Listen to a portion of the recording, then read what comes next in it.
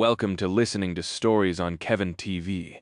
Audiobook channel, Shadow Slave, Chapter 699, Reverse Scale. The journey back was, sadly, uneventful. Sunny had hoped that they would stumble upon a few nightmare creatures, but this close to the sanctuary, there weren't many, except for those too powerful for the cohort to attack without a serious reason and thorough preparations. Come to think, these powerful abominations were probably the reason why the weaker ones kept away. Perhaps that was why Noctis had not eradicated them. Well, that, or he was simply too lazy. They returned to the sorcerer's stronghold at dawn, and went to find him without wasting any time. However, Noctis was not at his residence, and the wooden door remained shut. Eventually, they located him at the far side of the island, where the immortal was making a statue. There were several giant slabs of marble laying on the ground, and a dozen or so chisels hacking at them without anyone's help. The sorcerer stood some distance away, his luscious black hair powdered by marble dust, and watched it all with a satisfied expression on his face while sipping from a glass of wine. The first of the statues seemed to be close to completion, and resembled something. It might have been a human, or a horse. Sunny found it hard to tell. Noticing them, Noctis grinned. "Oh, you're back!" Then he looked at the hideous stone abomination and raised his chin proudly. "What do you think? Majestic, right?" Sunny hesitated for a few moments and then said cautiously, That is one word to describe it, without a doubt. But what is it?" The sorcerer frowned with confusion. "What do you mean?" "It's me. A monument to me, that is. I have decided to grace the generations to come with a vision of my matchless beauty. They deserve the privilege of witnessing it as well. Who am I to devoid people of such blessing?" He glanced at the terrifying marble monster, scratched the back of his head, and added, "Of course, I might have failed to grasp a couple of nuances of the sculpting art just yet. This one is really not too bad, but it is just the first attempt. Luckily, I have plenty of these slabs to practice." 7 should be enough to reach perfection. Well, maybe 14 or 20. Sunny stared at the hideous statue for a bit, quite sure that it looked more like a monstrous gargoyle than Noctis. Then he shook his head and said, "Good for you. Meanwhile, we have retrieved the ruby knife, so what comes next?" The sorcerer remained silent for a while, then sighed despondently. "I guess it's time to take a break. Come, let's have something to eat and drink, of course, and discuss the future. Now that the knives are in our possession, the future will surely be upon us soon enough." Sometime later, they were enjoying a light breakfast in the shade of the ancient tree that grew in the heart of the sanctuary. Noctis poured himself some wine, then offered them a polite smile. "You must be curious about what happens next." The 4 of them glanced at each other, then nodded. The sorcerer shrugged. "Well, to be honest, nothing much. By now. The other chain lords already know that I'm collecting the knives. The death of the one in the north would have distracted them for a bit, but at the same time, it would have made my actions look much more suspicious. So, they will hold a council and decide how to act." He took a sip of wine and smiled. However, getting Sylvain and Severus into one room is not an easy task. It will take them some time to come together. After that, predictably, they will send a herald to give me some sort of an ultimatum. And only then, after their polite request is denied, will they act, joining forces to invade my lands, capture me, and make me bitterly regret the fact I am immortal. Noctis shook his head, then laughed. Sunny, on the other hand, shivered and asked, his voice full of tension, "Is this really something to laugh about? How are we going to repel an attack of 3 transcendents?" The sorcerer grew silent, then shook his head. Well, simple, really? We won't." He took another sip of wine and looked up at the flying ship that hovered above them. "Instead, we will attack them first. We will lay siege to the ivory city." Noticing their stunned gazes, Noctis laughed again. Children, you are so fun to talk to. These expressions are priceless. However, even younglings like you should have learned by now that having more power doesn't always mean achieving victory. The 3 lords that oppose us are very powerful indeed, but they are not without weaknesses." He paused, and then looked at them, his eyes glinting with a hint of moonlight. "To tell you the truth, Neither Sylvain nor the Sun Prince concern me that much. The only one worth being scared of, the only one who can defeat me is Severus, the Ivory Lord, that dreadful dragon. Because between all 7 of the Chain Lords, only he and I belong to divine bloodlines. Only the 2 of us trace our lineage to gods. Sunny frowned. Wait, aren't Severus and the Sun Prince brothers? How come he is the only one with a divine lineage? Noctis shrugged. All kinds of strange things happen when it comes to gods. Who knows? In any case, he is the only brother who inherited the fire, and he is formidable for it, beyond words. So we won't be able to defeat Severus unless we strike at his flaw. Sunny froze. You know his flaw? The sorcerer smiled gingerly, then chuckled. Of course, we immortals spent more than 1,000 years bound together. I know all of their flaws, and they know mine. But Severus, that guy is rather special in a sense. He actually has 3. Noctis grew silent for a few moments, taking a sip from his glass. Then he sighed and said with a hint of sadness, one is his actual flaw, the other is his brother, and the last one, the direst of them all, is his city. He looked at the beautiful garden of the sanctuary, his face turning cold and ruthless. By using all 3, we will destroy him. Chapter 700, Blood of the Moon. No one dared to speak for a few moments, unnerved by the sudden change in the sorcerer's mood. After a while, though, Effie tugged on his sleeve and asked, care to elaborate? Grandpa Noctis? Noctis looked at her absent-mindedly, then flinched and jerked his sleeve away, wiping the spot where the little girl touched it with a repulsed look. Grandpa? Who are you calling a grandpa, you critter? He moved his chair away from Effie and stared at her menacingly for a moment, then threw a hurt look at Sunny. Sunny shrugged. You are 1,000 years older than her. The sorcerer opened his mouth with a deeply offended expression, then puffed and looked away. After a long and poignant pause, he continued, Anyway, as I was saying, Severus has 3 weaknesses. The first one is his flaw. He is incredibly powerful during the day, but nearly powerless during the night. The second one is his brother surprising. I know, considering what he did to the poor guy. But the Ivory Lord still genuinely cares about his younger sibling. In fact, that is probably the only thing he cares about anymore, apart from his duty and principles. Noctis grew quiet for a moment, and then added in a somber tone, And the third one is his city, that Severus loves his people, but he also hates them. They are a burden that weighs heavily on his soul, one that he cannot escape. Their relationship had long been perverted by hope, and by his own stubborn unwillingness to give up. Noble, righteous Severus, he might seem like the sanest among us, but in reality, he is the closest to utter madness. All it will take to send him over the edge is one push. The immortal transcendent sighed, then shook his head reproachfully. That guy, truly, he has always been too serious. You can't survive in this place without a sense of humor, even if you are immortal. The sorcerer giggled at his own joke, and then looked at them with a relaxed smile. So, we will attack at night when the ivory dragon Severax is at his weakest, and we will kill his younger brother before dawn. That will be the push that sends him into the abyss, and dooms him. Sunny shivered, looked at the immortal transcendent, and asked cautiously, Is it wise to drive a dragon insane, hearing this? Noctis simply laughed.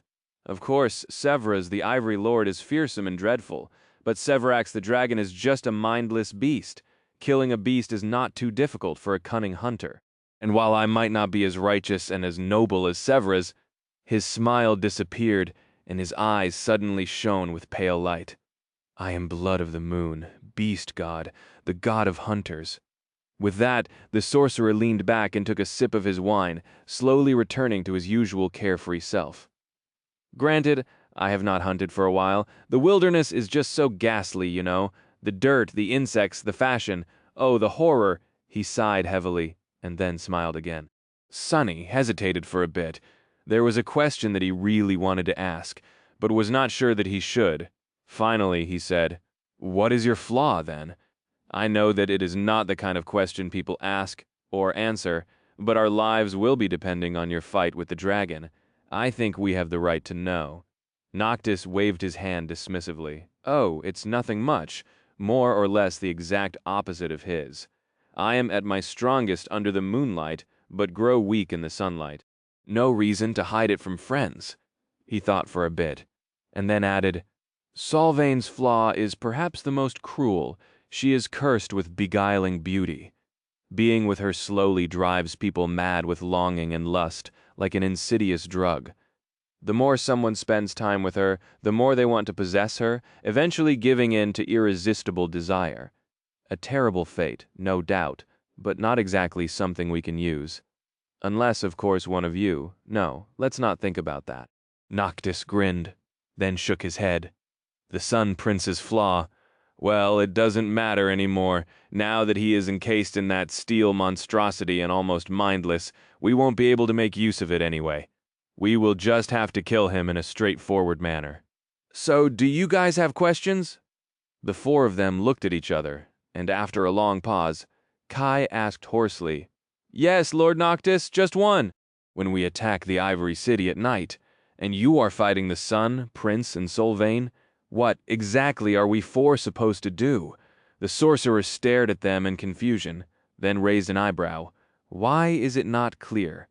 While I am preoccupied with the Chain Lords, you will simply have to destroy the Sun Legion and the army of the Red Colosseum. He thought for a bit, and then added, Well, if you somehow fail to destroy them, at least keep them away from me for a while. Solvain and the Sun Prince.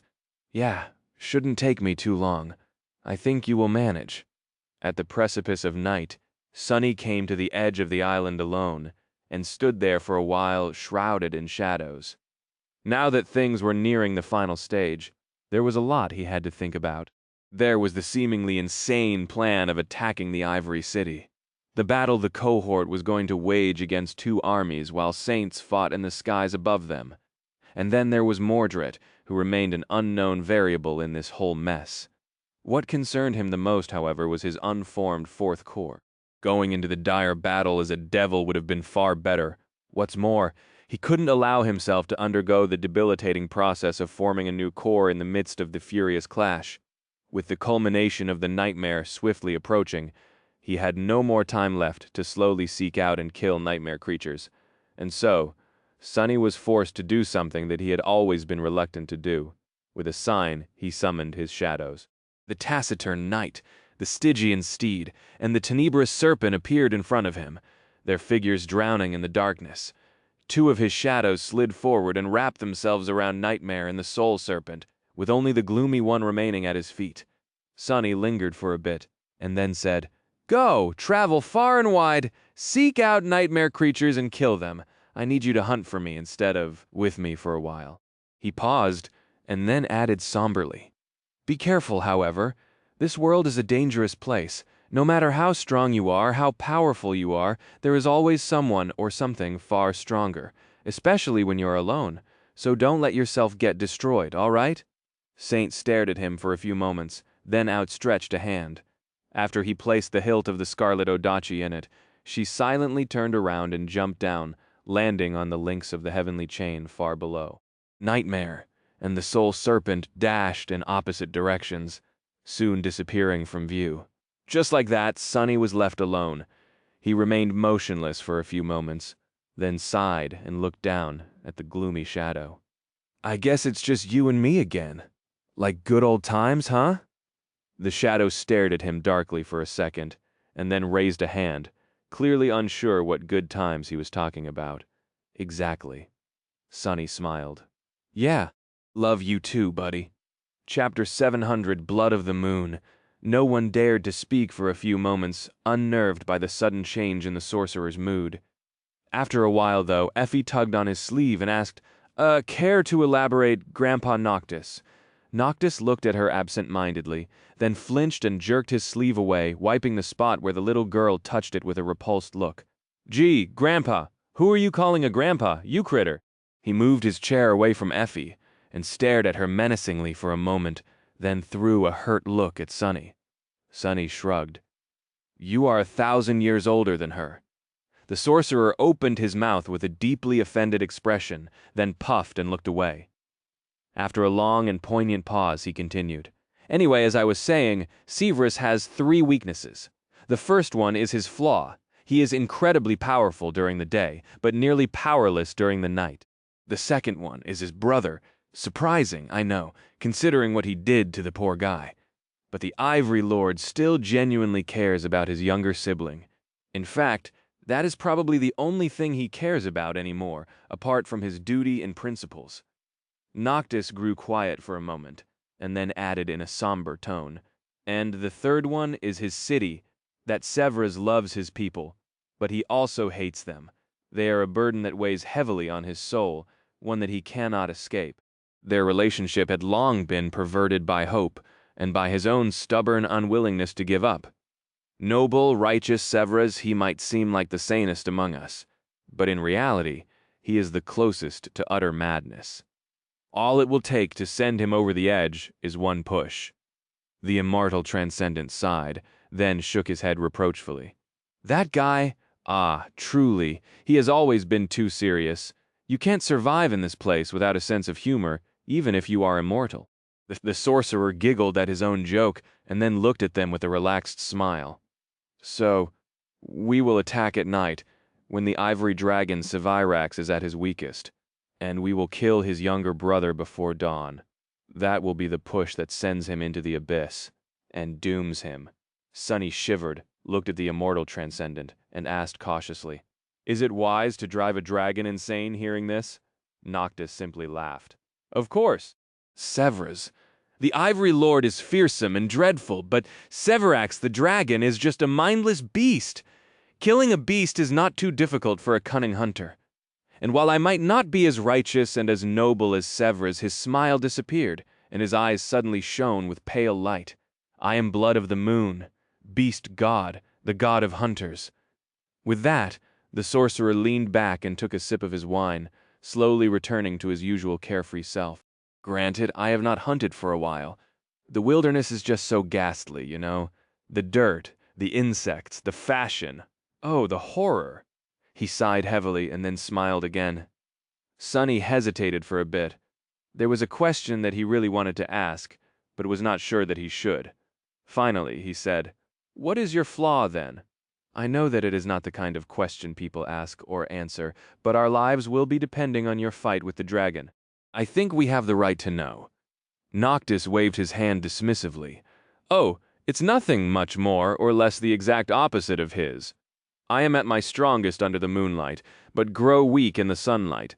No reason to hide it from friends," he thought for a bit, and then added, "Solvain's flaw is perhaps the most cruel.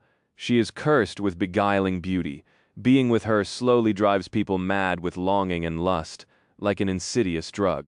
The more someone spends time with her, the more they want to possess her, eventually giving in to irresistible desire. A terrible fate, no doubt, but not exactly something we can use.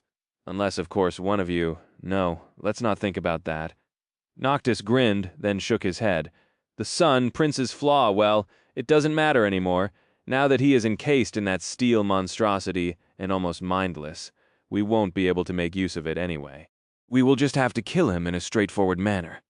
So do you guys have questions?" The four of them looked at each other, and after a long pause, Kai asked hoarsely, "Yes, Lord Noctis, just one.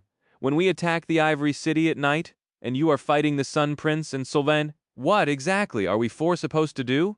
The sorcerer stared at them in confusion, then raised an eyebrow. "Why is it not clear, while I am preoccupied with the Chain Lords?" "You will simply have to destroy the Sun Legion and the army of the Red Colosseum." He thought for a bit, and then added, "Well, if you somehow fail to destroy them, at least keep them away from me for a while. Solvain and the Sun Prince, yeah, shouldn't take me too long. I think you will manage at the precipice of night." Sunny came to the edge of the island alone and stood there for a while, shrouded in shadows. Now that things were nearing the final stage, there was a lot he had to think about. There was the seemingly insane plan of attacking the Ivory City, the battle the cohort was going to wage against two armies while saints fought in the skies above them. And then there was Mordred, who remained an unknown variable in this whole mess. What concerned him the most, however, was his unformed fourth corps. Going into the dire battle as a devil would have been far better. What's more, he couldn't allow himself to undergo the debilitating process of forming a new corps in the midst of the furious clash. With the culmination of the nightmare swiftly approaching, he had no more time left to slowly seek out and kill nightmare creatures. And so, Sonny was forced to do something that he had always been reluctant to do. With a sign, he summoned his shadows. The taciturn knight, the Stygian steed, and the tenebrous serpent appeared in front of him, their figures drowning in the darkness. Two of his shadows slid forward and wrapped themselves around Nightmare and the Soul Serpent, with only the gloomy one remaining at his feet. Sonny lingered for a bit, and then said, "Go, travel far and wide, seek out nightmare creatures and kill them. I need you to hunt for me instead of with me for a while." He paused and then added somberly, "Be careful, however. This world is a dangerous place. No matter how strong you are, how powerful you are, there is always someone or something far stronger, especially when you are alone. So don't let yourself get destroyed." "All right." Saint stared at him for a few moments, then outstretched a hand. After he placed the hilt of the scarlet odachi in it, she silently turned around and jumped down, landing on the links of the heavenly chain far below. Nightmare and the Soul Serpent dashed in opposite directions, soon disappearing from view. Just like that, Sonny was left alone. He remained motionless for a few moments, then sighed and looked down at the gloomy shadow. "I guess it's just you and me again. Like good old times, huh?" The shadow stared at him darkly for a second, and then raised a hand, clearly unsure what good times he was talking about. "Exactly." Sonny smiled. "Yeah, love you too, buddy." Chapter 702. The devil you know, Sonny sighed, then dismissed the runes, feeling the familiar heat igniting deep within his soul, growing stronger and stronger with each breath. Effie and Kai looked at him, curiosity and concern mixing in their eyes. Cassie silently retrieved the quiet dancer and turned away, listening to the dark forest that surrounded them. A few moments later, the little girl asked, "So, what exactly happens now?" Sonny gave her a grim look. "Now I will scream and thrash for a while. Forming a new core is probably the third worst pain I have ever experienced, and that was just the demon core." "Damnation?" Effie blinked a couple of times. "What are the second and the absolute worst?" Then, he hesitated for a bit, and then said hoarsely, "Attaining a demon's lineage was pretty bad, but the most terrible thing, by far, was catching a glimpse of fate. That one, I only survived by accident." The gloomy shadow shivered, remembering their past. Sonny, meanwhile, scoffed. Being gutted by the Black Knight did not even make the list. Huh, maybe I need to rethink my life choices. At that moment, the heat burning within his soul reached a critical point, and the spell whispered into his ear. "Your shadow is taking shape." A blinding pain exploded in his chest, sending Sonny to his knees. He gritted his teeth and remained silent, refusing to let out a shriek, a wail, or even a growl. This was not his first time experiencing that pain, even though this time it was far more intense. A human soul was not meant to contain many cores. That was the conclusion. Sonny had come to a while back, thinking about how the process of awakening was pleasant and euphoric, but gaining new cores in a daemon's lineage was harrowing and torturous. Humans were meant to walk the path of ascension, but becoming a different type of creature was against their nature, and Weaver's lineage was simply against all nature. It was aberrant and forbidden, something that was never meant to exist at all. Arg. The pain grew stronger, and then stronger still. Just like before, he felt as though his soul was being torn apart, something rising from its depths and cutting his very being with its sharp edges. However, Sonny was used to this torment. He accepted it, allowed himself to dissipate into it, and endured, however. Then, something entirely unexpected happened. As his soul was going through a transformation, his body followed suit as well, catching him by surprise. This time Sonny failed to suppress a scream and fell to the ground in convulsions. Effie and Kai stared at him with worry. Curse it! What the hell? Felt as though his bones were breaking, his muscles were tearing, and his skin was on fire. Sonny clawed at the ground, then raised his head and let out a deafening, furious roar. As it rolled across the forest, the roar changed, growing lower and more frightening. Finally, an eternity later, the heat consuming his soul grew cold, and his tortured body was released from the cage of suffering. Sunny exhaled hoarsely, then relaxed and remained laying on the grass, motionless. The voice of the spell resounded from the darkness, echoing between the ancient trees. "Your shadow is complete." And a few moments later he heard another voice, this one soft and childish. "God damn, he is even bigger now." Sunny slowly stood up, intending to take a look at his runes. However, even before that, he noticed that something was different. The ground was considerably further down than it had been before. Huh? Effie and Kai were staring at him, forgetting their task of watching out for a potential attack.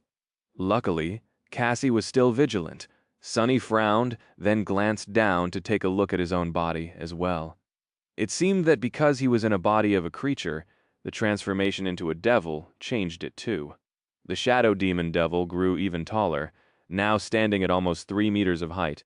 His skin had turned into a darker shade of gray, and his claws seemed as if they were cut out of glossy morion. Through the eyes of his shadow, Sunny could see that his horns had grown longer and sharper as well. More than that, there were now 4 of them, 3.5, considering that one had been broken in the ferocious fight with the ascended war maiden Hilda, and his eyes, which had been entirely black previously, now seemed like 2 pools of eerie darkness. The shadow spawn had been fearsome before, but now he was simply terrifying. Even Sunny himself would not have been happy to meet this towering fiend on a moonless night. Effie shook his head, then looked away. "My neck hurts from staring at you. Is this how everyone feels when they're talking to me?" Kai hesitated, then smiled slightly. "Ah, well, that is presuming that they are looking at your face." The little girl snorted. "Wow, good one. You've been hanging out with Sunny way too much, it seems. Or, with me?" Ignoring her jabs, Sunny curiously looked at the ground. He had gained a new shadow. After all, what would its personality be? 2 identical shadows of a 4-armed devil were there, staring at each other. Nevertheless, to Sunny, they seemed very different. One was gloomy and glowering, full of bad mood and disdain. The other was also full of disdain, but of another kind. The new guy somehow managed to seem noble and gallant, despite being the exact copy of the other shadow, looking at it with arrogant contempt. They were of the exact same height, and yet the haughty shadow somehow made it seem as if it was looking down at the gloomy one, and everyone else, for that matter. Back when the creepy shadow appeared, it lost the staring contest to the gloomy shadow. The haughty shadow, however, did not seem impressed even a little bit. Was as though the very thought of looking away was beneath it. So the 2 of them just continued to drill holes into each other with disdainful stares. Unperturbed, Sunny groaned, then covered his face with a hand. "Oh, gods, there's 2 of them now." Observing the staring contest, Sunny sighed. He was beginning to miss the happy shadow, that hopeless fool, something that had never thought he would ever feel. Shaking his head, Sunny looked away from the shadows and summoned the runes. The familiar symbols shimmered in the air in front of him. Name, Sunless. True name, lost from light rank. Awakened class, Devil. Shadow cores, 4 sevens. Shadow fragments, 0 4000.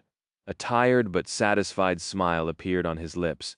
With a 4th core, his power would increase significantly. His essence reserves had grown, the range of shadow control had expanded, and most importantly, he now had an additional shadow to augment either himself, his memories, or his shadows. He could increase his physical prowess 5-fold, or send 1 each to Saint Serpent and Nightmare, while leaving 1 for himself. And that was not all. The Soul Serpent evolved its class when Sunny did, so it should have become a devil as well. That would make it the most powerful, at least in terms of pure status, shadow of his. Not wasting any time, Sunny summoned the serpent's runes. Somewhat tense, he read. Shadow, Soul Serpent, Shadow rank, Ascended, Shadow class, Devil, Shadow attributes, Shadow guide, Soul weapon, Soul beast. Sunny was both glad and worried. Glad because his shadow had attained a new class, but worried because he did not see any new attributes. The transformation to a devil was supposed to gift creatures terrible and unnatural powers, however. The serpent was a bit strange in that regard. It had received a new ability out of order when rising to a new rank, so would it receive anything now? Luckily, he was wrong to fear. Looking lower, Sunny saw a few new runes among the serpent's abilities: shadow abilities, serpentine steel, soul reaver, grace of shadows, formless. The formless one was new. Sunny concentrated on it and studied the description curiously. A moment later, a strange sound escaped from his lips. The runes read formless ability description. When in the soul beast form, the serpent can assume the shape of any shadow contained within its master's soul, inheriting all powers and abilities. The shadow must be of the same or lower rank and class than the soul serpent for the transformation to take place and won't be consumed in the process. Chapter 703, way back. Soon after settling into his new and improved body, Sunny dismissed his shadows. He expected them to instantly return to his cores, but this time there was a delay. It seemed that he had to wait for some time before Saint, Nightmare, and the Soul Serpent returned. And then there were the happy and the creepy shadows. Poor guys were going to have to come back the usual way, by gliding across the Kingdom of Hope one island at a time. They were swift and sneaky, so Sunny was not too worried about them. He also knew that the shadows always sensed in which direction to go to return to their master. Sunny had gained this bit of knowledge a while back, when his experiments with Shadow Step left the gloomy guy outside of the range of shadow control. The shadow had swiftly returned, acting even more petulant and moody than usual. Its mood had only grown worse when Sunny decided to try and repeat the accident a few more times just to make sure. But as the result, he learned that once separated from him, the shadows would always try to find their way back to their master, somehow sensing where he was. And speaking of shadows, the haughty newcomer was still acting cavalier, radiating a disdainful certainty that it was, without a doubt, better and more distinguished than everyone and everything in every way imaginable. Sunny shook his head and silently commanded the haughty shadow to wrap itself around his body, which it did, but not before giving him a look that clearly expressed how utterly beneath itself the arrogant guy considered such a trivial task to be. The members of the cohort had already collected the soul shards from the slain abominations, so there was nothing holding them on the island anymore. They started the journey back to the sanctuary and returned to it at dusk. On the way, Sunny was trying to get used to his new physique. Sure, the shadow spawn had grown taller and more powerful, but as a side effect of that, he had to relearn how to move in this towering body all over again. The shock was not as dire as when he had first appeared in the nightmare, but it would still require some time for Sunny to be able to adjust his mindset and battle technique for this new circumstance. Tired after the day of hunting nightmare creatures and traversing the heavenly chains, the four of them separated to go to their rooms. Reaching his own, Sunny fell on the bed, which was not a bit too short for him, and stared at the ceiling for some time, feeling restless and grim. Today, he had accomplished something that he never thought would be possible in such a short span of time. He had formed the fourth shadow core and become a devil. He was now more powerful than he had ever been, with 3 mighty shadows by his side, an arsenal of powerful memories at his disposal, and even possessing a nascent knowledge of sorcery and weaving. In fact, Sunny suspected that there had never been an awakened as powerful as him, except, of course, for Mordret, at least until Noctis returned from being lost in the dream realm and awakened herself. And yet, he couldn't help but wonder, would that be enough for what was about to come? And if he survives the nightmare, would it still be possible for him to hide his strength and avoid the gaze of sovereigns? Tormented by these questions, Sunny remained awake for a long time, and then finally fell into the embrace of shallow sleep. When the morning came, he opened his eyes and instantly sensed a difference. His heart felt at ease somehow, complete. His shadows had returned while he slept. Luckily, all 3 had survived their task. However, they were not unscathed. Both Nightmare and the Soul Serpent bore many wounds, and nestled in the nurturing black flames of his cores, slumbering as their bodies restored themselves. Saint was banged up too, but to a much lesser extent. Even though she had not had the company of a shadow, the taciturn knight fared much better than the other 2. Well, that was not a surprise. She possessed attributes that specifically made her tremendously stalwart and durable after all. Plus Saint was Saint in any case. She was going to heal and recover much faster. The happy and creepy shadows had returned as well, and were now staring at their new sibling, the former with delighted excitement, the latter with dark and disturbing fascination. The haughty shadow ignored their stares, and pretended that the others did not exist, looking past them with flawlessly disdainful indifference. What a character. Sunny smiled, then commanded the three shadows to wrap themselves around his body, leaving only the gloomy one on the ground. Finally feeling like himself, he climbed out of bed, freshened up, and went to find Noctis. There was a lot they had to discuss. When he saw the sorcerer, however, the words died on his tongue. Noctis was not on board his flying ship, and neither was he on the edge of the island, sculpting his terrible statues. Instead, the immortal transcendent had returned to his residence. For once, the wooden door stood open, and the sailor dolls let Sunny through without sparing him a single glace. The interior of the sorcerer's quarters had changed once again. The floor stood cracked and broken, mounds of stone shards arching upward, as if displaced by something rising from below. The circle of runes was broken as well, devoid of any essence and utterly empty. That, however, was not what scared Sunny. What made him stumble, instead, was that Noctis was not holding a glass of wine, as had been his habit. Instead, the sorcerer was whistling a carefree tune and brewing himself tea. Sunny froze. Oh crap, what had it been that the sorcerer told him soon after they met? Gather the knives, start a war against both the Ivory City and the Red Colosseum, kill all of the Chain Lords, defy the Lord of Light, break the will of gods, release the demon of desire out of her prison, and have a cup of tea. But then Noctis corrected himself and said that he should probably have tea first. Sunny gulped. It's starting. Chapter 704, A Cup of Tea. As Sunny was standing still, petrified by what he saw, Noctis finished brewing the tea and poured the amber liquid into a beautiful porcelain cup.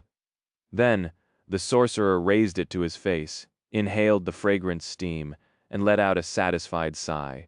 Then, noticing an unexpected guest, he glanced at Sunny and smiled. Sunless. What a nice surprise. Wait, did something about you change? The sorcerer tilted his head with a confused expression, studied the towering figure of the shadow devil for a few moments, and then suddenly brightened up. Oh, it's your horn. When did you break it? Really? That is what he noticed. Sunny stared at the cup in the immortal's hands, then grasped the extraordinary rock. He didn't really have to hold the memory to make use of it, but at the moment Sunny was experiencing a desperate need to hold on to something, anything. Taking a careful breath, he gripped the rock and said hoarsely, "Back in the Temple of the Chalice." You are drinking tea?" Noctis lingered for a bit, glanced at his cup, and then smiled. What a prudent observation. Come, let's not let this nice tea get cold. With that, the sorcerer turned around and headed deeper into his residence, gesturing for Sunny to follow. The teapot flew into the air and hovered above the immortal's shoulder, as well. As soon as Sunny made a step forward, however, Noctis suddenly turned, looked at him with a strange expression, and said, Try not to step on anything that seems to be actually, just don't move at all. We don't want for anything to happen, right?" At that moment, the chamber trembled again and more cracks appeared on its stone floor. Sunny stared down with a somber expression, then sighed and used Shadow Step to appear near the sorcerer. Why? What's under there? Noctis smiled. Oh, nothing. Just a memento from an old friend. Don't worry about it. Sunny, however, did worry. He was not a complete fool. The vast circle of runes, the torrential flood of soul essence that the sorcerer saturated it with, the pool of blood that the ancient stones had absorbed, all of it pointed to something dreadful being imprisoned, or maybe created, there in the darkness of the earth. However, he thought better of asking any questions, and simply followed Noctis to the stone stairs, situated on the other side of the chamber. Using them, they ascended to the top of the ring of giant menhirs, and sat down at an elegant wooden table.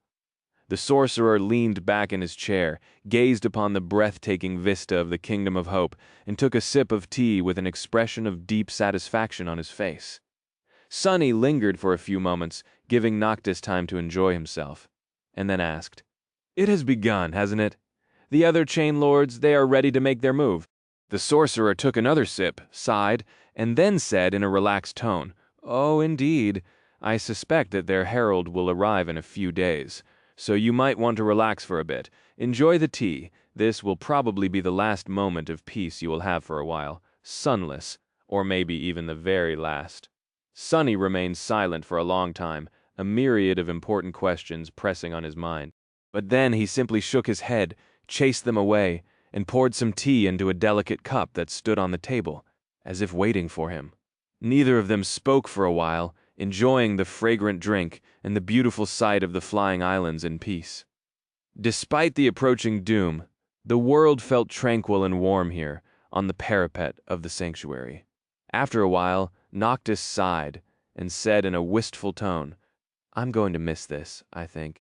Then he glanced at Sonny and asked with a hint of curiosity in his voice, "Tell me, Sunless, why are you here? It is no surprise that someone like me would want to free Hope. But what would compel a shadow like you to attempt it as well? You must know the risk." Sonny remained silent for a few moments, then sighed. "To tell you the truth, I don't really know I used to know, or at least think that I knew I had lofty desires. To grow stronger than others, to break free from the chains of fate, and maybe I harbor those desires still, but after coming to this cursed land and being ground into dust by it now, everything is so unclear, and my ardent desires suddenly seem so lacking." He paused, looked down, and then added evenly, "Or maybe it's just me who is lacking and lost." Noctis glanced at him, took a sip of tea, and asked with a curious smile, "What is it that you think you're lacking? And from what are you lost?" Sonny did not speak immediately, letting the pressure of the flaw build inside his soul for a few moments. Then he said with a grin, "How should I know? If I had an answer for that, I wouldn't be feeling this way, would I?" He chuckled, and then asked, "Have you heard the legend of a hero named Odysseus?" Noctis blinked a couple of times, then shook his head. "Never heard of that guy. A legend, really? Huh? Strange that some third-rate hero. I don't even know. Got to have a whole legend to himself." Sonny smiled, and then said, "A good friend told me that legend. Odysseus spent 10 years away from home fighting a war in a distant land, and then he spent 10 more years trying to find his way back home. He lost all his friends and endured countless hardships, facing terrible monsters and dangerous beings of all sorts. But he never gave up, and eventually returned home to Ithaca." His smile disappeared, replaced by a distant expression. After a few moments of silence, Sonny sighed. "I feel like Odysseus, too, sometimes lost in a distant land. Only, unlike him, I don't have a home to want to return to. I have nothing to strive for, apart from saving my skin, keeping my friends alive, and maybe living a little bit better than a wild beast. Can someone really be lost if they don't belong anywhere?" Noctis took a sip of his tea, solemnly pondered on it for a bit, and then said thoughtfully, "I see. I understand. So what you lack is a house? That is why you're trying to free Hope. To get a house? Wait, Sunless, are you trying to say that you want to repossess the ivory tower?" Sonny choked on his tea, then glared at the sorcerer with outrage. "What even no? That is not what I'm saying. Home is just a metaphor, you immortal fool." Noctis blinked a couple of times, then asked, with a deadpan expression, "What's a metaphor?" Sonny stared at him for a few moments, then snorted and opened his mouth, intending to answer. Before he did, however, a loud rattling of chains resounded in the air, and the whole sanctuary shuddered slightly beneath them. No! It was the island itself! The whole island trembled! Sonny froze and then asked, his voice tense and grim, "What the hell was that?" Noctis calmly finished his tea, closed his eyes in delight for a moment, and then looked west. "It's their herald, I guess. He seems to have arrived sooner than I expected. Ah, what a bother. We didn't even get to drink the whole pot." Chapter 705, Herald of the Sun. Noctis sighed, then placed his empty cup on the table and stood up. He straightened the folds of his silk garment, then shook his head with a slight smile, and headed across the stone plain of the menhirs. Sonny scrambled to catch up to him, full of apprehension. The first thing he said to the sorcerer, however, had nothing to do with the messenger of the chain lords. A metaphor is a figure of speech, sort of like an analogy. Noctis glanced at him with surprise. I must say, your composure is commendable, Sunless. However, do you really think that this is very important right now? Come now. We need to meet our visitor before he reaches the sanctuary. The sorcerer gestured at the silhouette of the flying ship that hovered some distance away, almost at the same height as them. Sonny summoned the dark wing and then said, no, I don't. Why can't we meet the herald here, though? No, wait! If he did not even reach the sanctuary yet! Why is the island shaking? Noctis shrugged and gracefully rose into the air, flying toward the ship. What means he was using to do so, Sonny did not know. All he could do was jump as high as he could, and then glide forward. The sorcerer glanced at him and then said somberly, If we were to meet the herald here, my beautiful sanctuary might well get damaged. That would not do. As to why the island is shaking, I guess we'll see. Soon they landed on the deck. The sailor dolls had already raised the sails and were hurrying around preparing the ship for departure. Cassie, Kai, and Effie were also there, although they seemed to have arrived only moments before Sonny and Noctis. As Sonny looked at them with a silent question, Effie simply nodded toward Cassie. The mystery of their swift reaction was easily revealed.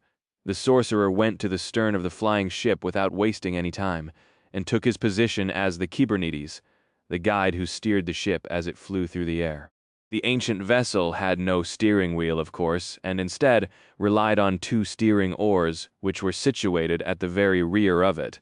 There was a runic circle inscribed between the oars.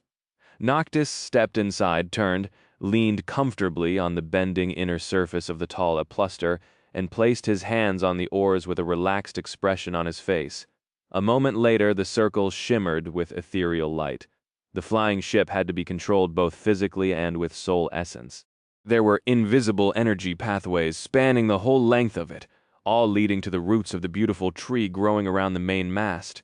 Luckily, it was the tree that produced the tremendous flow of essence required to propel the vessel through the air and not the Kybernetes. Otherwise, Cassie would have never been able to fly it in the future. However, the pilot still needed to control that flow and serve as its nexus, and so only an awakened could do it, or a transcendent. Noctis sent his own essence into the runic circle, connecting his soul to the ship, and the ancient vessel slowly started to move, gaining speed as the wind filled its sails. Holding the oars with a carefree smile, the sorcerer then glanced at Cassie and said, Song of the Fallen, my lady, you wish to observe how I control this beauty? Here is your chance to see a master at work. Truly, there is no helmsman more skilled and distinguished than me in the whole of the Kingdom of Hope. Granted, this flight won't be too long. He suddenly grew silent, glanced at the blind girl with a guilty expression on his face, and then awkwardly cleared his throat. Well, I guess "see" was the wrong word to use. Cassie remained silent for a few moments, then said neutrally, I'm used to it. Do not worry. Knowing that the young woman had been interested in the flying ship and its mysteries, Sonny left the 2 of them alone and walked to the side, staring into the distance with a tense look on his face. Noctis had failed to explain why the approach of the herald caused the sanctuary to tremble, but Sonny had an idea.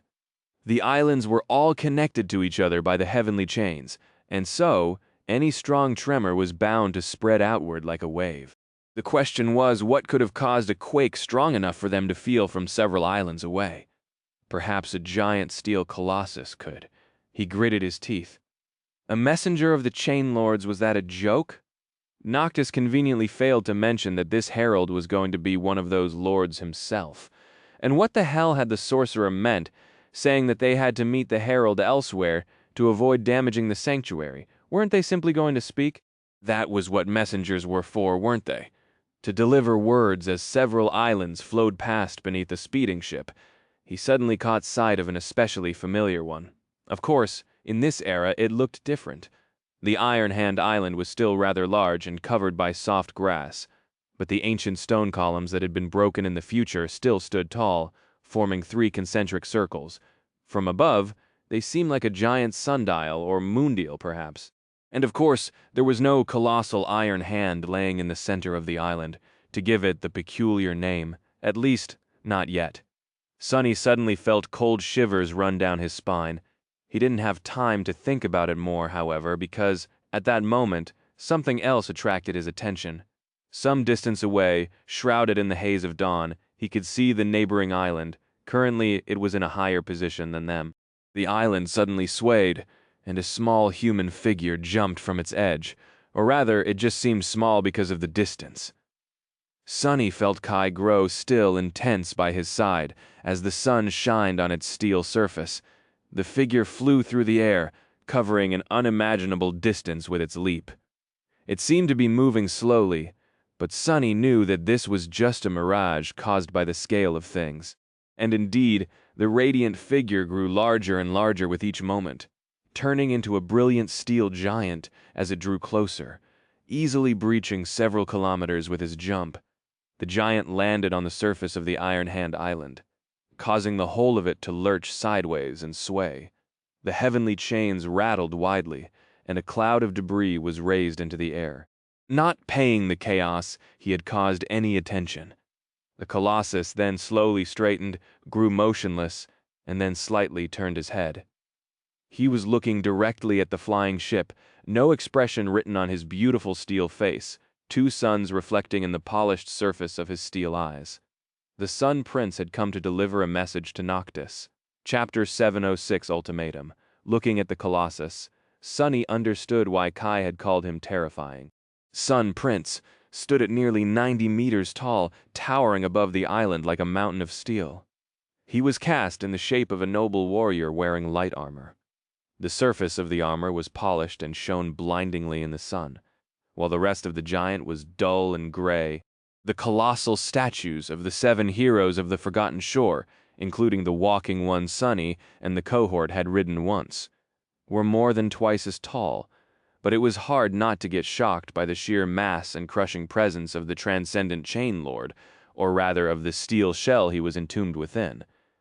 A sickening feeling of fear grasped Sonny's heart, which he then strangled and banished, looking at the towering lord with a grim expression. He had a reason to feel fear, however. A half-forgotten image of a nightmarish scene flashed before his eyes, a fragment of a nightmare where he stood petrified on a blood-soaked battlefield, watching in horror as a giant steel soul descended from above to turn him and his fellow soldiers into puddles of crushed bones and bloody sludge. And another, a memory of endless harrowing torture that he had endured at the hands of his brother, of a human-shaped cage and a pit filled with molten metal, and finally the last one, the vision of a giant steel corpse swinging forlornly in torn chains, upside down, its chest shattered by some devastating strike. So this was Sun Prince Sonny had never met him, and yet it felt as though they were old acquaintances, for better or worse. As the giant stared at the flying ship with a motionless face of a statue, Sonny turned to Noctis and scowled. "Now what?" The sorcerer sighed, then moved one of the oars, sending the vessel into a descent. His carefree smile was starting to look a little forced. "Now, well, we go and talk to him, I guess? Have a civilized discussion?" Sonny turned back and looked at Sun Prince for a bit, then said somberly, "Do you think he knows that it was you who erased his memory of hiding the ivory knife, causing him to experience 100 years of torture, and then end up in this state, and that you actually stole it instead?" Noctis suddenly choked, causing the ship to careen sideways, and hissed, "Say it louder, will you?" Sonny froze. "Oh, sorry." The sorcerer righted the vessel, then said with outrage, "First of all, I did not cause anything, I just granted a colleague's request. Back then, we did not even know that hope was driving us all mad.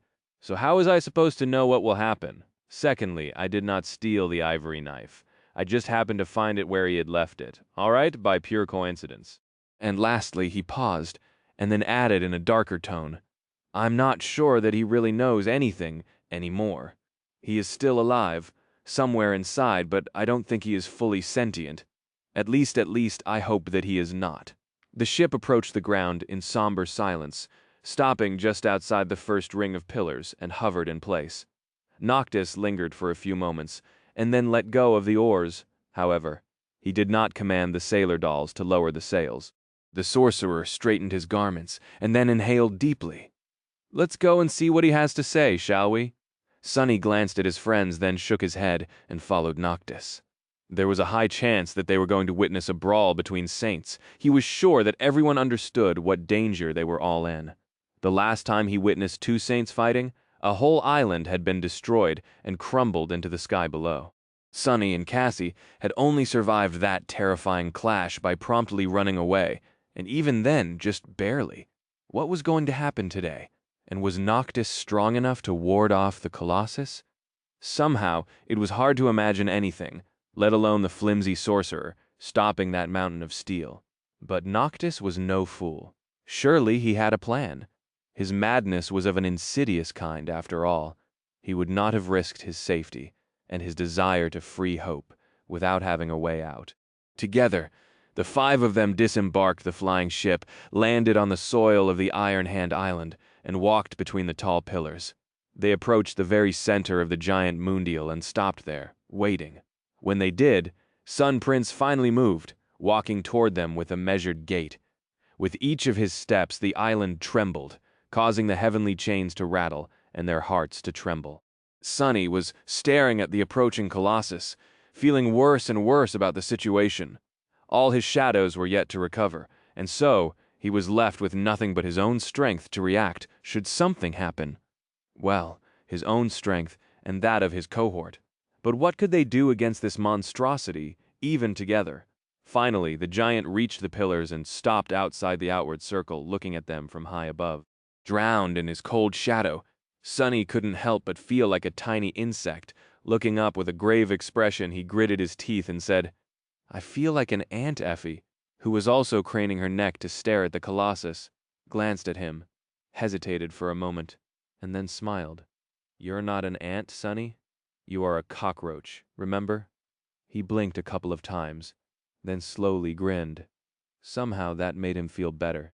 And then a thundering voice suddenly resounded from all around them, making their bones rattle. The giant spoke. He said, "Noctis, you have the knives." The voice of Sun Prince did not sound human, but neither did it sound robotic. It was just strange and empty, as if it was not a person speaking, but the world itself. A desolate world, full of ruins. Hearing it, the sorcerer grimaced, then covered his ears. Huh? He still remembers how to speak. The thundering voice of the Colossus resounded once more, making them shiver. "Surrender the knives?" Sonny turned his head slightly and glanced at Noctis, wondering what his reaction would be. The sorcerer, meanwhile, blinked a few times and took a big step back, distancing himself from Sonny. Then he raised a hand, pointed a finger at him, and said with sincere confusion, "What are you talking about? I don't have any knives. It's this guy over here. He has them, so if you want them, come and take them from him. Leave this poor sorcerer out of this, by the moon." Chapter 707, Treachery. Sonny froze in place, dumbfounded, and just stood still for a moment. Surrounded by stunned silence, all he could hear was the wild beating of his heart and the hum of blood rushing in his ears. His eye twitched. No way the bastard just did this to me. As all four of his shadows wrapped themselves around his body, Sonny turned his head slightly and stared at the sorcerer's finger, which was, without a shadow of a doubt, pointing straight at his broad back. His mouth turned dry. He did! What the hell was Noctis thinking? No. The sorcerer would not have sold him out. Yes, shifting the blame on Sonny had to be a con of some sort, but what would Noctis achieve by doing this? Nothing. Unless, of course, unless this had been his plan all along. A cold, sickening feeling suddenly grasped Sonny's heart. High above him, the gaze of the dreadful Colossus slowly shifted from the elegant figure of the sorcerer to the four-armed devil standing by his side. The weight of that gaze pressed down on Sonny, making him bare his teeth in a snarl. It felt as if he was being pierced by it, his very soul laid bare. And somewhere within his soul, locked inside the covetous coffer, were the three knives, one made of obsidian, one made of glass, one made of blood-red ruby. Something changed about the terrifying presence of Sun Prince, and his deafening voice resounded once again, now suffused by a distant pale echo of a vague emotion. Shadow? Sunny paled? He had forgotten that the master of the original Shadow Spawn was to blame for what happened to the Prince of the Ivory City as well. In fact, one could even say that Shadow Lord was the main culprit of the 100 years of harrowing torture that Sun Prince endured. He had stolen the Ember Knife after all. So if the Steel Colossus had a reason to really hate someone, curses. Feeling his hearts turn cold, Sunny silently watched as the Colossus shifted his weight, then bent slightly, preparing to reach down with his giant steel hand. He was desperately trying to calculate his chances of escaping this situation alive at that moment. Noctis suddenly cleared his throat, and then addressed Sun Prince in a friendly tone. "Oh, but do be careful. You know how tricky shadows are, my friend? This one in particular is full of treachery, vileness, and unspeakable malice. The beast even slaughtered a temple full of innocent maidens. He also tried to poison me. Oh, the villainy. So be careful when you grab him, or you just might lose your hand." A low growl escaped from Sunny's mouth. He could feel the other members of the cohort grow tense and ready to fight. Cassie's hand fell on the hilt of the quiet dancer, and Kai outstretched his own. Ready to summon his bow, Effie was staring up with a somber expression on her childish face, her body drawn like a spring. But what were they supposed to do? Even if Sunny knew which of the 3 knives was meant for Sun Prince, how could he thrust it into the Transcendent's flesh? The actual body of the Chain Lord was buried somewhere inside the walking mountain of steel. More than that, using the knife would only make him mortal. After that, he would still have to be killed. Somehow, killing a saint was no easy task. As the Colossus leaned down and moved his hand to reach inside the Moondial, Sunny was thinking feverishly. He saw only one option: to run away as fast as he could. Using Shadow Step, he would be able to dodge, at least, but for how long would he be able to outrun the giant? Sunny had seen him breach the gap between 2 islands with one jump. Now that the range of shadow control had grown, Sunny could possibly do the same. The difference was that a single jump like that was going to drain all his essence, while Sun Prince would be able to pursue him indefinitely, tireless and inescapable like death itself. Damn, damn, damn! The world suddenly grew darker, the sun obstructed by a giant palm. It was open, descending from above like a vast plain of gray steel. It was as though the sky itself was falling on his head. Effie took a step back and hissed, "Sunny, what do we do?" Frozen in place, he hesitated for a moment, and then said, "Nothing! Don't do anything! Don't move!" There was no point in trying to fight Sun Prince, or even running away, because as the steel colossus leaned over the outer ring of the ancient Moondial, the tall pillars shone with ethereal light, suddenly flooded with a mind-boggling amount of soul essence. A myriad of runes revealed themselves, carved in a vast circle that encompassed the whole structure, and then everything around them turned to light, cold, pale light of the moon. Blinded by it, Sunny didn't see what happened next and just felt something vast and chilling, and yet intangible, move past him with stunning speed. Then he heard the thunder of a deafening impact, and the groan of steel that was being torn apart. The whole island shook, the quake throwing him to the ground. Sunny hit the cold stones, and sensed the shadow of Sun Prince changing. As the pale moonlight dimmed and was extinguished, he saw a shocking sight. The Moondial lay broken, the pillars shattered and toppled over. Not too far away from him, a giant steel hand rested on the ground. However, it was not attached to the body of the Colossus anymore. The giant was staggering back, his right arm torn at the shoulder.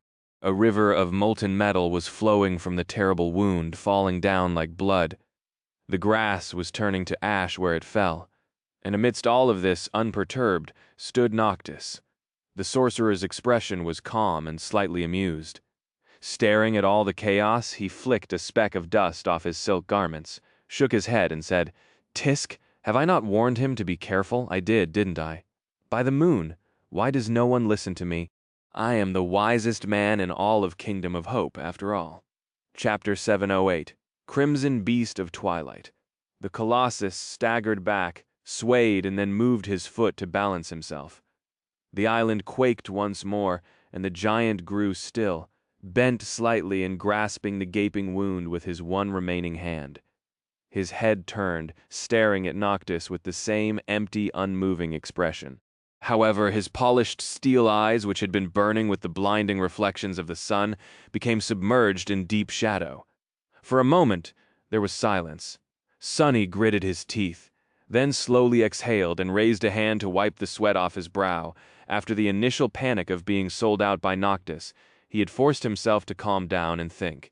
It was then that Sonny had realized that they were not in real danger, and told his friends to stand down. The immortal sorcerer was many things, including a liar and a cheat. Sonny did not doubt that Noctis had lied to him on many occasions and about many things, sometimes for a specific purpose, and sometimes simply for the fun of it. However, one thing that Noctis was not was a fool.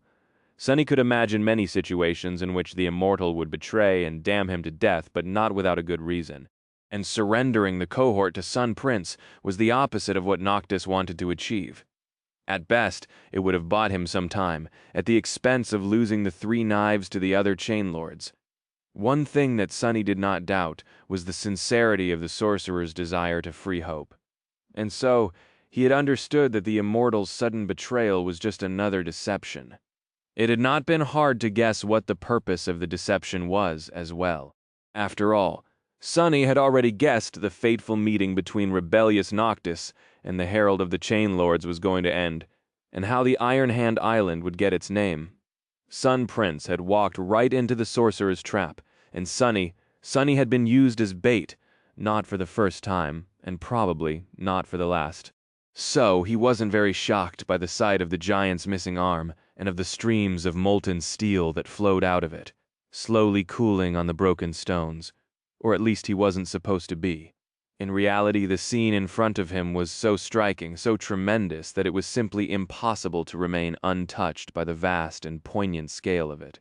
Still, he turned to Noctis, remained silent for a moment, and then let out a low growl.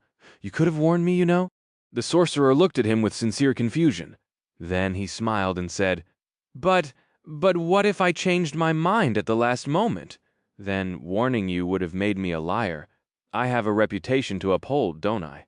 With that, Noctis winked at him, then turned to face the motionless Colossus. As Sonny stared at him darkly, the smile slowly disappeared from the sorcerer's face, making way for something cold and frightening. His gray eyes shone with distant moonlight, and in that moonlight, there was madness. Taking a step forward, Noctis suddenly appeared to be taller than he had been, his previously contained presence spreading over the world like a flood. Sonny shivered, feeling like prey being stalked by a hungry predator. The air suddenly seemed to smell of blood. The light of the sun appeared slightly dimmer, and in the echoing silence they could almost hear the howls of countless beasts. Even though Sonny knew and somewhat trusted Noctis, he suddenly felt scared.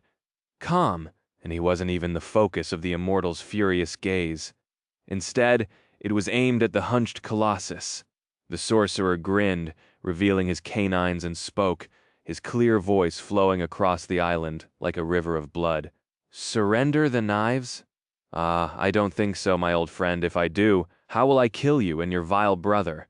He laughed, and then took another step forward, raising his hand. Toppled pillar, then blocked his path, exploded into a rain of shards and stone dust, obliterated in a split second. "And that is what I intend to do, you, Severus, Sylvain? I'll kill you all, break the chains that bind the demon of desire, and set her free." Noctis took another step and then stopped, staring at Sun Prince, with ruthless determination. "So, if you want to take the knives, you'll have to take them off my cold corpse. Oh, wait, you can't. I am immortal." He threw his head back and laughed again. This time, the sorcerer's laughter did not seem carefree and infectious. Instead, it was chilling and full of madness. The steel colossus looked at him from above, unmoving. His face was motionless and unexpressive, like that of a statue. However, it seemed as though the shadows veiling his eyes grew even deeper. Noctis shook his head, and then said with disdain, "Oh, but you can try, of course. Go back and return with the Sun Legion, with the dragon Severax, with the warriors of the Red Colosseum, with Solvane, you know where to find me, and I'll be waiting to welcome you." The giant continued to stare at him for a while, the molten steel flowing between his fingers. Sunny held his breath, not knowing what was going to happen next. Then Sun Prince straightened, turned around, and walked away, making the island shake with each step.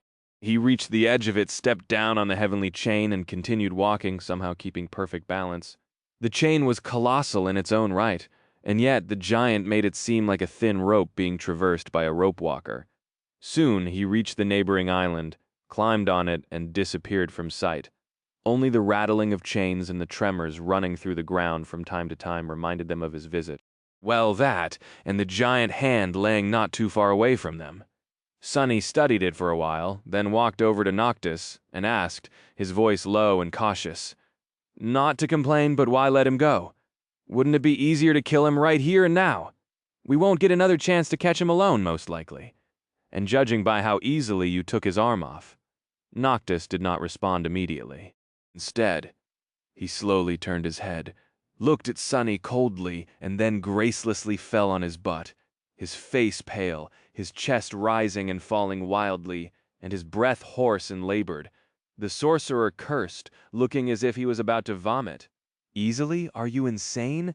I am at my weakest during the day, remember. And that strike, gods. I spent several centuries infusing this shrine with moonlight. Do you think there's another one just laying around nearby?"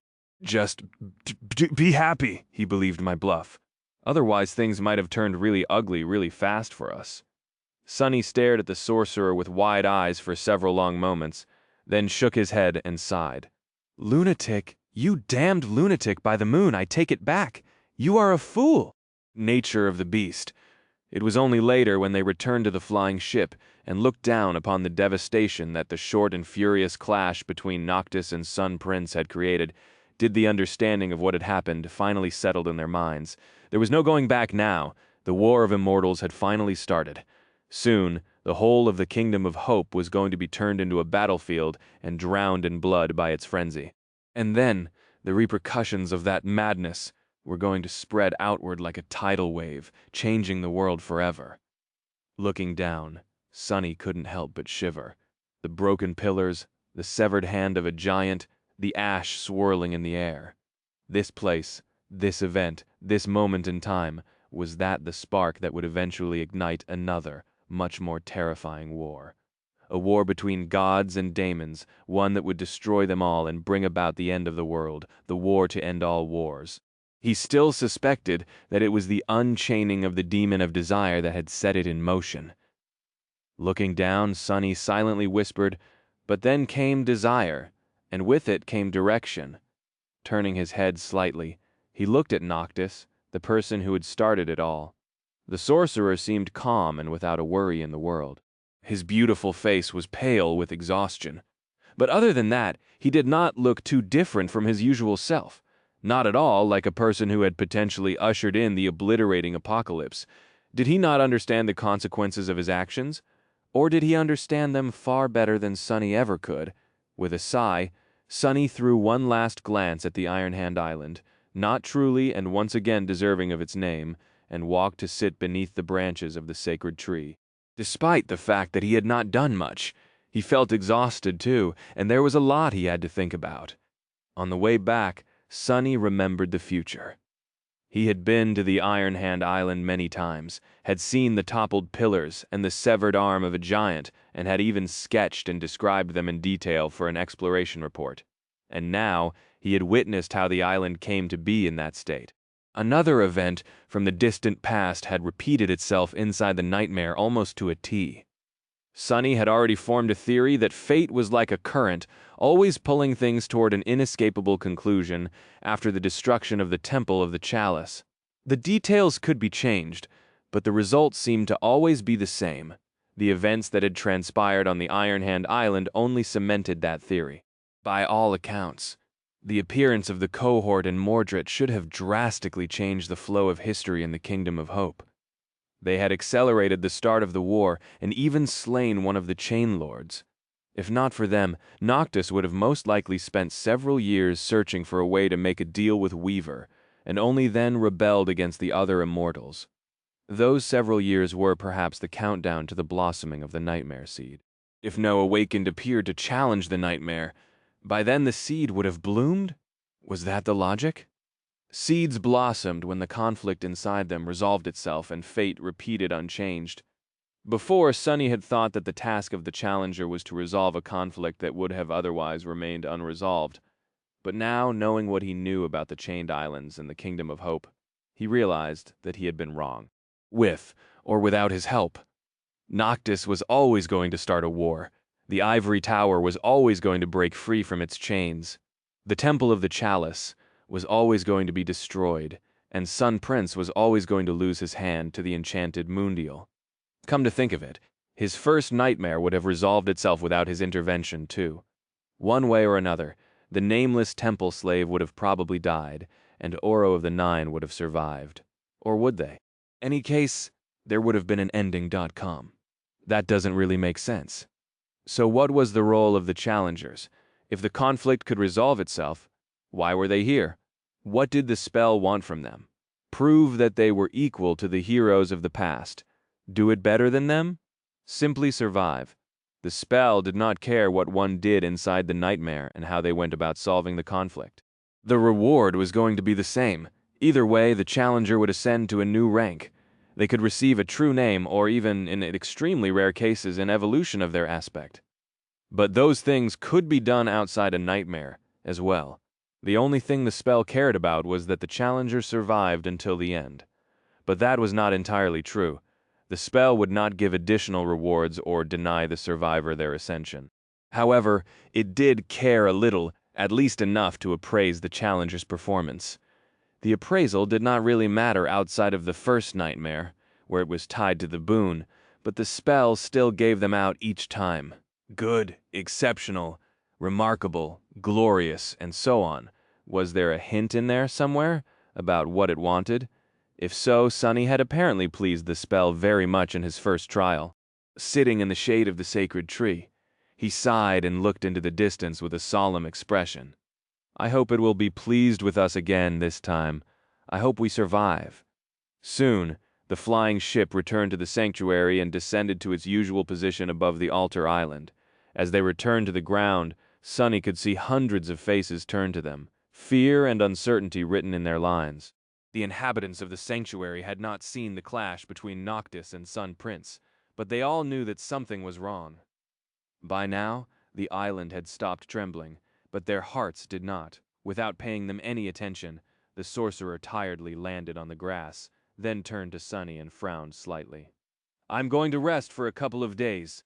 That most of the Sun Legion, as well as the army of the Red Colosseum, are arrayed along the border between Sylvain's territory and that of the Ivory City. It is going to take them at least 2 weeks to assemble together and march east, so we will give them enough time to break the current formation, but not enough to build a new one. We attack in 7 days. He hesitated for a few moments and then suddenly smiled. Warmongers and the Sun Legion forgetting their hatred and fighting side by side truly. No one but me could have made it happen. Am I not the most talented diplomat in all of the Kingdom of Hope? With that, Noctis laughed, turned around, and walked away. Sunny stared at his back for a few moments, then sighed and said quietly, You are definitely not. But then again, maybe you're Chapter 7 Tunded Tenberter. The next morning, Sunny woke up in a strange mood. Knowing that they were nearing the end of the nightmare, and perhaps their own, he had expected himself to be consumed by somber trepidation. But, surprisingly, Sunny felt fine. It was as though the scope of the approaching battle was simply too large to be evaluated, and so his mind had not bothered with it at all. Instead, he had practical problems he needed to solve. Sunny still did not feel completely comfortable in his new body. He barely had any time to get accustomed to its size and weight after all. The next several days were going to be crucial in that regard. His previous garments had been torn when he evolved, and so Sunny summoned the puppeteer's shroud to wrap itself around his towering body. Although not as powerful as his other suits of armor, the shroud was much more comfortable. It was a bit nostalgic to wear the light armor once again, but also a bit sad to see it relegated to serving as a bona fide training suit. Remembering how he had planned to slaughter countless dormant nightmare creatures while being invulnerable, thanks to his new, incredible awakened armor of the 5th tier just a few years ago, Sonny smiled wistfully and walked out of his room. The sanctuary seemed different, somehow. The ring of giant menhirs was the same, and so was the beautiful garden. However, the people living in the ancient shrine had changed. They were hurried and full of fear, moving with panicked speed and feverish determinations. Sonny noticed a few familiar faces. The old woman he had seen on his first day here was standing alone, a lost look on her face. The young woman was carrying the frightened child in her hands and a heavy pack on her back. The kind man, with a neatly trimmed beard, was gritting his teeth, his hand resting on the worn hilt of his sword. He sighed and looked away. An immortal transcendent had started this war to free a daemon from a prison built by a god, but these little people were the ones that were going to suffer the most as the result. In fact, they had been the ones to suffer the most throughout all of this, from the destruction of the Kingdom of Hope to the madness she had cursed this land with, to now. He had been one of the little people himself, once. Now he was a devil destroying their lives. Sonny remained motionless for a few moments, then looked up at the sound of steps approaching him. He saw Effie and Kai, both wearing their armors and packs, as though ready to go on a long hunt. He raised his eyebrows. Going somewhere? The little girl glanced at the masked cripple and then shrugged. Kai, meanwhile, smiled. Even though Sonny could not see his face, he could tell by his eyes. He could also tell that the smile was tinted with sadness. The archer simply nodded. Yes? We are leaving. He hesitated for a moment, then added, Not for long, of course. We will be back before the week is over. You see, the sanctuary, it was a shelter for those who wanted to find peace in this land of madness. But now that Noctis started a war, and both the Sun Legion and the warmongers are marching to raze it to the ground, that shelter is no more. Effie shook her head, then sighed. The West belongs to the warring cults of War and Sun. The South is abandoned and overtaken by nightmare creatures. The North, well, you know, these poor fools have nowhere else to go. So we are going to guide them to one of the great chains and help them cross to the other side and leave the Kingdom of Hope behind, forever. She scratched the back of her head, then said thoughtfully, Actually, we are not even sure if the nightmare goes that far. Maybe there's nothing out there, beyond the chained island. And yes, we know that these people are not even real. Still, we thought that we'd at least try. Cassie even went and convinced Noctis to lend her the ship to help transport them. Sonny stared at her, surprised. The little girl raised her chin. What? I know that it's stupid. People need to do stupid things sometimes, you know. He slowly shook his head. No, actually, I don't think that it's stupid at all. It's just the three of you are going, so why didn't you invite me as well? Effie grinned gaunt calm. You have stuff to do. How are you going to get used to that lanky body of yours while babysitting a bunch of refugees? So don't be lazy and get that stone girlfriend of yours to beat you black and blue while we are gone. We have a date with 2 whole armies in a week's time. Remember? Sonny made a sour face, then looked away. Believe me, I remember. I am going to train hard. Kai gripped his shoulder for a moment. Well, the top of one of his lower arms that were in reach, anyway. And then the two walked away without saying anything else. There was no need to say goodbye. With them gone, Sonny suddenly felt a bit lost. Shaking his head, he threw stupid thoughts out of his head and walked to the center of the garden, intending to spend the rest of the day practicing with the cruel sight. Saint would have probably healed enough to be summoned, too. So, he had his work cut out for him. Finding a secluded spot near the clear lake, Sonny went through the intense set of steps and exercises that he had developed to condition his body for the shadow dance. Of course, that had been in his human body. The shadow spawn, meanwhile, was a very different beast, or rather devil, despite its size. The gaunt body of the devil was incredibly nimble and swift. Was also capable of bursts of monstrous explosive strength that would leave many people stunned. In addition, it was itself a weapon with his talons, claws, fangs, and horns. Sonny was capable of delivering a lot of damage, even unarmed. He could even kill things with the spike at the end of his tail. After that initial practice session, he summoned Saint and started the real training. As they sparred, Sunny observed the departure of the inhabitants of the sanctuary. They left in a column, with Kai in the front and Effie walking behind. Some were carrying their meager belongings, while some were empty-handed. Some cried, while some remained silent and stoic. Some even smiled. Above them, the flying ship moved, carrying those who could not walk. Sunny could not see, but knew that Cassie was controlling it. For a moment, he was curious about how she was able to communicate with the sailor dolls. However, that short distraction cost him dearly when Saint delivered a painful blow to his abdomen, and so Sunny decided to concentrate on himself. Turning his full attention back to the training fight, he thought, I wish them well. Even if they are not real, I wish them all the best. Long hours passed in arduous training. Slowly but surely, he was growing accustomed to the new proportions of his strange and powerful body. His height, his reach, his might, all of it was starting to click, making him feel confident in his own skin once more. At some point, dead tired, Sunny decided to take a break. Commanding Saint to stand down, he crouched near the lake and drew some water to wash the sweat off his face. Then he poured some on his head and sighed, looking at the clear surface of the lake. The graceful figure of Saint reflected on it, and near her, his own. Obsidian skin, bestial features, eyes that seemed like pools of liquid darkness, twisting horns. Master Jet had once joked that he would be a flower boy one day. Remembering it, Sunny smiled. I wonder what she would have said if she saw me that way. And then he froze. His sweat turned cold.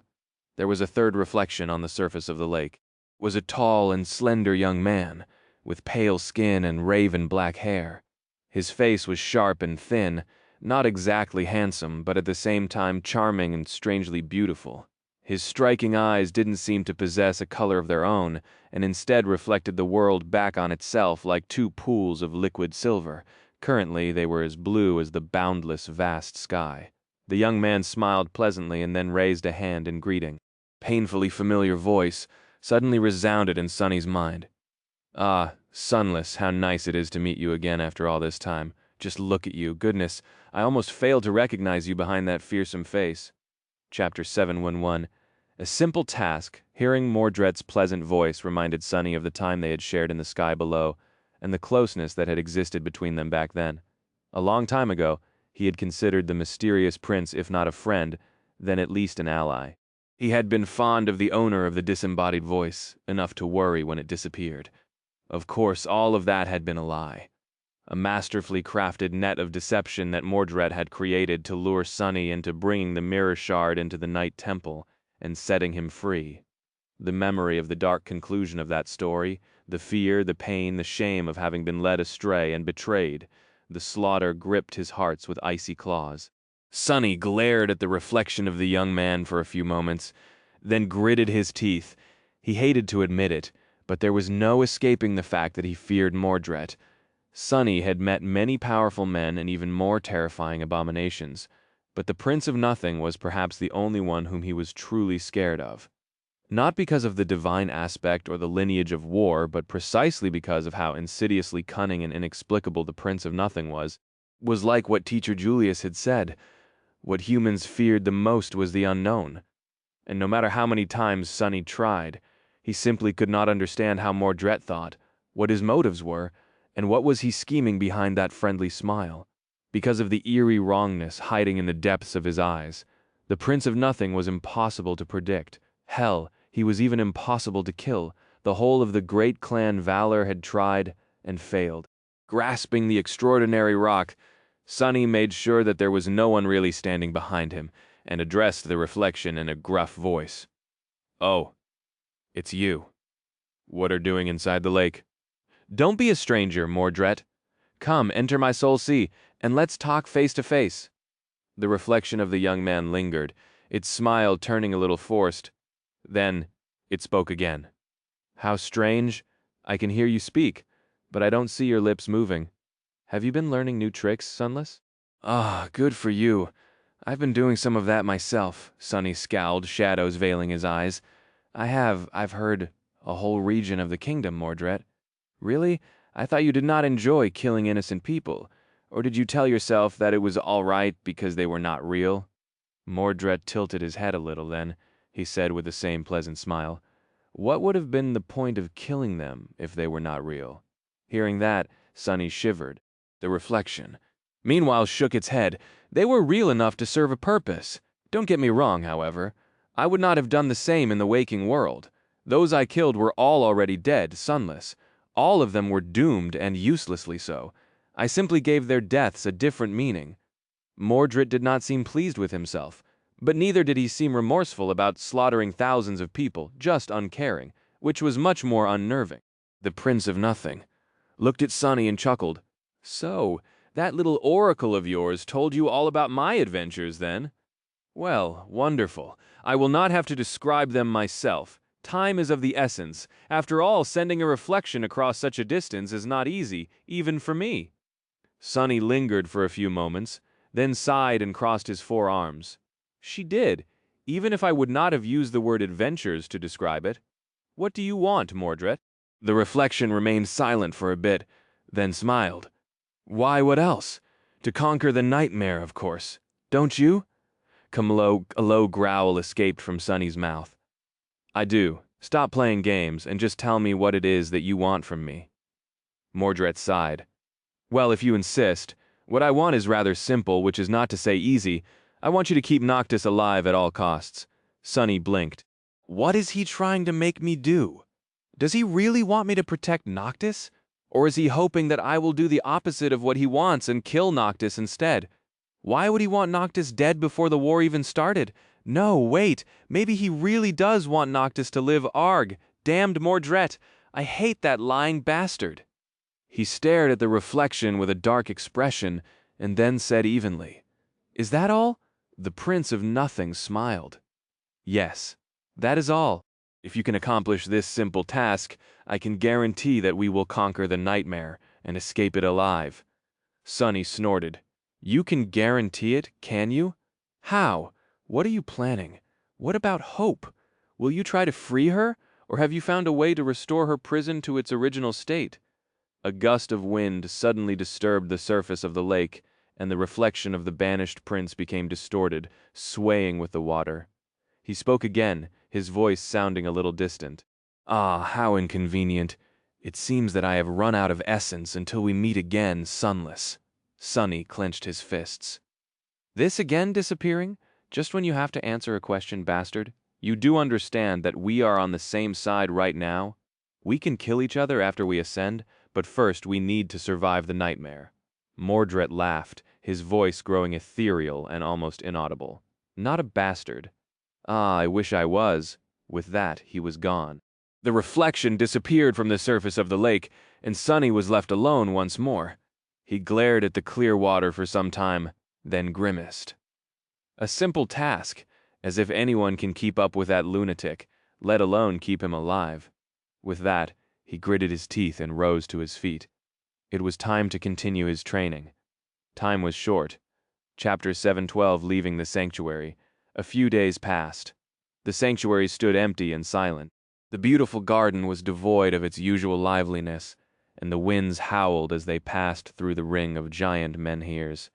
Here and there, mundane things left behind by the people that had departed in a hurry lay forlorn and forgotten. No one was ever going to return for them. Sonny had never seen the sanctuary this desolate and hollow, not in the future, and not now, in the distant past. The sight of it was sad and eerie. He had spent these days training tirelessly and learning to control his new body. This latest transformation had not been as fundamental as becoming a demon after living his whole life as a human, so his progress was swift. More than that, mastery of shadow dance made Sonny especially attuned to his physicality and change. In truth, he did not need a whole week to achieve the goal. But practicing with Saint reminded him of the simpler times, and so helped him prepare himself for the battle ahead mentally. On one of the last nights he had to spend in peace, Sonny woke up suddenly, thinking that he had heard a distant scream. Had he really, or was it just a vestige of a dream? He sat up and glanced into the window, a deep scowl appearing on his face. "What dream, you fool? Awakened don't dream." But who could have screamed in the sanctuary? There were only two people left here, Sonny himself and Noctis. He hesitated for a moment, and then stood up, summoning the puppeteer's shroud. After thinking for a bit, he also summoned the cruel sight, wrapped his shadows around himself, and walked outside. The full moon shone in the night sky, drowning the world in ghostly blue light. Guided by it, Sonny walked across the empty garden and approached the residence of the sorcerer, where the immortal had disappeared 2 days earlier and never came back out. The door stood open, and the sailor dolls guarded it silently, their wooden faces devoid of any sign of worry. Passing between them, Sonny entered the residence and studied the familiar chamber. It had changed slightly. The stone floor was even more broken and littered with deep cracks. The piles of shards had grown taller.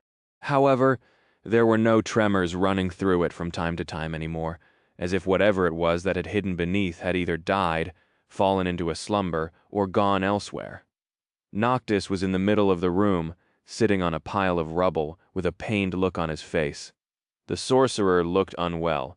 His skin was deathly pale, with dark circles under his eyes.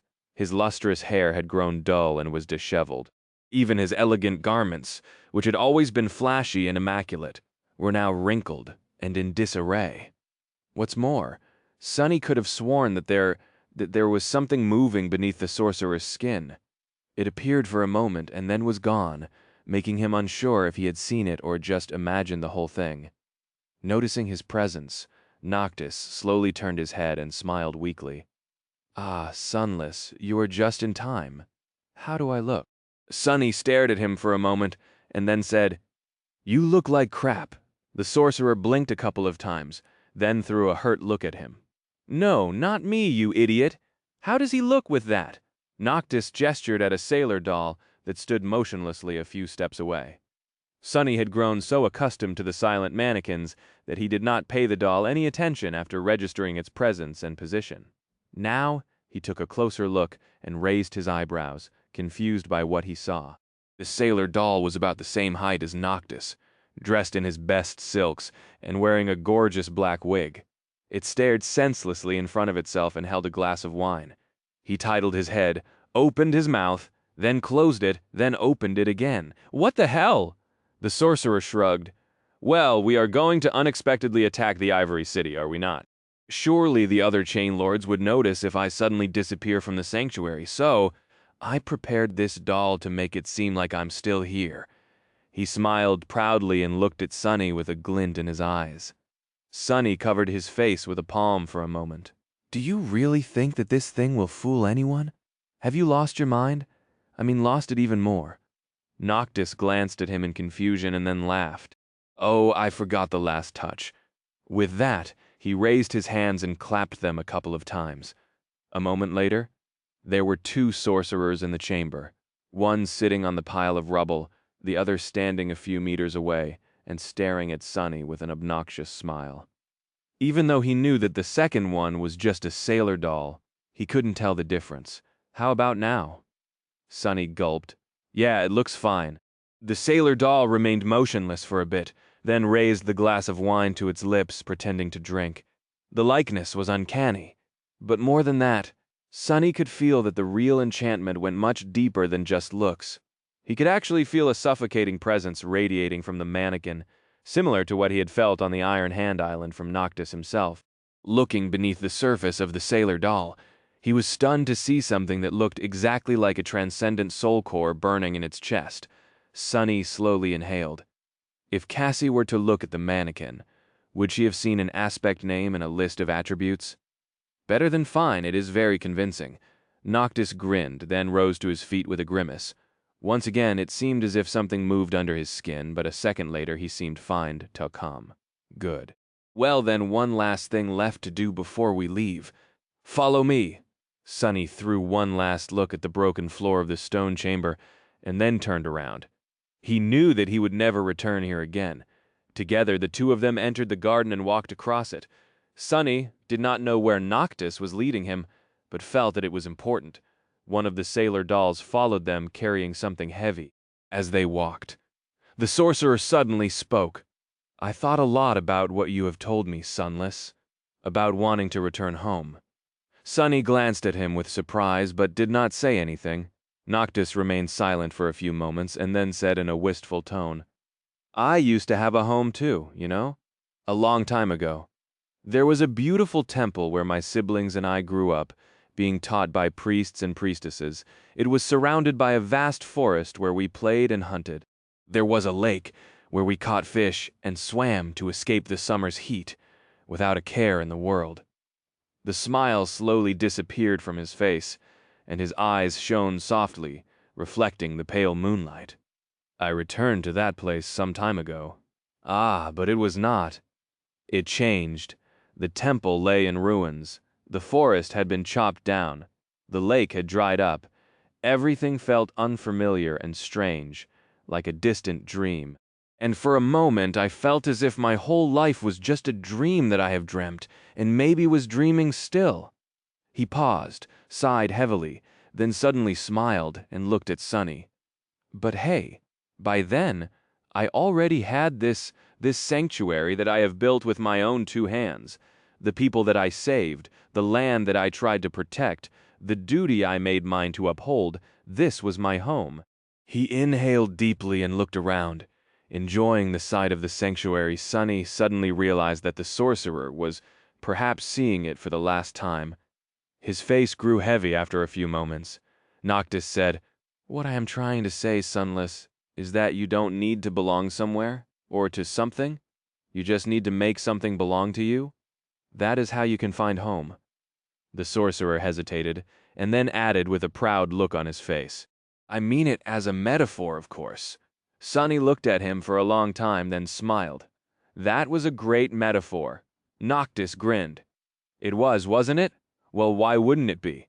I'm the most learned man in all of the Kingdom of Hope. After all, at that moment, they passed between the menhirs and approached the edge of the island, where the ugly monstrosities that Noctis had called statues of him stood. There were 14 of them, each at least twice as tall as Sunny and cut of solid marble. He had not looked at the fruits of the sorcerer's labor after that first time, and was momentarily disturbed. If the first statue could have been remotely called an image of a person, the rest of them, without a doubt, resembled terrifying abominations. Much more. They were giant and heavy, with talons, claws, fangs, spikes, and horns that made Sunny's own look pathetic in comparison. The giant gargoyles looked frightening, unsightly, ferocious, and each had mighty stone wings, surrounded by monuments of harrowing creatures. He suddenly felt small and weak. Feeling uneasy, Sunny glanced at Noctis and asked, These are statues of you? The sorcerer laughed. Oh, well, I might have lied a little. These were never meant to look like me. With that, a sailor doll silently appeared from the darkness, carrying a heavy box that was wrapped in thick, heavy chains. As soon as Sunny saw the box, he felt his heart turn cold, and muffled whispers invade his ears. Involuntarily, he took a step back. What the hell is in that thing?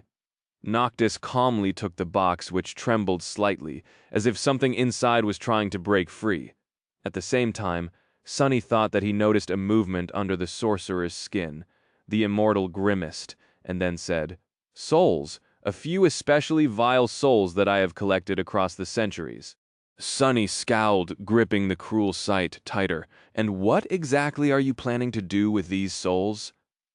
Noctis glanced at him, smiled, and then easily tore the heavy chains, keeping the box shut. What else? I'm going to create a few little helpers for you and your strange friends. What? Were you really going to take on the armies of the Ivory City and the Red Colosseum all by yourself? By the moon. Sunless, I do trust in your abilities, but what would people say if I turned out to be the only chain lord without an army? How would that look? Ah, no, such an embarrassment would simply not do. With that, he opened the box, his eyes shining with cold moonlight. And in the next moment, the 14 terrifying stone beasts suddenly moved. Chapter 713, War Drums. The flying ship was moving through the deep darkness of the sky below, escorted by 14 stone fiends. With the ocean of flames burning below and vast nothingness above, it seemed as though they were sailing through purgatory. Noctis stood at the steering oars, slouched, with a pale face and dark circles under his eyes. He did not seem to be doing too well, but his hand was steady as it controlled the ship. On the upper deck, the sailor dolls were preparing for battle. They were moving wooden ballistae into position and loading heavy bolts into them, with an especially fearsome siege engine placed at the bow. The bolts themselves were not that simple, too. Their surfaces were carved with runes, which shimmered with stored soul essence and brimmed with power.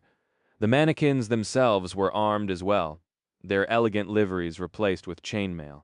They carried heavy bows, sabers, and hatchets both to kill the enemies and defend the ship from boarding hooks.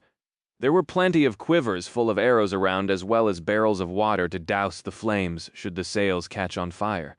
The sails, meanwhile, were turned at a strange angle to catch the hot air rising from below, surrounding the vessel from the sides like wings. The ship was flying swiftly, but in the emptiness of the sky below, it was hard to measure how much distance they were covering. Sonny could only tell that their speed was tremendous because of the powerful torrent of essence flowing through the ancient wood and the howling of the wind that was being cut by the armored ram of the ship. At this rate, they were going to reach the Ivory City soon. The cohort was preparing for battle, too. Kai had summoned his white and gold armor, a memory he had earned while commanding a centuria of the Sun Legion, behind the charred wooden mocks. His eyes were serious and focused. He was examining the fletching of arrows in his quiver, a mighty bow resting at his feet. This bow had come from a champion of the war sect he had slain, and was a deadly weapon. Effie was standing nearby, leaning on the runic spear Sonny had given her. The dusk shard was propped against the board of the ship, almost as tall as the little girl, and there was a white cape that seemed to be weaved from starlight resting on her shoulders, the starlight shard, which she had received after slaying the Lord of the Dead. Of course, Effie had a whole arsenal of other memories at her disposal, those that she had collected over the years on the forgotten shore, and those she received for slaying countless abominations to saturate her awakened core before venturing into the seed of nightmare. Weapons, tools, charms, she was going to summon them when the need arose, knowing that the battle ahead would be long and arduous. The little girl was hungrily devouring a pile of roasted meat. Cassie was quietly observing Noctis, her hand resting on the hilt of the quiet dancer. Her role in the approaching battle was going to be especially important when the sorcerer clashed with Solvane and Sun Prince. She would have to control the flying ship and command the sailor dolls, drawing the bulk of the enemy's ire. Sonny was getting ready too. He had summoned the mantle of the underworld, which covered his demonic body like an onyx carapace. Since this battle was going to be against humans, and not mighty nightmare creatures, he had judged that its utility would be more valuable than the impregnable defense of the undying chain.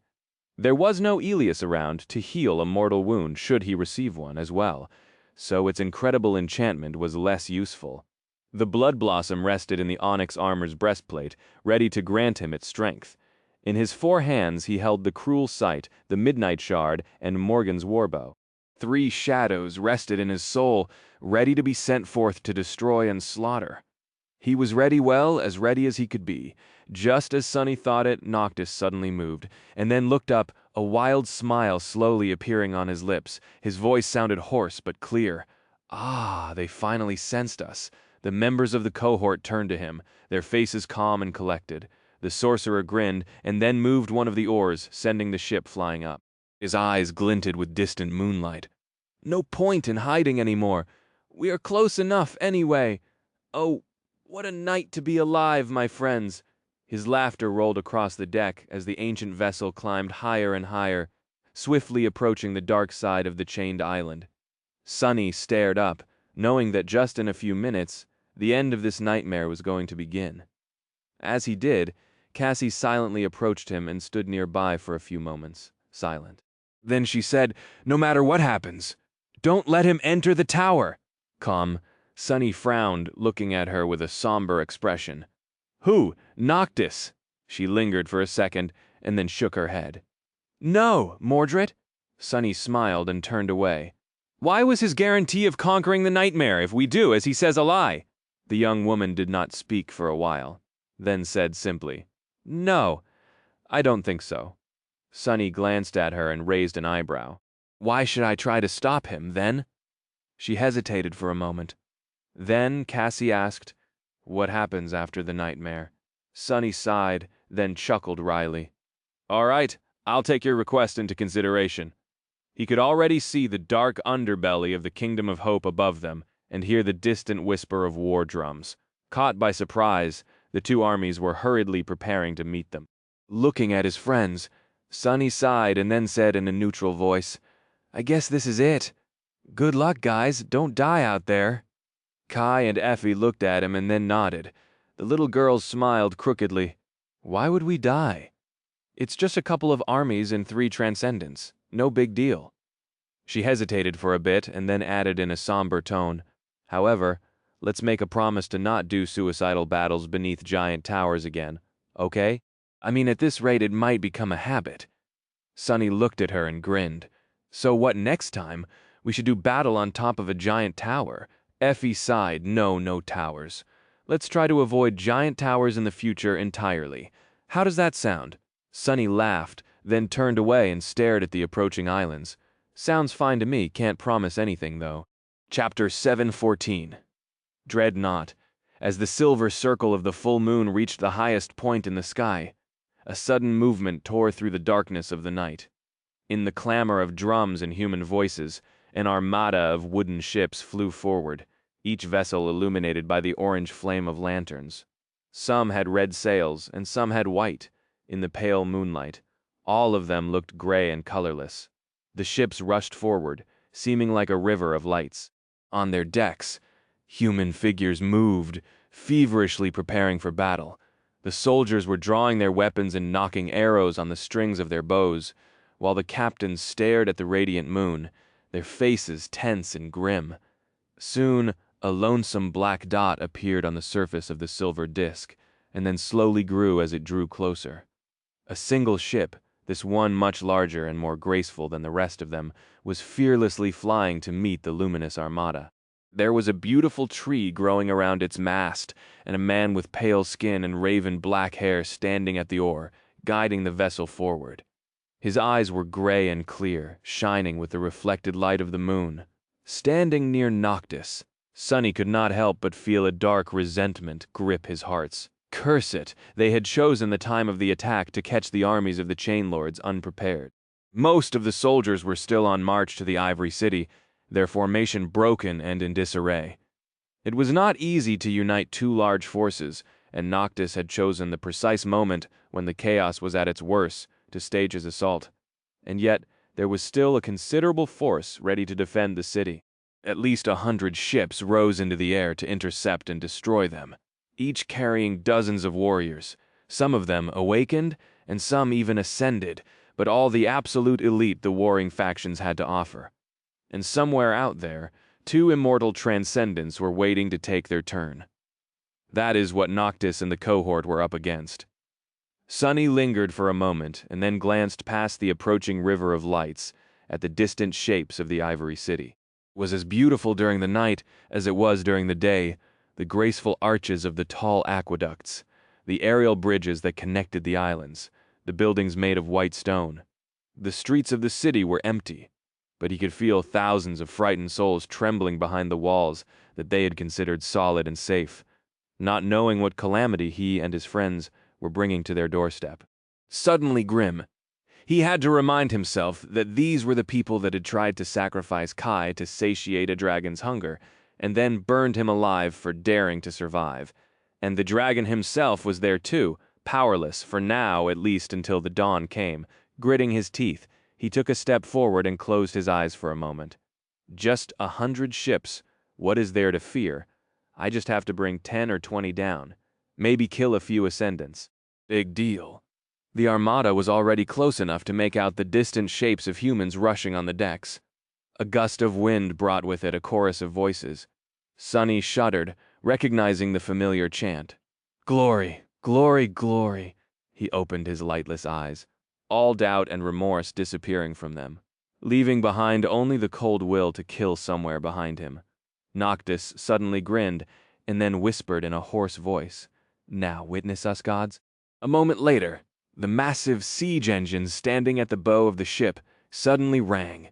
sending a heavy bolt flying through the darkness. As it pierced the sky, a weave of ancient runes shone on its surface, and the winds howled, cut by its sharp blades, streaking toward the distant armada like a falling star. The bolt struck the hull of the forward vessel and crushed straight through it, pulverizing a large part of the bow. Tore through the innards of the enemy ship, and then an explosion of pale light suddenly illuminated the vessel from within, for a split second, leaving behind nothing but a cloud of bloody debris. The whole ship was destroyed in an instant. Noctis laughed madly, and as he did, the sailor dolls were already rushing to reload the engine. While they were busy with it, the sorcerer moved one of the oars, throwing his own ship into a turn to let its left board, and the loaded balliste situated there faced the rushing enemy fleet, and just like that, the battle that was meant to change the course of history forever started. .com. The sorcerer's ship had an advantage in size, speed, power of enchantments, and the reach of its weapons. However, the difference was not insurmountable. Before the bow engine could be reloaded, they would already be being pelted by arrows and harpoons of the enemy. "Get ready, my friends!" The sailor dolls pulled the levers of the portside balliste, sending several smaller but still devastating bolts flying toward the approaching armada. Others readied their bows, staring forward with indifferent wooden faces. Sonny raised Morgan's warbow, ready to draw it, and threw a question over his shoulder. "What of Solvane? What of Sun Prince?" Noctis smiled wickedly. "Can't you feel they are approaching, Song of the Fallen, my lady? I'm afraid you will have to take the oars soon. Do not worry, however. As long as the moon shines, I will make easy work of those two." He lingered for a moment, sending the ship into another turn, and then added, "Do worry about the enemy ships, though, if you're not careful. They will tear my beauty apart in no time, not to mention peppering you full of arrows." The ships he mentioned were almost in range to shoot their own onagers and ballistae. Even though the sorcerer's vessel was graceful, swift, and stalwart, it seemed impossible for anything to survive the devastating rain of projectiles. Sonny tensed, his pupils narrowing into two vertical slits of pure darkness. A few moments before the onslaught came, however, 14 fearsome shadows suddenly flew from below the islands and flashed upward, colliding against the first row of the enemy ships. Splinters of wood and torn limbs shot into the air, and for a moment, the enemy's formation was broken. Using that moment, Noctis sent the ship into a dive, narrowly avoiding the aim of the armada, and at the same time presenting its starboard. Another set of ballistae shot their bolts, adding to the mayhem. The sorcerer glanced at Sunny, Effie, and Kai with a wild smile. "It is your turn, Sunless, now, or Nev?" Then, however, he abruptly grew silent and flinched. Noctis's face, which had already been pale, turned white as a sheet. He groaned, and then slowly turned his head, looking up with a stunned expression. A moment later, Sunny heard the immortal let out an ominous whisper. "Oh, this is not good! Not good at all!" Feeling a cold shiver run down his spine, Sunny turned and followed the sorcerer's gaze up and up into the night sky. Then he froze. "What? The moon! The moon was disappearing!" Chapter 715. Boarding party. Out there in the sky, the silver disk of the moon was slowly being devoured by darkness, as if drowning in a vast and impenetrable shadow. One of its edges was already gone, and with each moment, more and more of it was being erased by the shadows. It looked like an eclipse. Noctis paled, and at the same time, Sunny suddenly felt reinvigorated. It was as though every shadow in the world had just become deeper and darker, and as one of them he did too. The feeling was strange and euphoric, but Sunny knew that this eclipse was an ill omen for all of them. Turning to the sorcerer, he asked, "What is going on?" Noctis stared at the disappearing moon with a dark expression, and then shivered. I guess Severus had a trick of his own up his sleeve. I did not expect him to get his hands on a piece of Shadow's domain, though. How is this even possible?" Seeing a lost expression on the sorcerer's face, Sunny growled. "How severe is your flaw? How weak are you going to be when the moon is fully gone? What do we do now?" The fleet of the Ivory City was still closing the distance to obliterate them, so there was no time to waste. They had a few moments before the clash, at best. He had to know what was going on. Noctis glanced at the dimming moon for one more second, then turned away and sighed. Well, a pale smile appeared on his lips. Do you guys remember how I told you that I will take care of both Solvane and Sunprince while you distract their armies? The sorcerer's smile grew wider, a mad glint appearing in his eyes. Change of plans! You will have to keep the prince busy for a bit, too. I will try to deal with Solvane. Best of luck to you, my friends, and to me as well with that? He stepped out of the magical circle and gestured for Cassie to grab the oars, which she hurriedly did. A moment later, Noctis was already standing on the board of the ship, his raven black hair dancing in the wind. Sonny opened his eyes wide and screamed, Wait, how the hell are we supposed to keep a transcendent busy? The sorcerer threw a quick glance over his shoulder and laughed. I don't know. Figure something out, try to stab him with my knife, maybe? No, stabbing that steel behemoth won't do anything. With that, he simply took a step forward and fell down, disappearing in the darkness and the howling wind without a trace. Just like that, Noctis was gone. Sonny stared at the empty space where the sorcerer had been just a moment ago with a stunned expression. His momentary stupor was broken by Cassie's shout. Sonny! There are only a few seconds left! What do we do? The blind girl was controlling the flying ship, desperately trying to right its course so that it wouldn't take the full brunt of the Armada's siege weapons all at once. Sonny had no idea how she was able to fly the ancient vessel without being able to see, and it did not matter right now. He hesitated for a moment, then turned away and let out a resentful growl. We follow the plan. Nothing really changed, Com. Effie raised the dusk shard and asked, her voice grim. What about the big bastard? Sonny gritted his teeth. Last I checked, that monstrosity cannot fly. As long as we stay in the air, we should be fine. Cassie pushed one of the oars down, then frowned. Her voice sounded hesitant. But how do we stop him from going after Noctis? He looked at her, then cursed. No idea, shoot him with the damned bolt thrower, the big one. With that, Sonny left the blind girl behind and rushed forward. The enemy ships were already close enough for him to feel shadows dancing on their decks, which meant that it was time for him, Effie and Kai, to join the fight. A large fleet was closing in on a swift vessel, its formation in a mess because of the 14 ghastly stone abominations wreaking havoc on the flying ships. Each of the massive gargoyles bore the soul of a vile, corrupted creature, so their might and ferocity were terrifying, not entirely on par with the original fiends that Noctis had slain, but close to it, and yet they alone were not enough. In fact, the 14 gargoyles were merely a distraction. The main strike was yet to come. As the graceful ship came within range of the fleet's siege weapons, it dove down, and at the same time, several figures jumped off its deck into the air. A few moments later, the air was suddenly filled with the smell of blood. The captain of one of the vessels shouted something, pointing upward. Then, however, he swayed and fell down, his neck pierced by an arrow. At the same time, something fell from above. It was a young girl carrying a heavy, round shield. Just above her, a man in a charred wooden mask hovered in the air, already drawing the string of his bow once again. Effie, who had been tossed down by Kai, hit the deck of the ship, slid on the dusk shard for a moment, then rolled and jumped to her feet, the runic spear in her hand, glowing with an angry red light. That shine only grew brighter when the spear pierced a man's chest and was painted with crimson blood, as another, awakened, toppled over with a scream, struck down by an arrow. Effie twisted and shook her spear, throwing the corpse of her first victim at the rushing enemies. Her shield flashed, its rim crushing someone's chest. Then an enemy blade fell from above, landing on her shoulder, and bounced off her skin, not leaving behind even a scratch.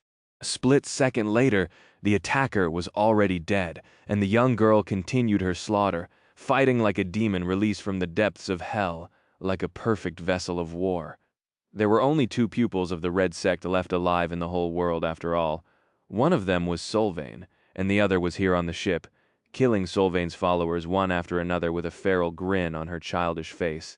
If warriors on the other vessels of the fleet could have seen what was happening, they would have felt lucky to be safe from the little beast and her guardian's deadly arrows, but their relief would have been misplaced. because the young warrior and the flying archer were not the only ones boarding the flying ships. Much more terrifying than them were the coming shadows. Chapter 716, Head of the Snake. A swift figure streaked across the sky, and then a black steed landed on the deck of a flying ship, its eyes burning with crimson light.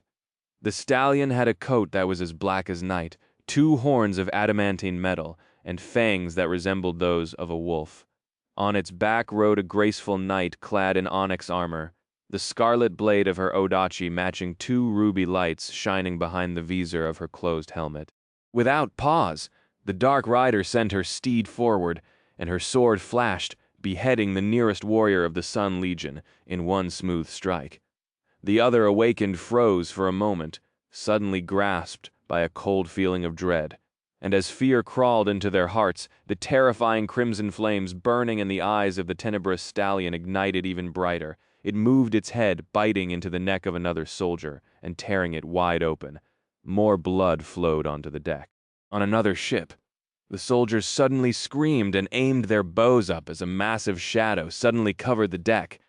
But they were too late, as a gale of wind raised by mighty wings threw some of them off their feet. A repulsive creature crashed into the deck. It resembled a giant lion with the head of a raven, its body gaunt and entirely black. The creature had 2 powerful hind legs and 6 limbs protruding from its wide chest, each ending with a set of long talons.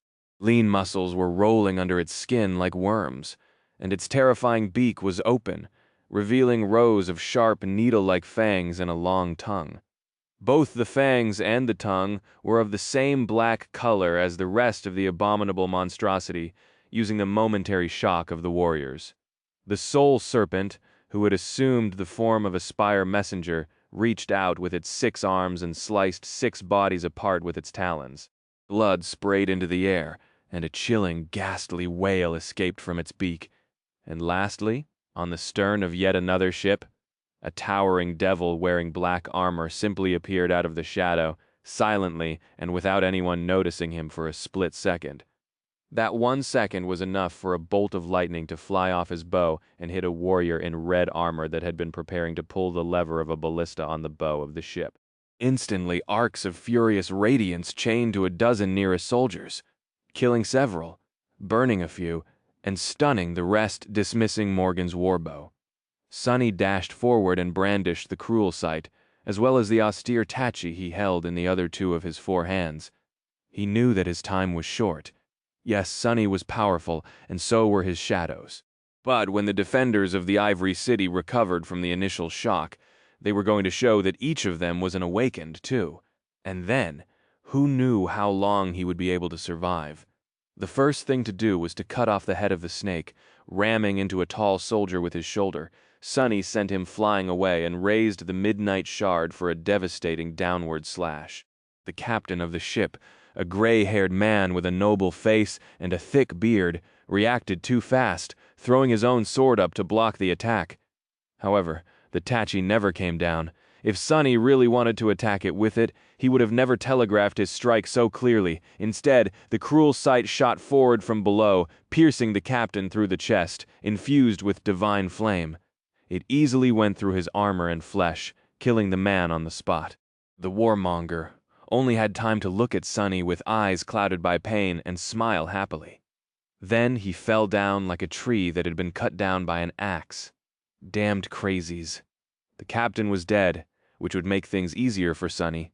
However, there were still dozens of awakened warriors on the deck of the ship, now fully aware of his presence and clamoring to spill his blood. Sonny had fought plenty of Solvain's followers in the Red Colosseum, and knew very well how skilled and powerful they were. He was not sure of his ability to survive a battle against that many, especially now that he had no shadows augmenting his body. 3 of them were with Saint, Serpent, and Nightmare, and the 4th one lay on the bloodied deck behind him to serve as his eyes.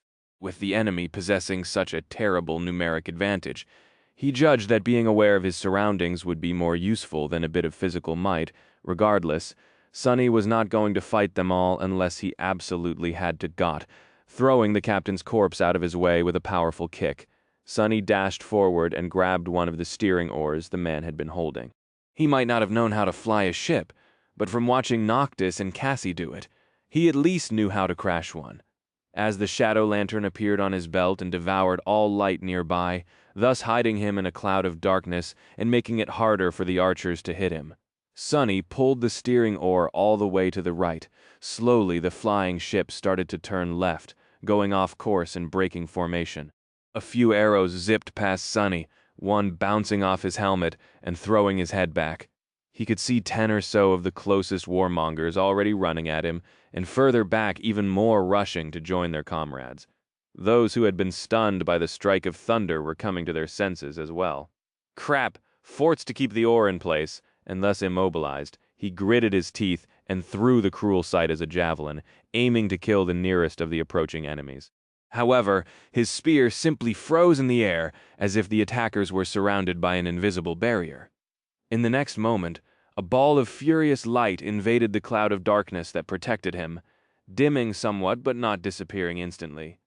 That was the problem with fighting against Awakened. Every one of them had an aspect, and each aspect was unique, making them excruciatingly unpredictable and hard to deal with. As more arrows were aimed at his head, Sonny cursed, let go of the oar, and dissolved into shadows. Left with no one to hold it in place, the steering oar returned to its natural position. But the damage was already done before anyone could get to it. The flying ship careened and rammed straight into the side of another one, piercing it with the metal beak of the forward ram and wedging itself deep into the Allied vessel. Both ships were heavily damaged by the collision, but the situation was still not unsalvageable. If an experienced captain acted with haste, at least one, or maybe even both vessels could be saved. But before that could happen, a 4-armed demon suddenly appeared from the shadows on the stern of the rammed ship, and a few moments later, its captain was dead too. Just like that, Sonny had doomed 2 ships and 100 souls to death with 2 strikes of his weapons. He glanced into the night sky for a moment and groaned. Just 90-something or so left. Great! A muffled, mad laugh suddenly escaped from his lips. Chapter 717, Slick with Blood. As 100 souls plummeted to their deaths in a rain of wooden debris, the 4-armed devil who had doomed them to death laughed madly. Of course, he was falling with the rest, but, unlike most of the warriors on the broken ship, the devil had long grown accustomed to plummeting from great heights. After all, he had once spent a whole month falling into the endless darkness of the sky below. Dissolving into the shadows, Sonny appeared on the deck of the nearest ship. His sword flashed, ending the life of a Sun Legion soldier that stood in his way and sending blood spraying into the night air. There was only a moment before the enemies would shrug off the shock of his sudden arrival, and so he did not waste any time. Lunging forward, Sonny struck another warrior in the back with the cruel sight, slashed the midnight shard across the throat of an enemy archer, and wrapped his tail around the neck of a 3rd soldier. Sending the last one overboard with a powerful throw, he bared his teeth and briefly glanced into the night sky. Out there in the lightless void, Effie and Kai had managed to slaughter the entire crew of one of the ships and sent the vessel crashing into the rest of the formation. The little girl jumped off the rails at the last moment, and the swift archer caught her, carrying both of them away toward the next target. The ship where Saint and Nightmare landed was silent and dark, with not a soul moving on it. Everyone was already dead, and the vessel was careening to the side, ready to plummet down. The black courser galloped across the bloody deck and soared into the sky, breaching a gap of 100 meters with a single jump and landing among fearful Awakened on a different ship. Saint's Scarlet Odachi flashed. The Soul Serpent crashed on the deck of another flying vessel, the previous one he had visited, breaking apart as it fell into the darkness. Before the warriors could react to the appearance of the ghastly abomination, its shape suddenly shifted, turning into a mass of liquid darkness. Then, the darkness flowed into a figure of a menacing knight, his black armor forged from a lusterless anthracite steel and decorated with intricate engravings. The great sword of the knight rose and fell like a guillotine, severing flesh and bone. Sonny grinned. Not bad. Effie and Kai had taken out 2 ships, while he and his shadows took out 4. The gargoyles had destroyed even more at this rate, obliterating the entire fleet was not going to be as impossible as it had seemed. But of course, that was just an illusion. The main reason for that was a simple but inescapable fact that their reserves of essence were not going to last that long. Every time Sonny used Shadow Step to travel between ships, he wasted a big chunk of his, not to mention the fact that using multiple active enchantments at the same time was constantly draining it as well. The Shadow Lantern was especially gluttonous. Every time Serpent killed an enemy, a small amount of essence flowed into Sonny's cores. However, the formless shadow was consuming its own essence at a terrible speed. Not only did it have to expend it to maintain the form of other creatures, but using their abilities had a cost too. The Soul Serpent was not going to be able to keep it up for long. The second reason was that for now, the cohort had the element of surprise on their side. As soon as the fleet realized what was happening, taking down the ships were going to grow much, much harder. So all Sonny could do was deliver as much damage as he could, as fast as he could, and then hope for a miracle. Of course, with his luck, chances were that he would have to create that miracle himself. Killing another enemy, Sonny threw his corpse aside and dashed toward the captain of the ship, hoping to slay him and sow discord in the coordination of the vessel's crew. However, this time, he failed to behead the snake with one swift strike. The officer of the Sun Legion that commanded the ship deflected his attack with frightening ease, and then delivered a blow of his own, throwing Sonny back. An angry hiss escaped from his lips. Damnation! The captain was an Ascended, and one of remarkable might as well. Throwing a quick glance at the dozens of warriors surrounding him, Sonny gritted his teeth and fought. He fought as he had in front of the gate in the waking world, surrounded from all sides by nightmare creatures, using everything he had, every trick and deception he could muster, and every little bit of skill and experience he had earned in the past years. Soon, the deck of the ship grew slick with blood, most of it human, but not all. There were a few drops of his own mixed into it, as well, shining with the invisible light of divinity. Sonny killed as many enemies as he could, and then killed even more. The mantle of the underworld rang as a rain of blows landed on it, a few blades finding their way through the thin cracks and biting into his flesh.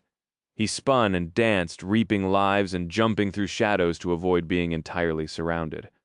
The awakened warriors were bad enough, but their ascended captain was simply a menace. No matter what Sonny did, the man simply shrugged off all the attacks and pursued, closing distance in a split second. No matter how far away from him Sonny jumped. This could not go on any longer. I need to kill this bastard now. Once again forced to cross blades with the Ascended and struggling to withstand the blow, Sonny activated the gates of shadow enchantment, drowning his immediate surrounding in darkness. The soldiers stumbled, failing to adjust in time.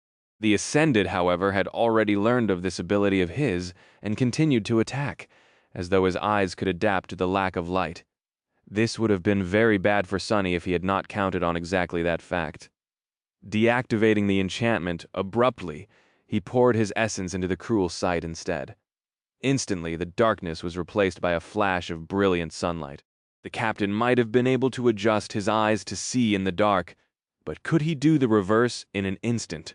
Surprised by the sudden burst of radiant light, the Ascended was blinded for a second. And a second was all Sonny needed. Guided by shadow sense, his spear shot forward and pierced the man's heart. A pulse of divine flame was all it took to make the terrible wound inescapably lethal. The rest was, if not easy, then at least simple. Sonny faced the remaining soldiers of the crew and slaughtered them one after another. He was this close to victory when his shadow noticed something streaking through the air, aimed at his back. Sonny flinched, then fell sideways. In the next moment, a massive bolt flew past and struck one of the warriors in the abdomen, throwing the man back like a rag doll and pinning him to the mast, which then exploded into splinters and toppled. Sonny's eyes grew wider. It seemed that the defenders of the Ivory City had finally understood the nature of the threat facing them and responded to it. 2 more ships were hovering some distance away, both aiming their ballistae, as well as numerous arrows at one spot. Sonny gritted his teeth, and then dashed forward as fast as he could. Crap! Chapter 718, Heavenly carnage. Sonny rolled over his shoulder, and just as he did, countless arrows hit the deck in the spot where he had been just a split second ago. Sent from powerful bows made for awakened archers. Each carried enough force to pierce plate armor, with ease. Of course, the mantle of the underworld was not just any armor, and yet Sonny was extremely apprehensive of the threat posed by archers. Being battered by a rain of arrows was going to take a toll on his body, and all it took was for one to slide into the slit of his visor, not to mention that there were all kinds of aspects the enemy could possess, and all kinds of runes the bows and the arrows could be enchanted with. The heavy javelins sent flying by the bolt throwers came next. Streaking through the air with terrifying speed, they hit the ship like missiles, which possessed enough momentum to tear a hole in the deck, sending an explosion of splinters into the air. Sonny was not sure if he would be able to survive being hit by something like that, so he took no risks, diving into the shadows and turning into one of them.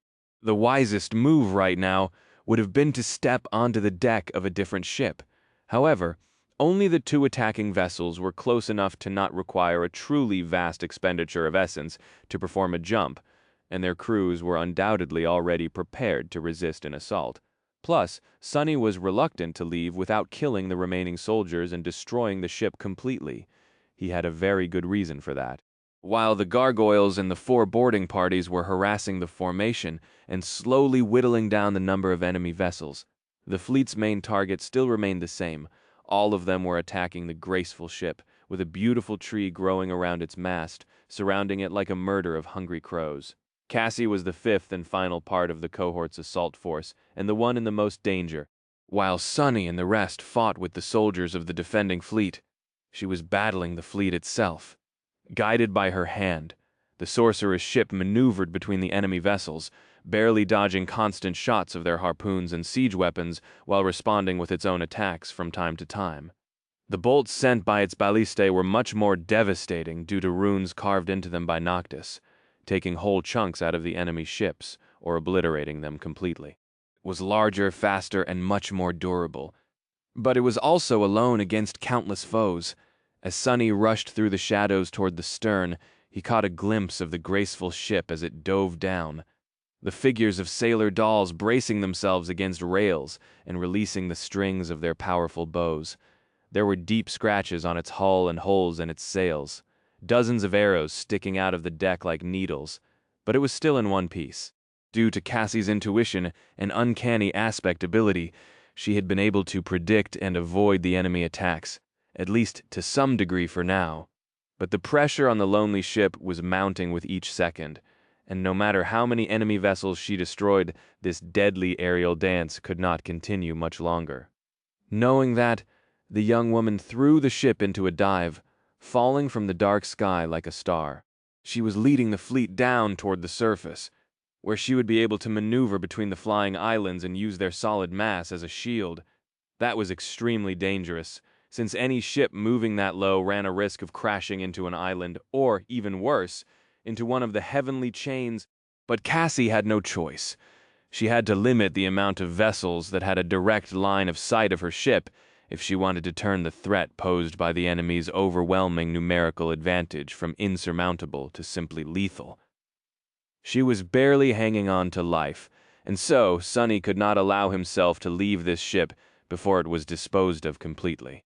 Sure, it was already damaged, and the few soldiers that still lived were not going to be able to both control it and mount the onagers and ballistae. But it would take just one heroic fool with a death wish to ram the damaged vessel into Cassie, taking out the main force of their small army. Emerging from the shadows at the stern, Sonny used the second or two. It took the enemy archers to notice him and take aim again to push one of the steering oars all the way up, wedge the prowling thorn into the wood, and then secure the handle of the oar in place with the invisible string attached to the heavy kunai. The ship shuddered, and then its bow turned down, sending it into a downward dive. Sonny made it, just in time. Not a moment after he finished the task, a heavy arrow hit him in the back, sending a jolt of pain and a concussive shock running through his body. He was roughly thrown forward and hit the deck, which was slowly turning into a vertical wall. Sunny allowed himself to slide down, dodging a few more arrows that way, and saw the remaining soldiers falling into the night sky with terrified screams. A feral grin appeared on his face. Done. It was time for him to abandon the ship, as well by pure conscience. At that very moment, the falling vessel happened to be at the same altitude as the descending ship that Cassie controlled. Pushing himself off the deck to dive into the shadows, Sunny noticed the massive siege engine on the bow of the sorcerer's ship. Take aim at an enemy boat. It seemed as if another enemy was going to be destroyed in a second. Then, however, Cassie suddenly gave up on the sure shot and threw the ship into a desperate spin, changing course so abruptly that one of the sailor dolls was thrown overboard.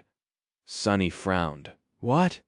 Before he could finish the thought, the vessel he was still standing on suddenly exploded into debris as something massive tore through it at a stunning speed, and then streaked through the lightless sky, missing Cassie's ship by a hair's breadth.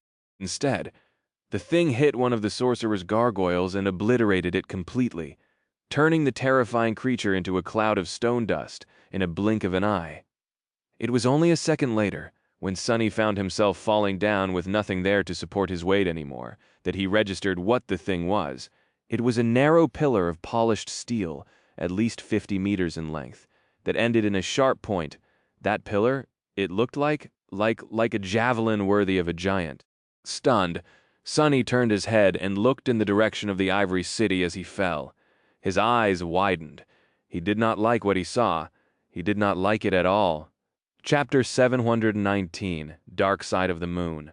Out there in the distance, just outside of the Ivory City, a steel colossus towered above a desolate island, his gargantuan body shrouded in darkness. The terrible wound delivered to him by Noctis was mostly repaired, with broken scaffolds hanging from the giant where he had torn himself out of them to join the battle. However, he was still missing an arm. The face of the giant was stoic and unmoving, and his eyes drowned in deep shadows. In front of him, dozens of enormous javelins were thrust into the soil, each tall enough to dwarf a siege tower. As Sunny looked, Sun Prince calmly grabbed one of them, then pulled it out of the ground and moved his hand up, preparing to make another throw. Crap! Plummeting down, Sunny balanced himself in the air and then dove in a certain direction. A few moments later, he crashed into a large fragment of the destroyed ship's hull and disappeared, diving into the shadows on its surface. In a blink of an eye, Sunny rolled onto the deck of one of the two attacking vessels and jumped to his feet, ready to fight. He could not do anything to the steel colossus. All he could do was continue playing his part and pray that Cassie manages to survive. If she failed to draw the giant's attention away from Noctis, all of them were going to die. But he could not do anything about that either. Sunny could make sure that there were fewer enemy ships pursuing her, however, and that was what he intended to do. Killing things was one of his greatest talents, after all. With a loud roar, he dashed forward toward a battle formation of awakened soldiers. Unlike the crews of the ships he had destroyed already, these warriors had been waiting for an attack, and so were prepared, but it would not save them. They were still going to die. Just a split second before the four-armed devil collided against the front row of the enemy.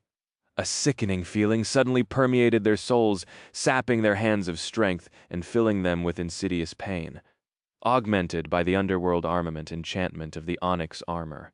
The broken oath spread its eroding influence, slowly destroying the very souls of everyone around Sunny. Of course, his own soul was being damaged as well. But it was much stronger than that of mere beasts, and protected by the mantle of the underworld. On top of that, he was not going to be able to endure the effect of the vile charm for long. But that did not matter. He just needed to last longer than his enemies. Turning the cruel sight into a sword and summoning the patient avenger into a free hand, Sunny crashed into the formation of weakened enemies and spun, dancing as he sowed death among them. His two blades and his tail moved as if possessing their own lives, and the charred kite shield soon started to emanate an angry orange glow as a rain of strikes fell on it. As it did, the blade of the cruel sight suddenly shone with incandescent white light, and the austere tachi with dim orange, one infused with flames, one divine, the other mundane. Both blades cut through steel armor as if it was made of paper. Screams of terror and agony rose above the deck of the flying ship. disappearing into the moonless night. Similar slaughter was happening on other ships of the fleet as well. Effie was rampaging on a slippery deck, moving like a wrecking ball across its blood-soaked surface. When someone tried to attack her from the back, they were killed by sharp arrows falling from the darkness. Kai moved swiftly above the ship, dodging enemy archers and never missing a kill shot. He was dealing almost as much damage as the feral girl Calm. Just like what had happened to Sunny, other vessels moved to assist the one where the two were fighting. But as they did, a black steed landed on the deck of one, while a dark abomination with the head of a raven landed on another. For a few minutes, the defensive formation was in chaos, and then even more ships had to abandon the hunt for the graceful vessel of the traitorous sorcerer to come to their rescue.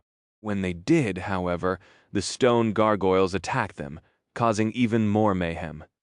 Some distance away, Cassie had managed to reach the sky below and was now being pursued in a deadly race between the flying islands, causing several of the enemy ships to break apart as they collided with the heavenly chains and allowing the sailor dolls to shoot several more down with the siege engines. Down there, she was protected both from the unobstructed attacks of the fleet and from the steel giant's javelins.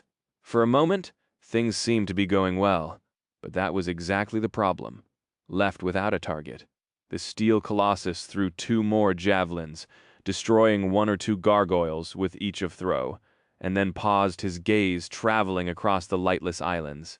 Just as it did, one of them quaked viciously, and a large chunk of it suddenly crumbled, falling into the abyss of the sky below in a cloud of stone debris.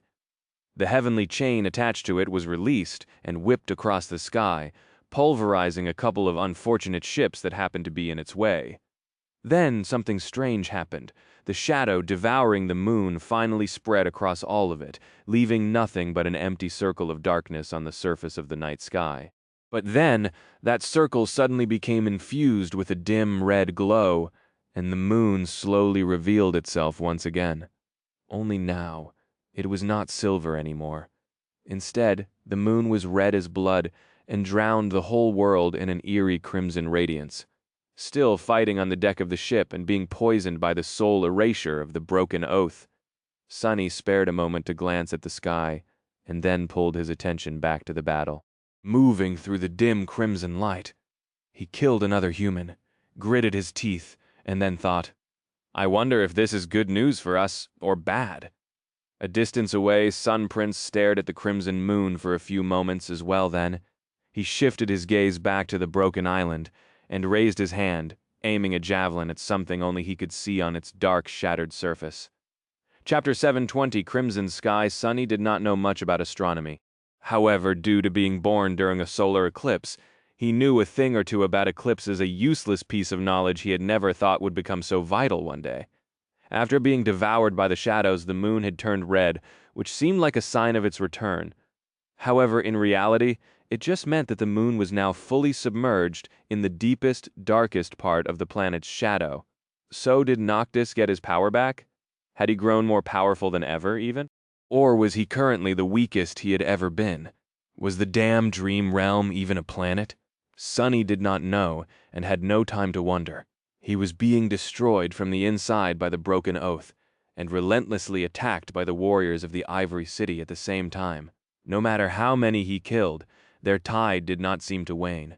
Well, in that case, he just had to kill even more. Jumping back, Sunny braced himself, and then put his shoulder behind the patient avenger. In the next moment, a fiery explosion boomed on the deck of the ship. Far away, on a desolate island bordering the Ivory City, Sun Prince raised his hand and aimed the gargantuan javelin, his gaze locked on the ferocious battle between Noctis and Sylvain, that no one except for him was able to see. His emotionless face glistened with crimson light, reflecting the radiance of the blood moon. Damnation? Thrown down by the detonation of the flames contained within the kite shield, and surrounded by a red haze, Sunny rose shakily and stared at the steel colossus, his heart growing cold. Noctis, the bastard had to be aiming at Noctis. If the sorcerer died, they were going to die with him, powerless to change anything. Sunny just gritted his teeth and watched, That was why he saw a graceful ship suddenly emerging from the darkness of the sky below, its bow aimed at Sun Prince. Left with no other choice, Cassie had abandoned the safety of the treacherous gaps between the islands and threw her vessel up in a desperate attempt to stall the monstrous giant. The massive siege engine on the bow of the ship shuddered, and a heavy bolt streaked through the dark red sky, hitting the Colossus right in the chest. Then it detonated, drowning the world in pale blue light for a moment. Sonny froze, his eyes opening wide. Crazy girl, she actually did it. When the flash of the explosion disappeared, he saw the towering figure of the prince sway slightly and take half a step back. Then, Sun Prince indifferently looked down at a barely visible scratch left on the breastplate of his polished armor. He did not seem damaged by the devastating detonation of the enchanted bolt at all. However, he did forget about Noctis, at least for now. That had not come without a cost, though. Cassie's desperate maneuver might have distracted the Colossus, but it left her in a vulnerable position. 4 of the pursuing enemy ships had managed to close distance and surrounded the graceful vessel, showering its deck with arrows. Several sailor dolls fell down, their wooden bodies damaged heavily or destroyed completely. The rest released their own arrows. There were 2 mannequins standing beside the blind young woman, each holding a heavy shield. By now, both shields were riddled with arrows, and this time their protection turned out to be lacking. 2 arrows slid past Cassie's defenders. She deflected one with the quiet dancer, but the second struck her in the shoulder, throwing the slender girl back at the same time. The 4 enemy ships shot the heavy ballistae standing on their bows, and 4 wicked bolts hit the hull of the graceful vessel. 2 bounced off, but the other 2 must have possessed powerful enchantment. They lodged themselves deep into the ancient wood, but failed to deal any substantial damage. However, dealing damage was not their real purpose. Each bolt was connected to the ship that had shot it by a thick chain.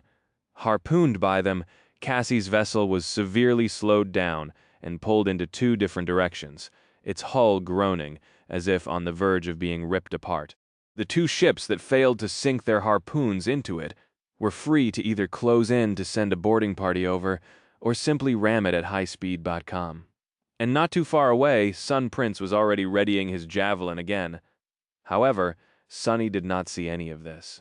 After a few moments of disorientation, those warriors who had survived the blast of fire from the patient Avenger had renewed their assault, thrown into a frenzy by the death of so many of their comrades.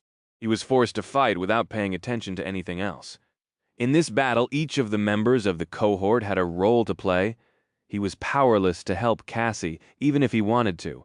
Sonny had to survive his own ordeal, and the blind girl had to survive hers.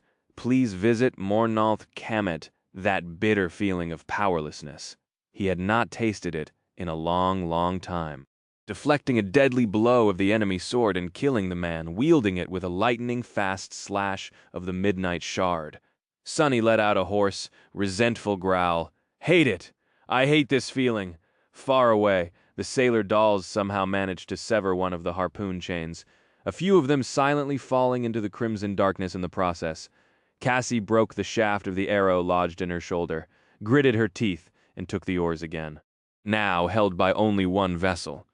She did not try to escape by playing tug-of-war with it, and instead suddenly turned her ship in the direction of the enemy. Not expecting this, the enemy captain did not react in time. As the result, the metal beak of the sorceress ship's ram crashed into its side at full speed, piercing the hull and splitting the whole vessel in half. A moment later, the sailor dolls shot the portside ballistae, several more bolts glancing ineffectively off the giant's impenetrable steel body, without leaving even a scratch. It did get his attention, however. Another javelin flew at the graceful ship, missing it just by a meter or 2. Cassie did not die, and Sonny did not die either. He slaughtered the last of the ship's defenders and drew in a rugged breath, then braced himself when the deck suddenly shuddered under him. What? Looking up, he saw boarding hooks biting into the wooden railings and planks being thrown from the deck of another ship to the one he was standing on. Dozens of warriors in red armor were already jumping over, their eyes burning with bloodlust and a maniacal dream of glory. He remained motionless for a split second and then tiredly smiled. Oh, they came themselves, I see. How convenient, I won't have to waste essence on using Shadow Step. Gripping his weapons, Sunny threw a glance overboard. Only 9 gargoyles remained, but all members of the cohort seemed to be still alive, if a little worse to wear. The enemy fleet was missing 24 ships, or even more. Things were about to get really hard, however, now that they had the undivided attention of Sun Prince. Now that their reserves of essence were starting to run dry, the real trial was about to start. Illuminated by the dim crimson radiance, Sunny bared his fangs and dashed toward the rushing enemies. Chapter 721, Dreadful Threat. Sunny cut through the crew of the boarding ship, leaving no one alive. His towering figure moved among the enemies with incredible speed and grace, as if performing a macabre dance of death. His battle style was as shapeless and unpredictable as the devil himself, effortlessly switching from grounded defense to explosive offense to monstrous ferocity that only a nightmare creature could possess. He fought with his 4 hands, with his fangs and horns, even with his armored tail, as more and more enemies fell, cut down by the burning blades. A scorching haze of evaporating blood surrounded him like a crimson mantle. Here and there, the 2 connected ships were already catching on fire, their sails burning in the dim red darkness of the night sky like funeral pyres for the warriors dying by his hand. And then suddenly there was no one left for him to kill. Dismissing the broken oath, Sunny groaned and leaned heavily on the cruel sight. His breath was labored and rugged, and the mantle of the underworld was covered by countless scratches. Beneath the onyx armor, his body was bruised and battered, with several shallow wounds seeping with blood where the enemy blades or aspect abilities had found their way through the cracks. Sunny gritted his teeth. How many ships did I take out? 3, 4, no, 5. He looked around, trying to ascertain the situation. The others had done well, too. Together with the gargoyles the cohort had managed to destroy, his eyes widened. Almost half of the enemy fleet was gone. Dozens of ships were obliterated, thousands of brave warriors killed. A lion's share of that had been done by Cassie and the sailor dolls, as well as the gargoyles, but still Sunny drew in a hoarse breath. When did we become so scary? The thought of being the big dreadful threat for once was refreshing, and yet his excitement was short-lived. No matter how powerful the cohort had become and how well they had planned the battle, it was still not enough. By now, the tide of it was already shifting, their temporary success waning with each second. Sunny, Effie, and Kai had exhausted most of their essence. The soul serpent was mere moments away from losing its ability to assume the form of other shadows. Saint and Nightmare were faring better than the rest of them, but they too seemed to be slowing down. More and more injuries accumulating on the black body of the fearsome steed, its taciturn rider moving with visible strain. Much worse than that, the sorcerer's ship was playing a deadly game of cat and mouse with Sun Prince. Guided by Cassie's hand, the vessel was still in one piece, but it was unclear how long she would be able to outrun death. Without her presence on the battlefield, the rate at which the enemy ships were being destroyed diminished drastically, and each had more freedom to move and attack, and the gargoyles were no more. Most of them were destroyed by the steel colossus. Some were overpowered and shattered by the ascended warriors of the defending fleet. The few that remained were struggling, caught in enchanted chain nets and moments from being obliterated. The blood moon still shone with crimson radiance as though the eclipse had no intention of ever ending, and there was no sign of Noctis. There was no sign of Solvane, too, which meant that the sorcerer was still alive at least. The only indication that the 2 immortal transcendents were out there, somewhere, locked in a vicious fight, were the loud rattling of the heavenly chains and sudden quakes that run through one island after another. The islands swayed as pieces of them crumbled into the sky below. Tom, hoping that Noctis would arrive and save them all like a god out of the machine, was pointless. Hoping for anything was pointless.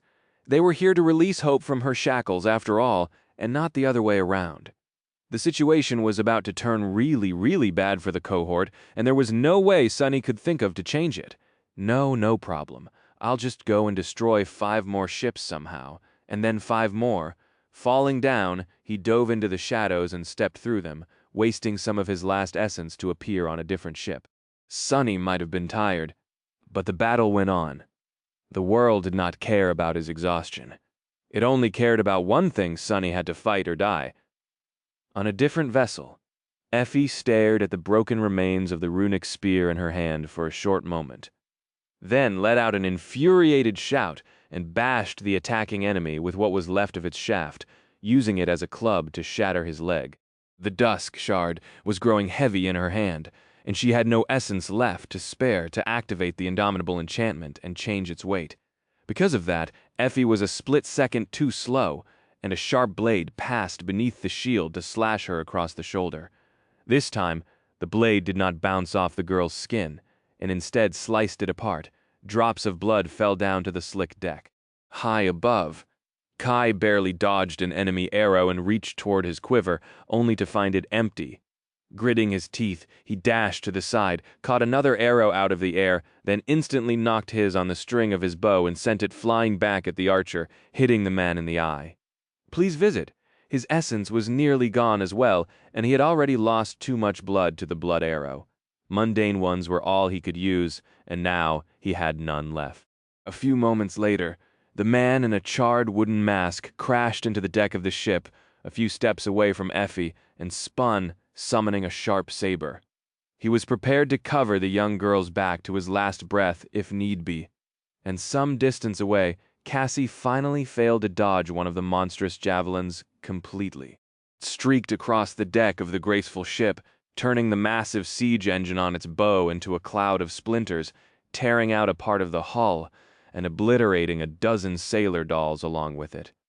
The young woman paled at the sounds of carnage, then hesitated for a few long moments. Then a resolute expression appeared on her beautiful face. With a steady hand, she pushed one of the oars all the way down. Following her command, the ancient vessel abandoned the border between the two skies and started climbing up. Higher, higher, and then higher still, as if trying to reach the crimson moon itself. Chapter 722, Soul Reaver. Landing on the deck of the enemy ship, Sunny swayed and caught himself, then stared somberly at the warriors of the Sun Legion, all of whom had already noticed his arrival, following the command of the captain. The swordsmen advanced in a loose but orderly formation. Behind them, the archers drew their bows and aimed them at the towering devil, their eyes shining with faith and resolve. They did not get a chance to shoot, however. A split second later, a ghastly abomination landed between them, its 6 front limbs and terrifying beak reaping half a dozen lives in an instant. This was Sunny's signal to move. He dashed toward the ranks of the advancing swordsmen, and at the same time the soul serpent attacked them from behind. The two cut through the defenders of the ship and met in the middle of its deck. It was at that moment that the shadow finally exhausted the last of its essence. The abominable form of the spire messenger suddenly lost its shape and crumbled into a tide of darkness, which then rushed towards Sunny. A serpentine black odachi then appeared in his hands. Sunny dismissed his other weapons, leaving only the great blade to keep him company, and roared.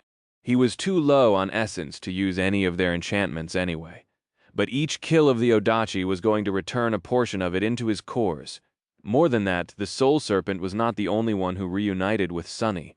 The haughty shadow had returned as well, and had already wrapped itself around his body, alleviating some of his exhaustion and gifting him with its strength. Now, all Sunny had to do was fight and kill. With each of the enemies that fell, he was going to replenish more of his dwindling shadow essence, and that essence would then be used to kill more enemies and destroy more ships. As long as he continued to kill, he would not have to stop. Unless he was killed himself, of course. Soul Reaver was indeed an insidious ability. In a split second before the avalanche of enemies descended on him, Sunny glanced into the crimson sky. Out there at a distance, the graceful ship was climbing high into the sky. Its hull was in shambles, with several sections of it shattered by the heavy bolts of the enemy ballistae. The powerful siege engine on its bow was gone, blown away by some terrible strike. There was a massive harpoon lodged in the vessel's side, with a piece of an enemy ship swinging below it on a thick chain. Barely any sailor dolls remained on the deck, most of them broken or destroyed. Seeing the pitiful state of the once majestic ship, Sunny couldn't help but grit his teeth. Then he frowned. What the hell is she doing? Why was Cassie rising into the sky? Out there in the boundless vastness of the night, there was nothing to protect her from the ire of Sun Prince and the enemy ships. The winds were much stronger up there, and the air much thinner. It was very risky. However, Sunny had no time to think about it. The blind girl must have known what she was doing out of everyone he knew. He was confident in Cassie's foresight the most. She always had a reason. Throwing these thoughts out of his mind, Sunny strangled his worry for her and clashed with the first few of the enemies.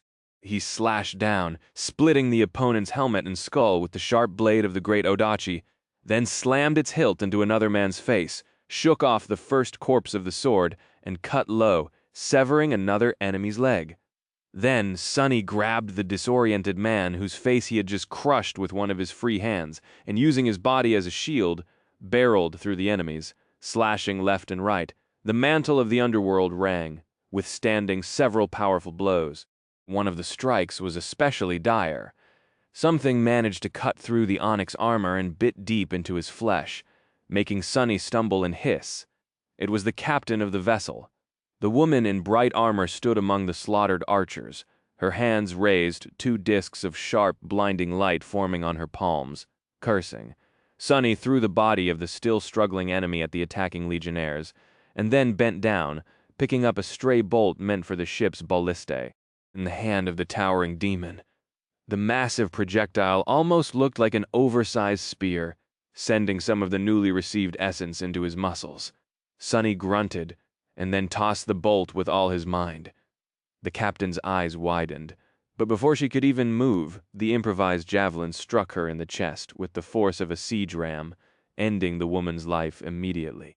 "You have slain and ascended." Sunny had no time to celebrate, because he was once again being attacked from all sides. The corner of his mouth twitched. She was an ascended, huh? He slaughtered the remaining crew of the ship, then rammed it into another vessel and slaughtered its defenders as well. By then, the mantle of the underworld was full of cracks and gaps, and his battered body beneath was full of holes. On the bright side, he had regained enough essence to freely activate the living stone enchantment of his armor, which allowed it to quickly recover from the damage and glisten darkly once again, its surface flawless and pristine. Sunny could not say the same about himself. Even though he had managed to recover some essence, his physical state was swiftly deteriorating. The countless shallow wounds were not too dangerous, especially because Blow Weave refused to allow his blood to flow out of them. A couple of the more serious injuries he had received were not too bothersome for now as well. However, his endurance was not limitless. Sunny was dead tired, and no amount of essence could fix that. He had only managed to last that long because of the Blood Blossom and the underworld armament. But even that was not enough to sustain him anymore. And the battle still raged on. Cassie had climbed so high into the sky that he could not even see her damaged ship anymore, taking most of what remained of the enemy fleet with her. The light of their lanterns turned into small dots that moved high above, resembling falling stars. From time to time, a piece of broken wood would fall from the darkness, reminding him that a fierce clash was still taking place up above. The pressure on the boarding parties reduced somewhat, but there were still a dozen ships left to stall them, or rather hunt them down. Now that Sunny, his shadows, and his friends were tired and riddled with wounds, the roles they played subtly changed. He was not sure who was attacking whom anymore, but worse of all, with the distraction of Cassie's ship gone, the steel colossus once again resumed his search for Noctis. Sun Prince grabbed two of his gargantuan javelins, then bent slightly and lunged forward. Gaining incredible speed, the giant leaped into the air, flew across a vast gap between two islands, and landed on the surface of a new one with a thunderous crash. This island was just one chain away from the Ivory City, with several tall pillars rising into the air to serve as mooring masts for the flying ships. Much more importantly, from it, the Colossus had a clear shot at the last place where Noctis and Solvane had shown themselves, still locked in terrible combat. Please, visitor. Sun Prince gazed into the crimson darkness, and then slowly raised his hand. Chapter 723, Falling Star. Crap, the ship Sunny had just cleared happened to be very near to the island where Sun Prince was standing. In fact, all of the remaining ships were close to it, due to the fact that the battle had gradually shifted closer to the Ivory City. He was not sure how much time it took, and for how long he had been fighting. All he knew was how terribly tired he felt, and that we're on the verge of utter defeat. Looking at the steel colossus that was just beyond reach, Sonny gritted his teeth. The bastard was not allowed to throw that javelin. He had to be stopped at all cost. Noctis had to be protected, not because Mordret told him so, but simply because the sorcerer was their best and most likely only chance to survive. Sonny hesitated for a split second and then summoned Nightmare and Saint back. The shadows were entangled in a bloody battle on the deck of a distant ship. Following his command, the black steed did not waste a single moment to turn and leap into the dark sky. Landing on another vessel, it flew past the startled and terrified soldiers, then jumped again. Just like that, the stallion soon reached Sonny and stopped, his sides rising heavily, covered in terrible wounds. Bloody foam was falling from his mouth. The courser's eyes, however, were still full of unbreakable will and murderous resolve. He was a proud and stubborn creature, after all. Almost as stubborn as Sonny. Sonny offered him a pale smile. "You did well rest now for a bit." Saint dismounted and stood motionlessly, looking at him with her usual calm composure. Her ruby eyes, however, seemed to have become a little dim. The taciturn knight's armor was cracked and battered, but she did not appear to be seriously injured. There was ruby dust streaming from the cracks. Still, Sonny summoned the shadows, embracing Nightmare and Saint back, and then wrapped all four of them around his body. Below, the steel colossus had already taken aim and was prepared to make his throw before he could. However, a heavy bolt suddenly struck him in the neck. The giant lingered for a moment, then slowly turned his head. "Please visit Winove." Standing at the bow of the ship, Sonny picked up another bolt and smiled grimly. He did not know how to load and aim a ballista, but his own strength was more than enough, or perhaps even greater than that of a siege weapon. Sure, his first throw did not seem to do any damage. It had to have been rather annoying, though. Augmented by the sonorous enchantment, the extraordinary rock boomed, spreading his voice far and wide. "Hey, you, Shadow, sends his regard. Come and get me. Rust bucket? How's that hand feeling, by the way?" Illuminated by the dim light of the crimson moon, the colossus shifted slightly. The shadows veiling his eyes grew deeper, and then his javelin slowly moved, changing its aim. Sonny laughed. "I guess he remembers me," which was good. What was bad was that Sonny did not really know how to steer a flying ship, and so he currently was a stationary target. A sitting duck, basically. With a shrug, he dismissed his shadows and tossed the second bolt at the giant, then looked in satisfaction as it bounced fruitlessly of the Chain Lord's stoic face. "My aim did improve, huh? Just one more throw, and it would time for him to abandon ship." Sun Prince lowered his head, and then suddenly lashed out, moving with stunning speed for a creature of his size. It was as though he was trying to kill an irritating fly. Calm Sonny's smile froze. He had not expected that fast of a reaction at all. A split second before the javelin hit the ship, a hand grabbed him from behind, and Sonny felt himself moving. Then, something exploded below him, and everything was momentarily enveloped in a cloud of splinters. Kai, who was holding him as he tried to fly up, grunted, "Hesh! Heavy!" in the next moment. They were hit by the shockwave, and the archer lost his hold of the four-armed demon. Together they plummeted down. Effie was there too, clinging to Kai's back and holding for her dear life. The two seemed riddled with wounds but still alive.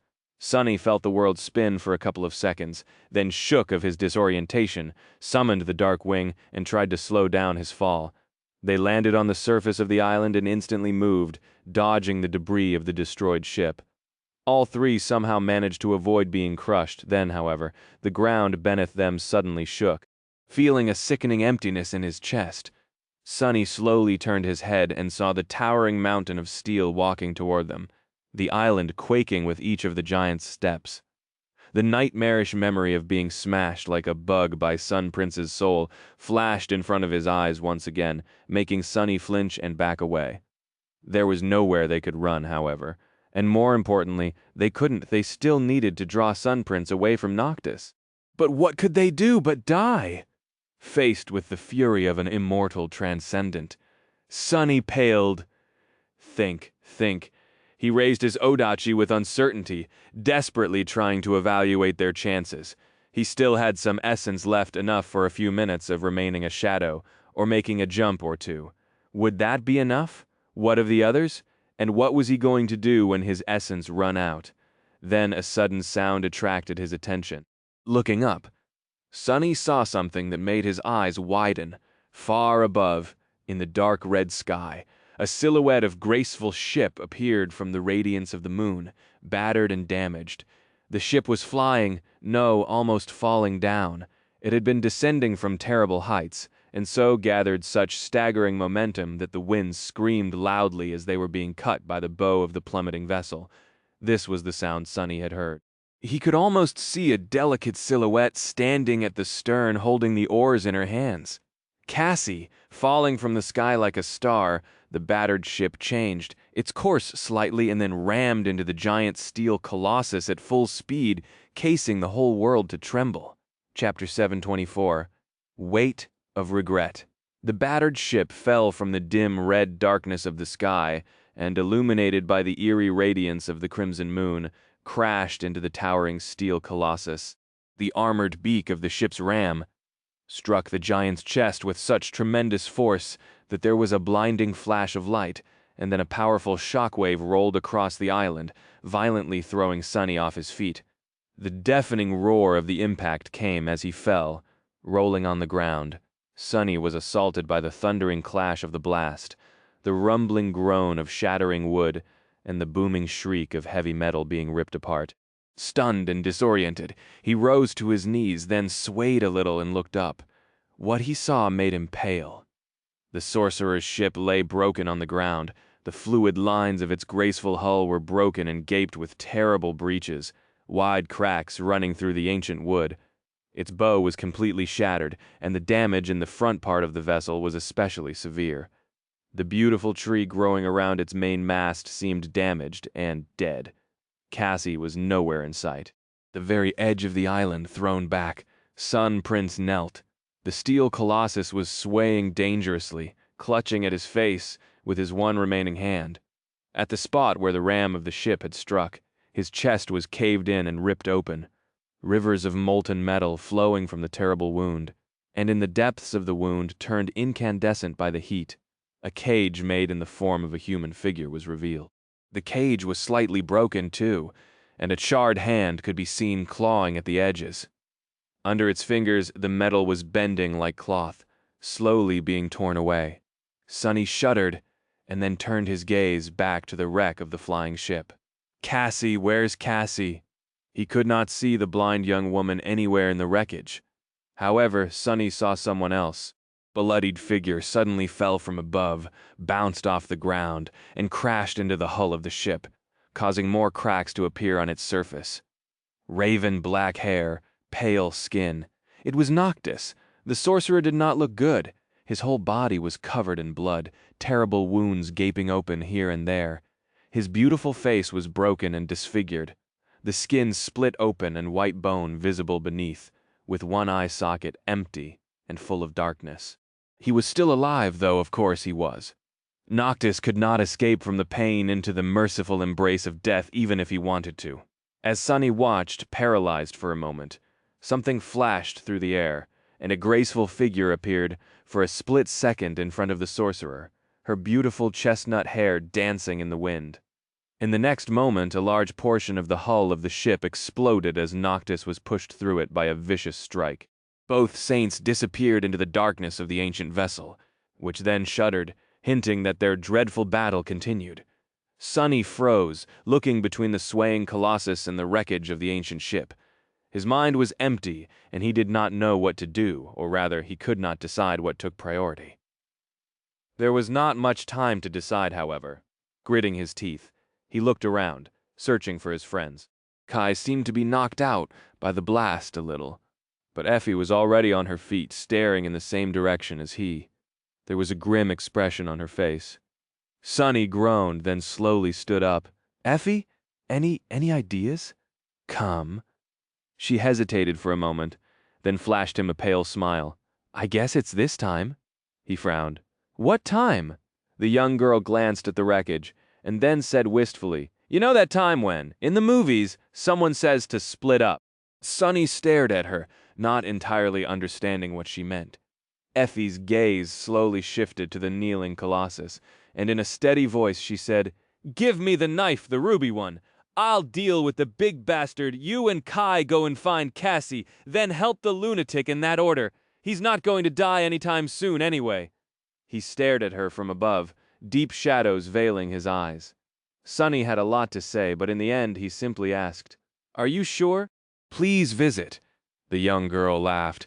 Don't I look like I'm sure? Relax, doofus. It's just an immortal transcendent. We better deal with that thing before it escapes the cage anyway. Sonny gritted his teeth, then summoned the covetous coffer and handed Effie the knife that they had gotten from the creature in the lake. There was no time to say anything else, and no need to. Effie took the knife, gripped his wrist for a moment, and then dashed away without looking back. Sonny helped Kai stand up and, supporting the disoriented archer, hurried toward the wreckage of the crashed ship. As they ran, an ugly expression appeared on his bestial face. Don't you die on me? You freeloader, your sleeping pod is still in my house. Damn it. Do you even how much hassle it is to properly dispose of a corpse if you have any conscience? You will stay alive. Behind him, Effie ran to the edge of the island, summoning the dusk shard. As the swirl of sparks surrounded her hand, she jumped up and landed on a toppled pillar that lay parallel to the ground, rising slightly at the far end. The young girl rushed across the long pillar and then leaped high into the air with all her prodigious strength, flying straight toward the kneeling giant's chest. As she flew, Effie activated the single enchantment of the heavy shield, forged from a shard of a fallen star. This shield contains the weight of the heavens. Depending on the heart of its wielder, it can be light as a feather or heavy as regret. She poured her essence into the memory, making it feel as heavy as a mountain on her hand. A moment later, Effie crashed into the Colossus with all that weight. The impact was not nearly as devastating as when Cassie had brought her ship down from the sky. But since Sun Prince was yet to regain his balance, it was just enough to push his upper body a little bit back. And that little bit was enough to send Sun Prince toppling over. A few seconds later, both of them, the giant immortal and the little girl, disappeared from view, falling over the edge of the island, down into the empty darkness of the sky below. Chapter 725, Shipwreck Usland. As Sonny and Kai moved toward the wreck of the ancient ship, the heavenly chains suddenly rattled deafeningly, and the whole island quaked once more as it shifted higher. Turning back, they saw that the steel colossus was gone from the edge. Effie was nowhere in sight as well. Sonny stared at the empty space where the giant had been kneeling not too long ago, then gritted his teeth and looked away. Effie knew what she was doing. No one was more motivated to survive the nightmare and return to the waking world alive, not even Sonny. She would not have done anything that would leave her no chance to escape. In any case, every one of them was in terrible danger. If Solvane managed to defeat Noctis, she would be coming for them next, and Cassie could have been dying or dead already somewhere in the wreckage. There was no time to waste on unnecessary thoughts.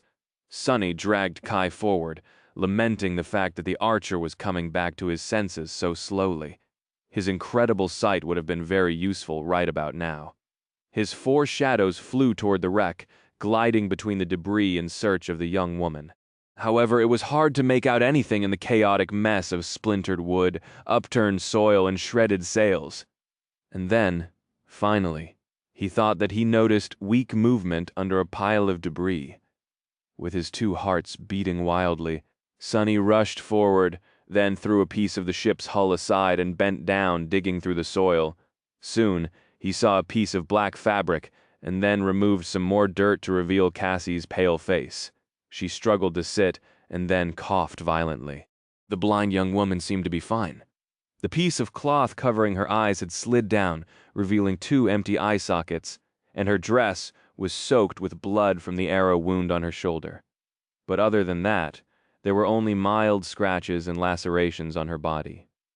Miraculously, Cassie was alive, Sonny stared at her with wide eyes, a sense of profound relief slowly spreading through his chest. The young woman coughed some more, wiped the dirt off her face, then turned her head slightly with an uncertain and vulnerable expression. Who? Who is there? Sonny. He helped Kai sit down, then said, Yes, it's me, but can't your ability tell? Cassie grimaced. I've run out of soul essence. Damnation. A stifled laugh escaped from his mouth. That's what you are concerned with? You damned fool? What the hell was that stunt? How did you even survive the crash? Cassie turned to him with a confused expression on her beautiful face. How did I— What? I jumped off the ship a few moments before it hit the prince. Of course, Dancer carried me down. I'm not crazy. He stared at her for a moment, then covered his face with a hand and let out a long, relieved sigh. You've been spending too much time with me. Only a madman would call ramming a flying ship into an immortal steel giant at full speed not crazy. Now that he knew that the blind girl was alive, though, he could finally think about everything else. As cold shivers run down his spine, Sonny turned and stared at the dark, gaping hole in the hull of the crashed ship where Noctis and Sylvain had disappeared. The wreckage was still trembling and groaning, proving that the two Transcendents were still fighting inside. Cassie tried to stand up, fell back, then remained motionless for a few moments. What is happening? Sonny grimaced. Effie is dealing with what is left of Sun Prince. Kai is here, but he had the wind knocked out of him. Noctis is also on the island. He seems to be losing to Sylvain terribly. His shadows returned, wrapping themselves around his body and bringing with them vast and fearsome strength. Sonny lingered for a moment, and then stood up. You stay here with Kai and rest for a bit. I'll be back shortly. The blind young woman frowned, then hurriedly fumbled for her blindfold and pulled it up, covering the empty darkness of her missing eyes. Where are you going? He looked at the wreckage for a few moments, and then smiled darkly. I'm just going to return a debt. He owed Sylvain quite a lot, after all. Months of agony and desperation, the life of a dear friend, and even a heart. When would he get a chance to repay her hospitality again? Leaving Cassie and Kai behind, Sonny gathered his courage and dashed toward the wreck. Jumping through the breach in the hull, he landed on the skewed floor of one of the compartments at the stern of the ship and froze for a moment, hit by a strong sense of déjà vu. All of this did it not feel very familiar. Was it not the same compartment he had entered the wreck through all that time ago, in the distant future, while hunting for miraculous coins? Of course, back then, the ancient ship had looked vastly different, at least on the inside. It had been infested by a sprawling mass of brown vines and moss, the murky air full of poison they secreted. Back then, Sonny had not known who Noctis was, and how his ship had ended up broken and abandoned on a desolate island near the rift. Well, now everything fell in its place. This island was going to become the shipwreck island, the wound in the chest of the giant steel corpse, the terrible damage done to the bow of the crashed vessel. It all made sense now, except for one thing. How would Sylvain end up trapped for thousands of years in the cargo hold, so that Sonny could kill her in the future? Sonny did not consider his chances in a battle against the living embodiment of war to be very high, but the mere fact of knowing the future told him that it was not impossible to defeat her. Least that was what he wanted to believe, sneaking through the broken ship as he came closer and closer to the sounds of the furious battle. If he was wrong, however, the possibility of Sonny himself becoming the host of a monstrous, corrupted parasite was not out of the question. Chapter 726, Sweet Release. As Sonny slowly approached the main cargo hold, he felt doubt crawl into his mind. What was he actually doing? Battle between two saints was no place for an awakened. No matter how powerful he had grown after absorbing thousands of shadow fragments and forming the fourth core. The gap in power between Sonny and Sylvain was just too vast. He had faced her twice in the past, and each time the War Maiden crushed him without even putting any effort into her attacks. The bitter taste of those defeats still lingered in his mouth. Especially of the second one, when he watched helplessly as she slaughtered Elias in front of his eyes. When he remembered that vile day, his pupils narrowed. An overwhelming feeling of hatred and anger drowned his mind, so scorching and consuming that Sunny was momentarily stunned by the intensity of it.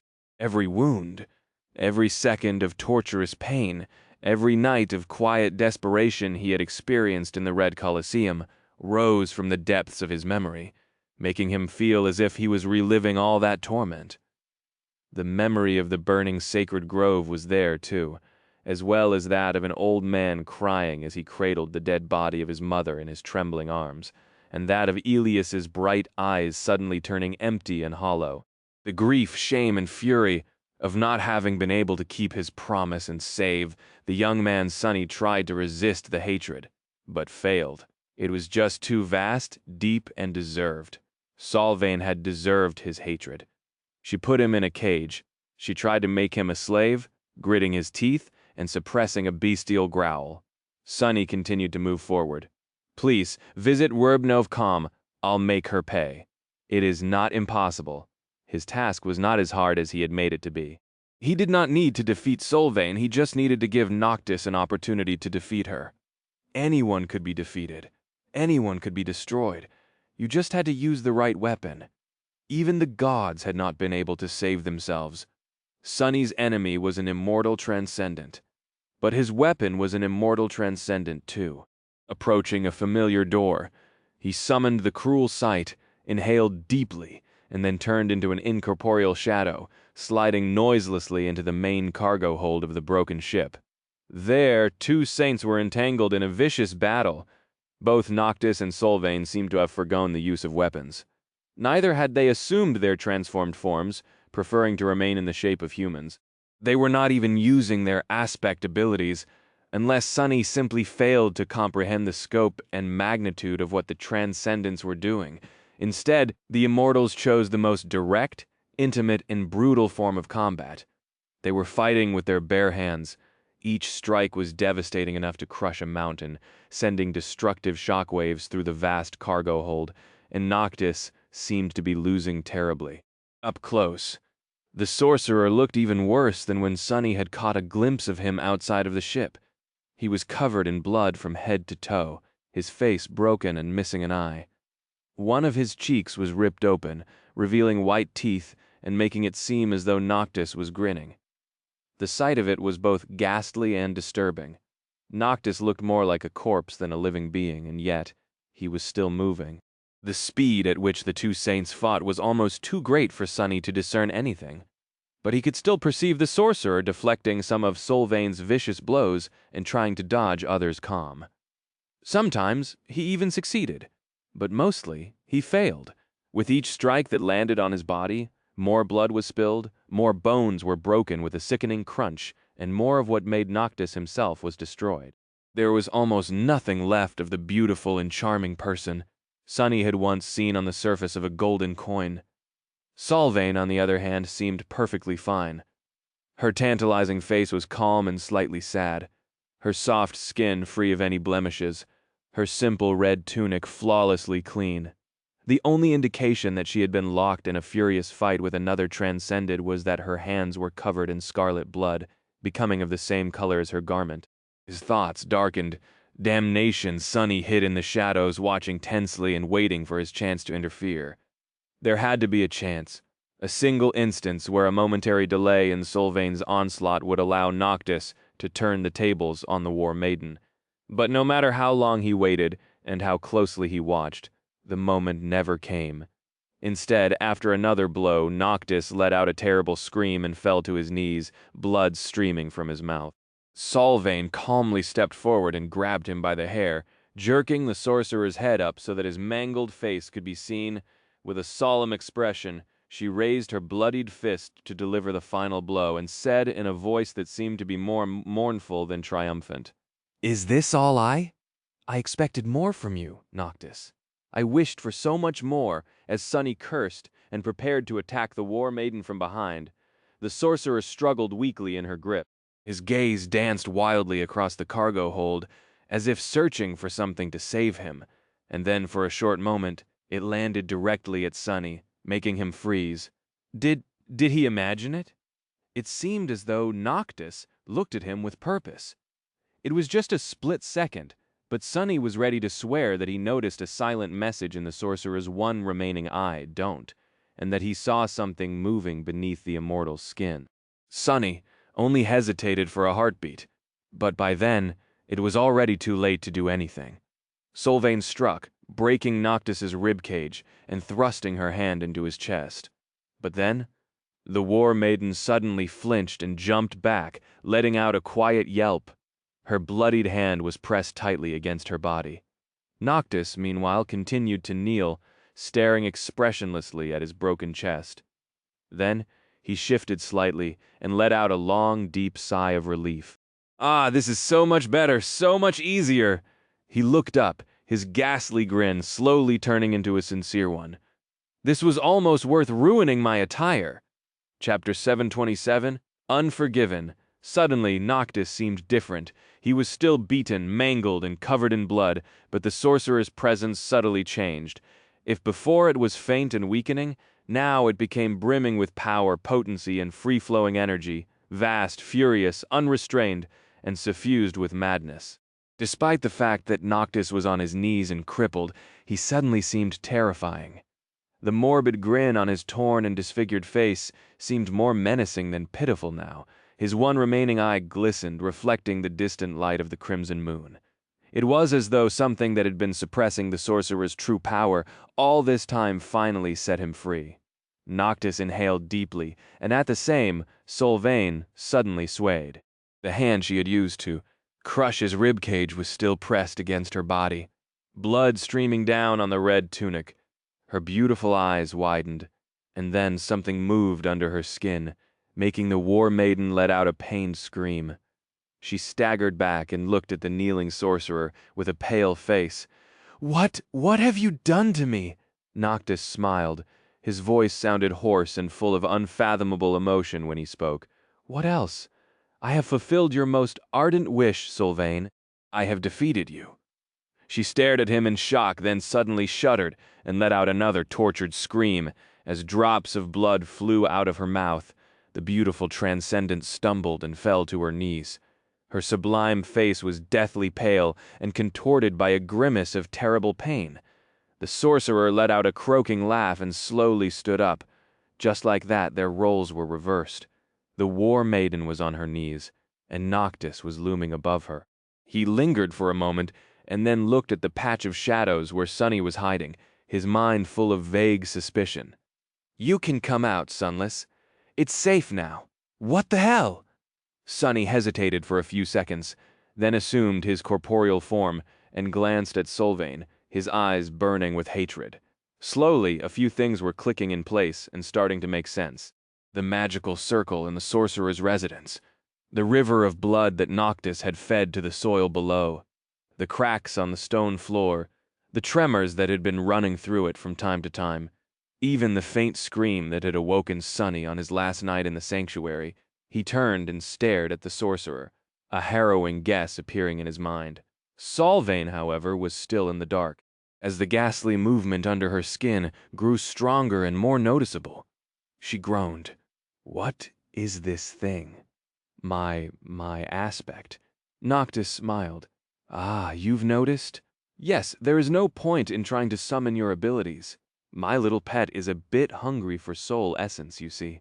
I've been starving it for a few hundred years after all." As he spoke, his own essence flowed freely, coursing through his mangled body.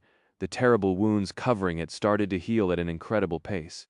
As Sunny watched, the bloody hole in the sorcerer's chest closed, his shattered ribs coalescing back into proper shape. His torn cheek was already growing back together. A clot of blood formed in his empty eye socket, slowly turning into a new eye. Noctis took a step forward, leaned forward, and looked at Solvain. Then he whispered, "This pet of mine is a very special creature. It is a vine that feeds on powerful souls. The profane seed that eventually birthed it was created when the ashes of the Heart Grove mixed with Idra's blood.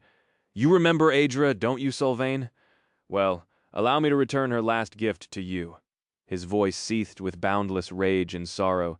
Sunny frowned, then glanced at the sorcerer with a complicated expression. So Noctis had created Wormvine, a corrupted monster capable of devouring saints, from the ashes of the sacred grove and Adra's blood. He had kept it in the ground beneath his residence for hundreds of years, nurturing the abomination by feeding it his essence and blood. And then, when the time came, he took it into himself, making his body both the bait and the trap for the person who had desecrated the grove and killed its lady. All this time, the sorcerer was restrained by having to suppress the creature and prevent it from devouring him from the inside, and when the monster finally found a new host, was finally free to exert his full power. A pale smile appeared on Sunny's face. What a devious, patient, and ruthless vengeance Noctis had envisioned for Solvane. He could learn a thing or two from the unforgiving sorcerer.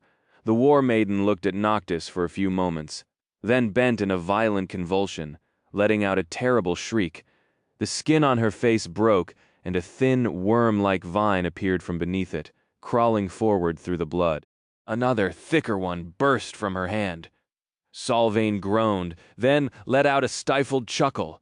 "Ah, after all this time I am defeated by you."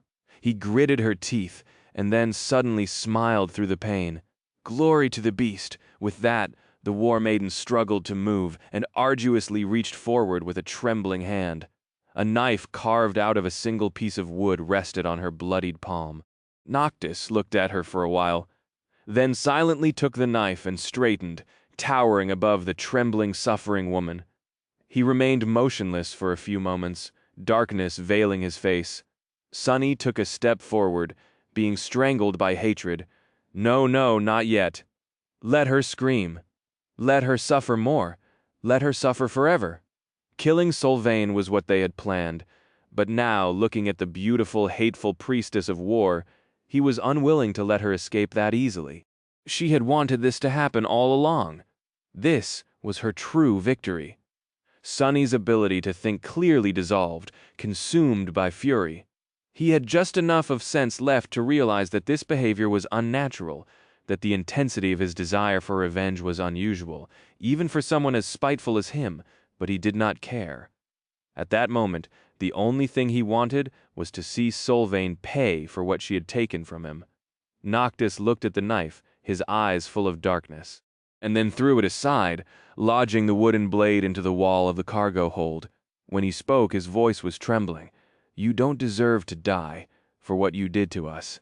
You don't deserve to die, Solvane. You only deserve to live." Chapter 728, Spiteful Shadow. Hearing the cruel words that sentenced Solvane to thousands of years of harrowing torment, Sunny couldn't help but feel a dark, euphoric sense of glee. The memory of pain she had visited upon him, and the faces of those she had killed flashed in front of his eyes once again, making that glee grow even sweeter. Good, good. The only thing Sunny regretted was that he had killed Solvane in the distant future, releasing her from that torment. If he had known better back then, he would have left her to rot. Noctis coldly stared at the squirming priestess for a moment, and then turned around, as if intending to leave. Solvane let out a groan of agony, more vines breaking through her skin and crawling down to the floor. Wait! She struggled to raise her head and look up, her eyes full of fear. "Noctis, you have to kill me. You won't be able to free her if I'm alive." The sorcerer stopped, lingered for a moment, and then glanced at her over the shoulder. His face was cold and unmoving. After a long pause, he said nonchalantly, "Hope is a great, powerful daemon. She can handle a shackle or two on her own." As Solvane's eyes widened, Noctis looked away and took a step toward the gates of the hold, and Sunny, meanwhile, was doing the hardest thing he had ever done in his life. Sunny was walking toward the edge of the cargo hold, where the wooden knife was lodged into the wall. Every step he made felt as if he was dragging a mountain with him. No, it was much harder than that. A mountain would have been heavy, but dragging it along was a simple task, hard or maybe even impossible, but simple nevertheless. However, he was not struggling against physical weight. Instead, Sunny was struggling against his very nature. He had grown up in the outskirts, fighting for his life in a cruel, indifferent world. He had to learn a lot of vicious lessons to survive. Those lessons made him selfish, cynical, and jaded, unwilling to trust anyone or believe in anything. Those qualities had helped him to remain alive, But as his life changed, some of them turned into a hindrance. Slowly and painfully he had shed his previous skin and learned new things. He learned to trust those who deserved to be trusted and have hope in himself and the future. However, one thing he never managed to leave behind, and did not really want to, was his spite. Spite had been the only thing that motivated him to survive the first nightmare, after all. Back then, and maybe even now, it was his only reason to live. And so, Sonny was not big on forgiveness. He could not even forgive Cassie, at least not fully, despite everything that they had been through together before and after her decision to put Neff's life before his own. He believed in the value of retribution. An eye for an eye, a tooth for a tooth, that was the ancient law. No one should be able to trample on him and remain unpunished. That was why the very thought of letting Solvain die in peace seemed abhorrent to him, and yet his trembling hand landed on the handle of the wooden knife. Sonny was a very stubborn person. Gritting his teeth, he dislodged the knife from the wall and swayed a little, struggling to keep the all-consuming hatred that drowned his mind at bay. Yes, he wanted Solvain to pay. He wanted her to suffer. But even more than that, he wanted fate to go to hell. He could not allow for another thing to happen just like it had happened in the real past. He needed to prove once and for all that he was not a marionette that hung powerlessly from the strings of fate, able only to dance to a predetermined tune. He was also really outraged at the thought of hope messing with his mind. And this was where the scorching intensity of his hatred for the War Maiden had come from, without a doubt, from the poisonous influence of the demon of desire, who had taken his trauma, sorrow, and anger and turned it into a weapon to subjugate him. It was a weird thing to know that his fury was fabricated, but at the same time welcome it and be tempted to surrender to it, got calm. And that temptation, it was way harder to overcome than the weight of a mountain. Why am I even doing this? She deserves to suffer. Wouldn't it be splendid to leave her to suffer? Wouldn't it be the most joyous thing ever? Oh, it would. I can't imagine anything sweeter. Sonny struggled to even remember why he was holding the knife. Oh, right, fate. I did promise to destroy it, didn't I? That was because my fate is to be a slave. I don't really want to be a slave, but who cares? I want Solvain to be tortured for eternity. Much more than I want to be free. Freedom is distant and abstract. Who even wants it but retribution? It's right here and feels so wonderful. Gritting his teeth, he made a step forward. Step. Step. Another step. Walking across the cargo hold of the broken ship was much harder than it had been to climb a cold, dark mountain in chains. He wasn't sure that he was going to make it. His face was contorted by an ugly grimace, and his dark eyes burned with mad glee. Then Sonny stopped. I change my mind. It is worth it. Surrendering to fate is worth it. If it means that this hateful witch will be tortured endlessly, this will be right. This will be the best outcome of all. Sonny sighed and smiled with relief. Now that he decided to surrender to fate, it was as though a terrible weight was lifted from his shoulders. He was free to bask in the joy of revenge, revel in it. He was unburdened, ecstatic, and at peace. Sonny smiled and thrust the wooden knife into Solvain's chest. Damnation! Yes, leaving the War Maiden to suffer felt right and just. But Sonny had never been righteous and did not really care about being just. And more importantly than that, he wanted to spite fate much more than he wanted to avenge himself on Solvain. The beautiful priestess shuddered and looked at him with pain and relief mixing in her mesmerizing eyes. Then her gaze slowly turned empty, losing the spark of life, and her body fell to the floor. Sonny grimaced, feeling bitterly disappointed. He was not happy with his choice at all. He felt terrible. But it had to be done. As the wooden knife broke in his hand, the spell whispered, "You have slain a transcendent human, Solvain. Your shadow grows stronger. You have received a memory." He blinked. Huh? Another memory. How does it even work? And then Sonny suddenly felt really uncomfortable, as if someone was staring at his back. He turned around slowly and met the sorcerer's dark gaze. Noctis looked at him and then bared his teeth in a dangerous smile. "Sunless, what did you do?" Sunny shivered, suddenly feeling very cold. Crap. Chapter 729, Broken Shackles.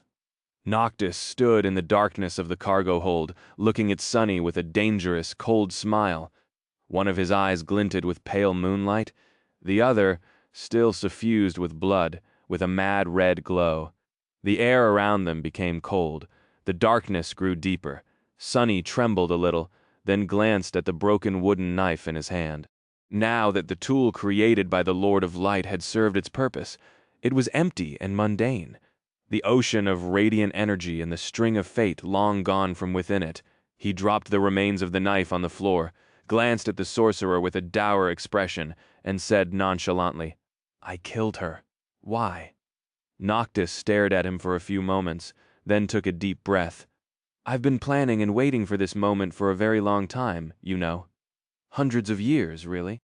And you just went and ruined it all."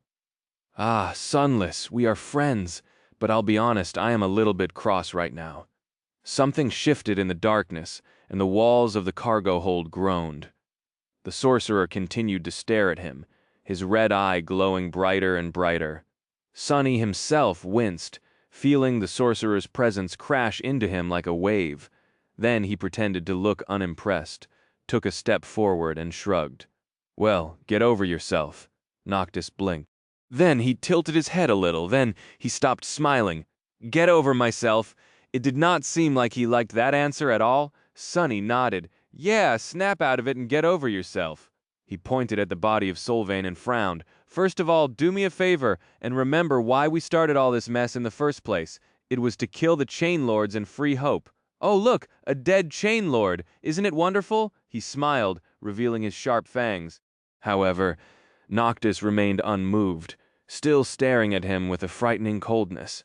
Sunny took another step forward and pointed a finger at his chest. "Second of all, aren't you too full of yourself, Adra's last gift? Really?"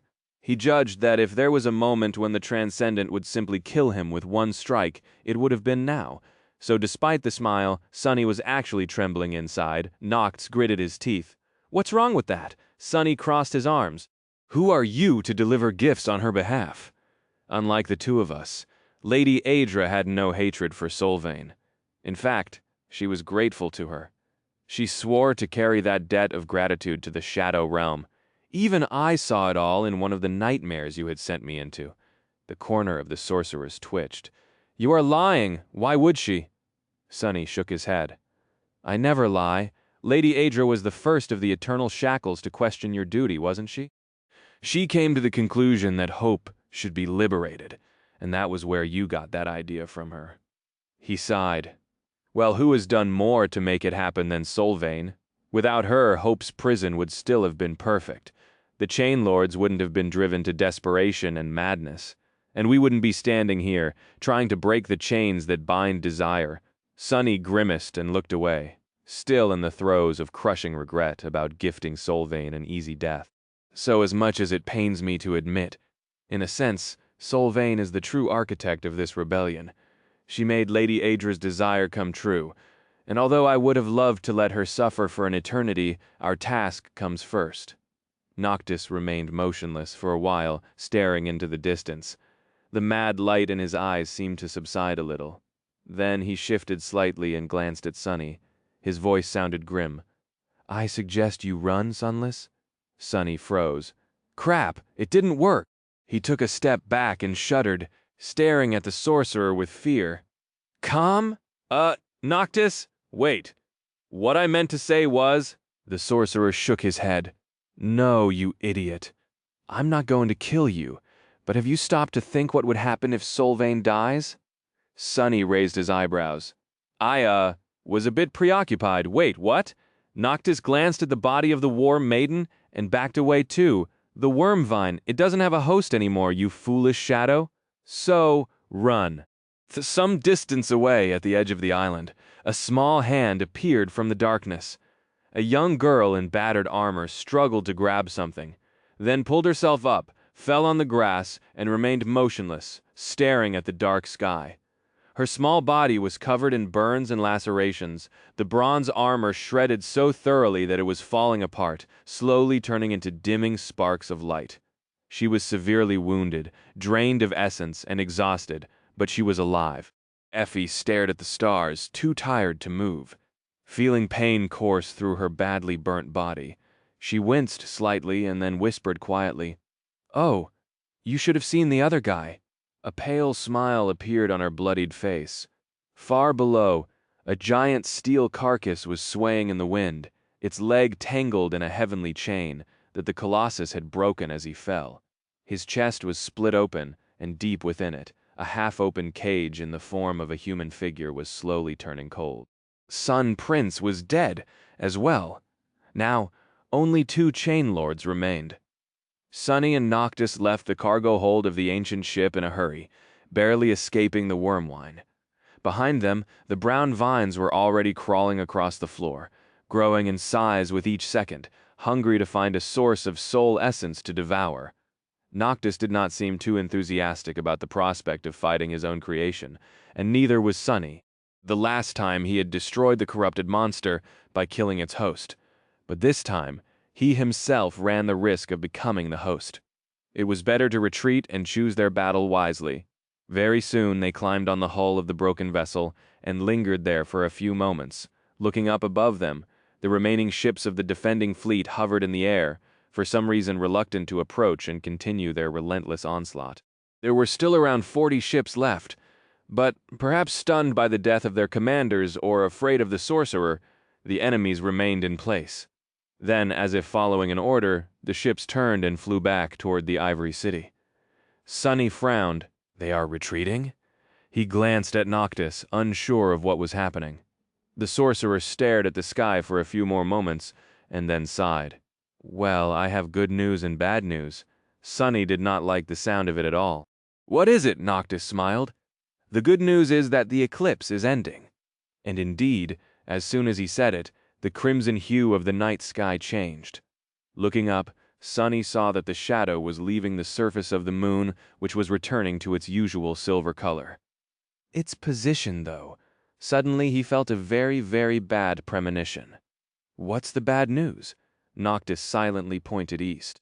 Turning around, Sunny saw a line of pale lilac painting the sky above the horizon, as the edge of the sun slowly appeared from the darkness of the sky below. The sorcerer grinned. The night is over. It's a new day. Chapter 730, Dying Wish. Sunny watched the sun appear over the eastern horizon, his heart growing cold, his vertical pupils narrowed, and his fists clenched. The night was over? Had it been that long already? He had lost the track of time during the vicious battle in the skies. But it seemed as though their desperate assault on the flying fleet had only taken a second. But in reality, of course, it had not. He slowly turned to Noctis, whose battered face had almost healed and was now calm and carefree again. The sorcerer was looking at the sky with a strangely neutral expression. Remind me, wasn't the plan to defeat Severax before dawn, when he was devoid of his vast and terrifying powers? The immortal sighed.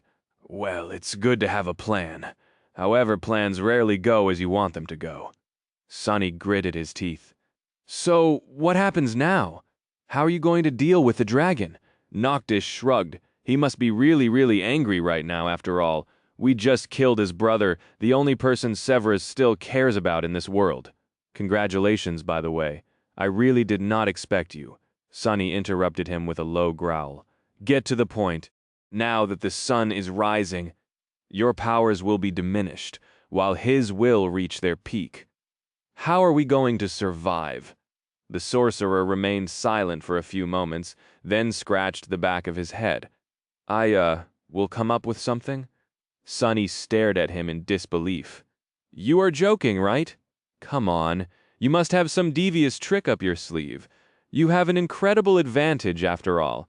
You have the knife that can make him mortal, while he doesn't have yours. Should I give you the knives? You have never asked me for the damned knives. Wasn't that the reason you befriended me in the first place? Noctis looked at him for a while, then simply shook his head. No, that was not the reason, Sunless. In any case, giving me the knife won't do much good. I will still have to defeat Severus, whether he becomes mortal or not. Either I subdue him and we can use the knife to finish the job, or he subdues me, and then there's no point. And I really don't have any tricks left. He smiled, and then added wistfully, "Ah, except one." Sunny exhaled with relief. "Finally, what is it?" The sorcerer turned to him with a smile. "Why, it's you, Sunless, of course. Did I not say that fate brought us together for a reason?" Sunny stared at him, his expression slowly turning dark. "You did, but what the hell do you mean?"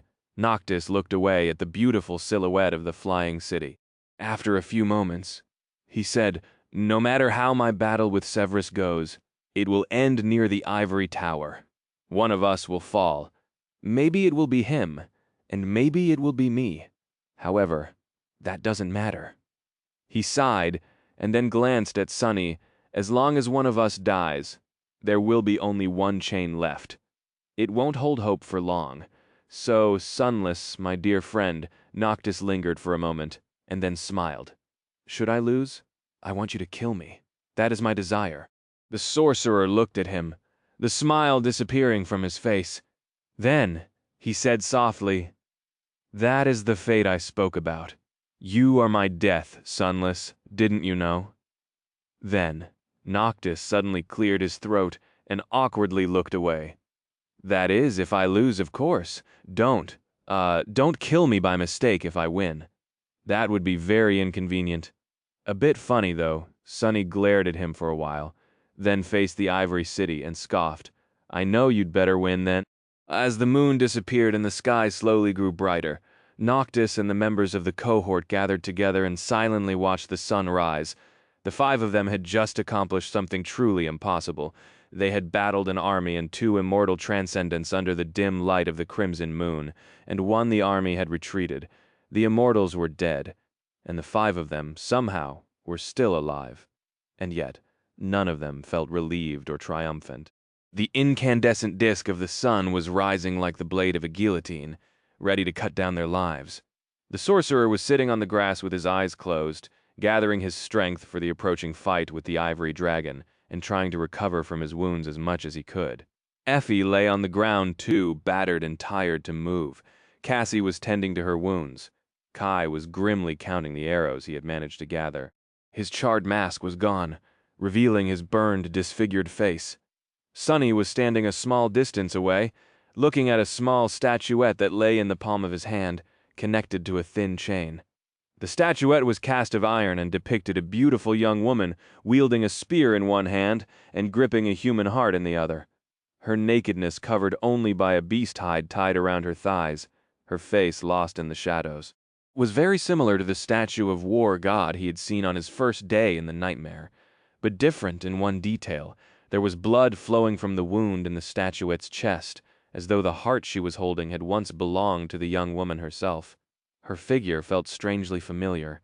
This was the memory he had received for killing Solvain the second time. The runes read, Memory, Dying, Wish. Memory rank Transcendent. Memory tier, I-memory type, Charm. Memory. Description. A young woman once wished to be free, but could only find her freedom in death. She called upon it, and touched by her sincerity, death came. But instead of embracing it herself, the young woman delivered death to those who held her in chains. Memory enchantments. Death wish. Enchantment description. Those who witness the wielder of this memory are compelled, friends to be inspired, foes to seek the wielder out. The power of the memory grows the more enemies they give the gift of death, and can be consumed to heal the wielder's wounds. Death charge, 0-0, Sunny. Hesitated for a bit, and then dismissed the charm with a sigh. This new powerful memory of his could be extremely useful, without a doubt, especially its ability to bring him back from the brink of death. However, he suspected that he would have to kill 1,000 enemies to make that healing really worthwhile. Was still a powerful ability to have, but not in the current situation. He would have to build the charm's charge up for a long time to make use of it. For now, there was only one kill he was concerned about. He was going to deliver the killing blow to either Noctis or the Ivory Lord. As if answering his thoughts, a sudden movement attracted his attention, out there in the Ivory City, and then a thundering roar split the world apart. The dragon was coming. Chapter 731. Child of the sun, child of the moon, Sunny shuddered, turning his head to the center of the Ivory City. The thunderous roar that just rolled across the flying islands chilled him to the bone, making both of his hearts stutter.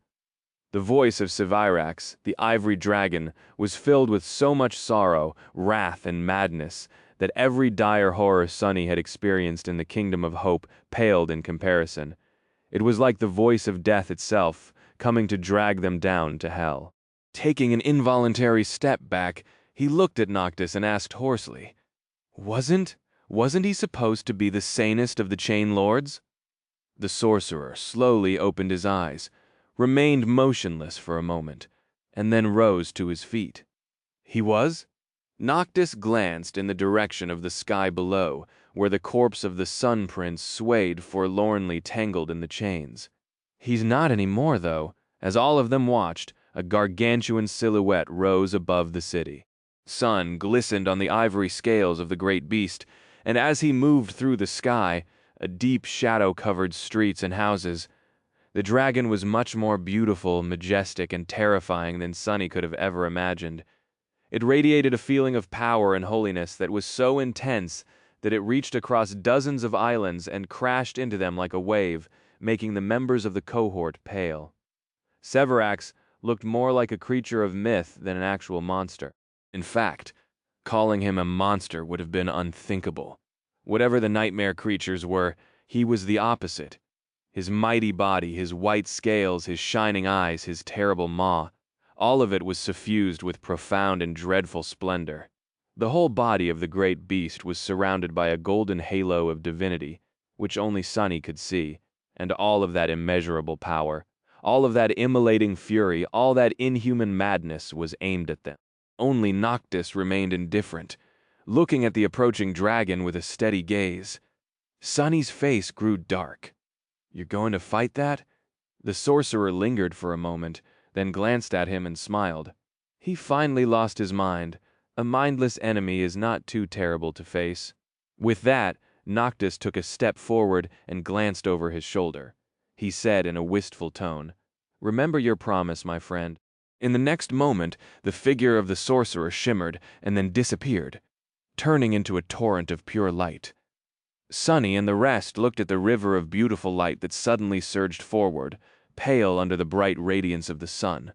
All of them suddenly felt something moving in their hearts, as if they were touched by the presence of true divinity, as if they were witnessing something sacred.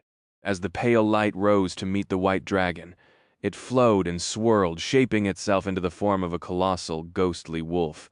On his forehead, a shape of a crescent moon shined radiantly. The wolf, whose body was weaved of moonlight, opened its maw and let out a deafening howl. Then he collided with the frenzied dragon and was obliterated. He was made out of nothing but ethereal light, after all.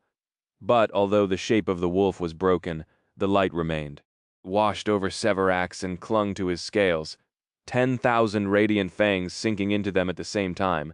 It was as though the dragon was fighting a boundless swarm of fireflies instead of a single beast. Sevirax roared in pain, and then twisted his long neck. A stream of annihilating flame shot out of his maw, destroying thousands upon thousands of motes of light. Drops of sizzling blood fell to the ground from the skies. Sunny stared up, paralyzed by the mind-boggling scale and otherworldly sight of the heavenly clash. Beast of twilight.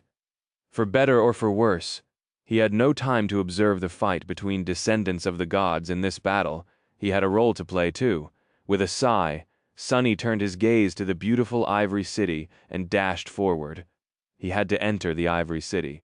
In the future, the shipwreck island had been connected to the twisted rock, and then to nothing, directly bordering the rift after the small island crumbled into the sky below. However, this had not happened yet. The rift did not even exist. Instead, it bordered the Ivory City.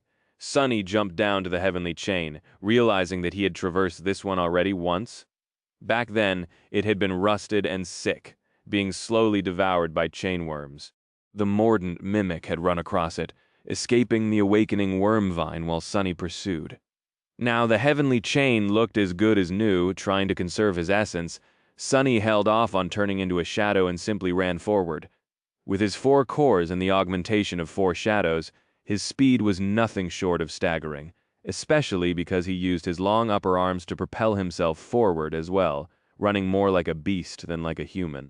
As the 4-armed devil shot across the chain, the 2 transcendents continued their fight in the skies. He caught glimpses of it from time, or simply felt powerful shock waves travel through the air, making his bones tremble in the heavy chain sway.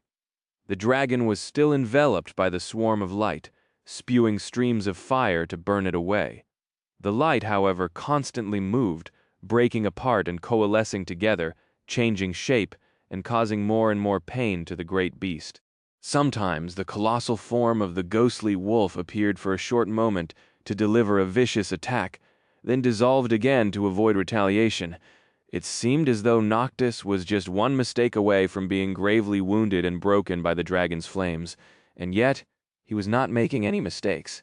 Fighting with a devious cunning and fierce will, the sorcerer always seemed one step ahead of Severax, but with every flash of annihilating fire, a small part of him was destroyed. Sunny did not know how much longer Noctis would be able to hold, and for that reason his task was growing more and more pressing.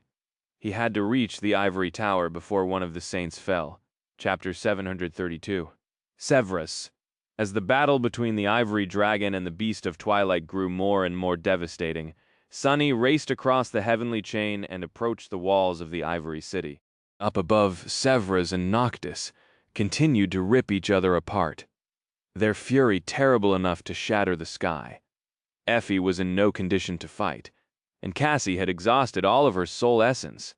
She had been battered during her escape from the falling ship as well, so the 2 of them stayed behind, taking care of each other. There were only 2 members of their small cohort still capable of diving into the battle, Sunny and Kai. Each had their own task, and had gone their own way to complete it. From now on, and maybe until the very end of the nightmare, Sunny would be on his own. Summoning the dark wing, he pushed his way to the top of the city wall and remained there for a moment, hiding in the shadow of a graceful guard tower. The ivory city lay beneath him, bathed in sunlight. It was as beautiful as he had remembered, even more so, up close. The graceful buildings were constructed of pristine white stone, with vibrant green vines crawling up their walls. Here and there, sparkling water murmured as it flowed through carved channels. Incredible aerial bridges and arching aqueducts connected dozens of flying islands together. Now that the sun had risen, thousands upon thousands of people poured onto the streets. All of them looked healthy and beautiful, their tan, dewy skin covered by white garments. Sunny could imagine Elias growing up happily in this beautiful place, in this paradise built on blood. Right now, every person in the Ivory City was looking up at the sky, fear and awe mixing on their faces, with eyes burning with zeal. All of them were whispering prayers. "May the sun shine upon you, Lord Severax. Bless us, Ivory Dragon. Protect us, protect us." Their prayers rose like a sea, battering into the crazed dragon that roared in sorrow and pain as the ruthless light bit into him again and again, drawing blood and driving him even deeper into the madness. Suddenly Sunny shivered. He remembered what Noctis had told him once about the noble, valiant, and wise Severus, the Ivory Lord, that he was both the sanest of them all and the closest to utter madness. Severus had resisted hope longer than any other chain lord, but it was precisely for that reason that he was the most susceptible to her poison. Due to his uncompromising resilience, he had maintained most of his sanity intact, and so had never had a chance to build up a tolerance for the insidious influence of the demon of desire over the ages. Now that the death of Sun Prince pushed him over the edge, everything that Severus had been stalwartly keeping suppressed broke out of control and flooded his mind in an instant. Hundreds of years of harrowing struggle crashing into the bastion of his sanity. All at once, Noctis had also said that the Ivory Lord both loved and hated his people, that they were a burden that weighed heavily on his soul, one which he could not escape due to his sense of duty, that they had bound the dragon to themselves, with their faith, their devotion, their trust, and their dependency. Looking down, Sunny saw a wide square directly under the section of the wall he was hiding at. It was crowded with thousands of people, all staring at the sky with faith and hope shining in their eyes. Slowly, Another image appeared in front of his eyes. The visage of the twisted rock, as it had been in the future. All of its surface had been nothing but an uneven expanse of dark stone. That stone, however, had looked really strange. It was as if once, a long time ago, it had been melted by unimaginable heat, and then solidified again, creating strange shapes and swirls here and there. Blackened bones had protruded from the molten stone, telling the tale of countless humans and beasts who had drowned in that scorching inferno. The sight of them was eerie and disturbing, like something torn from the actual hell. He paled. Below him, the citizens of the Ivory City prayed, "Protect us, protect us." In the next moment, the dragon roared as he received an especially painful wound, beads of crimson blood rolling down his ivory scales. Losing the last crumbs of sense, he twisted in the air to better see his enemy, and breathed out a torrent of immolating flame. However, his enemy was too cunning. Noctis had positioned himself between the dragon and the crowded streets, hoping to use the city below as a shield, or maybe hoping to taunt Severus into destroying it. His cruel trap had worked. The stream of pale light danced out of the way of the river of fire, which fell down and engulfed the square. A moment later, Sunny staggered back. In an instant, thousands of people were burned to death, their flesh turning to ash.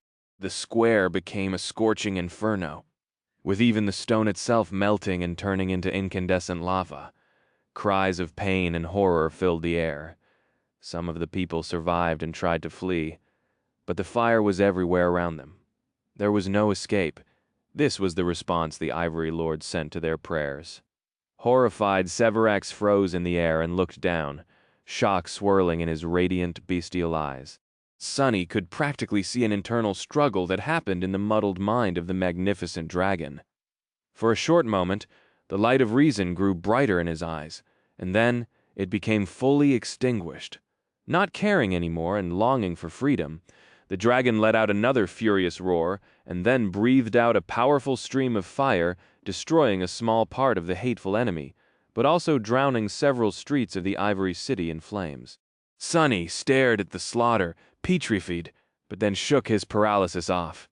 It did not matter how vile and tragic the fate of the Ivory Dragon, and his city had turned out to be. All that matters was that he now had to get through the burning hell below, himself. With a low growl, Sunny summoned the memory of fire into the mantle of the underworld and jumped down.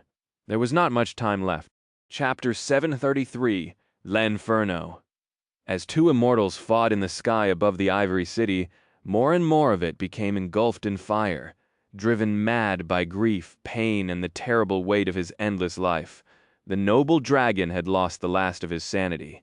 In his frenzy to destroy the elusive, hateful enemy, he brought down a deluge of immolating flame upon the beautiful city. The loss of life was tremendous. The suffering of dying people was indescribable. The heat was unbearable. Thousands died in the fire, and thousands more were being burned to ash with every minute. Panic and horror drowned the whole city, turning its citizens into a mindless mob. They tried to run, trampling countless people to death, only to be swallowed by the flame in the next second. The buildings of white stone were melting like candles, and graceful aerial bridges that connected the island were crumbling into the abyss. Suffering, death, and destruction reigned supreme. And above all of it, the ivory tower stood, sublime and heartlessly indifferent. Sunny traversed the dying city, witnessing the apocalyptic sight of its terrible demise. As he moved through the burning alleyways and streets, it seemed as though the whole world coming to the end. He was surrounded by smoke, fire, and an echoing cacophony of human screams, assaulted from all sides by the ghastly smell of burning flesh and the pervasive feeling of desperate primal fear. The Lord of Light was the God of creation, but he was also the God of destruction today. This aspect of his descended upon the doomed city in all its harrowing glory. Sunny himself was one mistake away from being destroyed. He was running through the burning nightmare, sticking to shadows where he could, and using smoke to hide his presence from the panicking mob. With his powerful claws and talons, it was not hard for him to scale buildings or propel himself off their walls to stay above the crowd. Reaching the edge of an island, he could use a bridge, an aqueduct, or a heavenly chain to reach the next one. Sunny was fast and powerful enough to save himself from the fires that were swiftly spreading through the Ivory City, devouring flesh and stone with equal hunger. However, nothing was going to save him if Severax unleashed a river of flame on his head. Not even the mantle of the underworld was going to survive a direct clash against the dragon's flame for more than a second. All he could rely on were his intuition and quick reaction. Reaching the edge of a large building's roof, Sunny prepared to leap over the street below, but then staggered back and dove into the shadows, appearing a dozen meters away. Split second later, a pillar of raging flame fell from above, erasing the building he was aiming for from existence and taking the whole street with it. The roof he was standing on was cut in half, and the whole structure shuddered, starting to collapse into the sweltering inferno. The path forward was cut off by the annihilating fire, forcing him to change his course. Cursing, Sunny dashed to the side, jumped down, and glanced at the sky. Surprisingly, Noctis was still resisting the frenzied dragon. The river of light that his transformed form consisted of looked pale and weak in the overbearing radiance of the sun. The aura of terrifying might that emanated from Severax made it seem even more inadequate. The difference in power between the two was clear and immense, and yet the beast of twilight was holding his own. Now that the Ivory Lord had succumbed to madness and abandoned all reason, he had turned into a mindless beast. A great one, but a beast nevertheless. Despite being at a tremendous disadvantage, the sorcerer was using his cunning and devious malice to stay one step ahead of the enemy. Constantly moving and shifting its form, the pale light swirled around the dragon and seeped between his scales to relentlessly bit into his flesh. Even though each wound was small and inconsequential, they brought the beast a lot of pain. From time to time, the light coalesced into the giant wolf and sank its fangs into the dragon, shattering the scales directly. Noctis was also always careful to position himself between Severax and the Ivory City, forcing the crazed Chain Lord to cause more and more destruction. The more pain Severax experienced, the more of his beloved city he destroyed, the deeper his madness and desperation grew, and the less reason remained in his damaged mind, making it easier for the ruthless sorcerer to fight him. The countless tiny wounds he delivered to the dragon were slowly starting to accumulate. However, Noctis was being damaged himself as well. Although he was able to dodge most of the flame, each time a small part of him was irrevocably destroyed. The light that constituted him looked much paler already. Sunny simply could not tell who was going to win this terrible battle. He had to be prepared for both outcomes. Just as Noctis had told him, as the two clashing transcendents circled in the sky, they slowly moved toward the ivory tower. Sunny was getting closer to it too. He had already traversed half a dozen islands, somehow managing to suffer only a couple of serious burns. Now, only a few chains separated him from the great pagoda itself. As he climbed onto the last island before the one he was aiming for, a terrible roar suddenly thundered from above, making the whole world shudder. Falling to his knees, Sunny pressed his hands against his ears and looked up, stunned.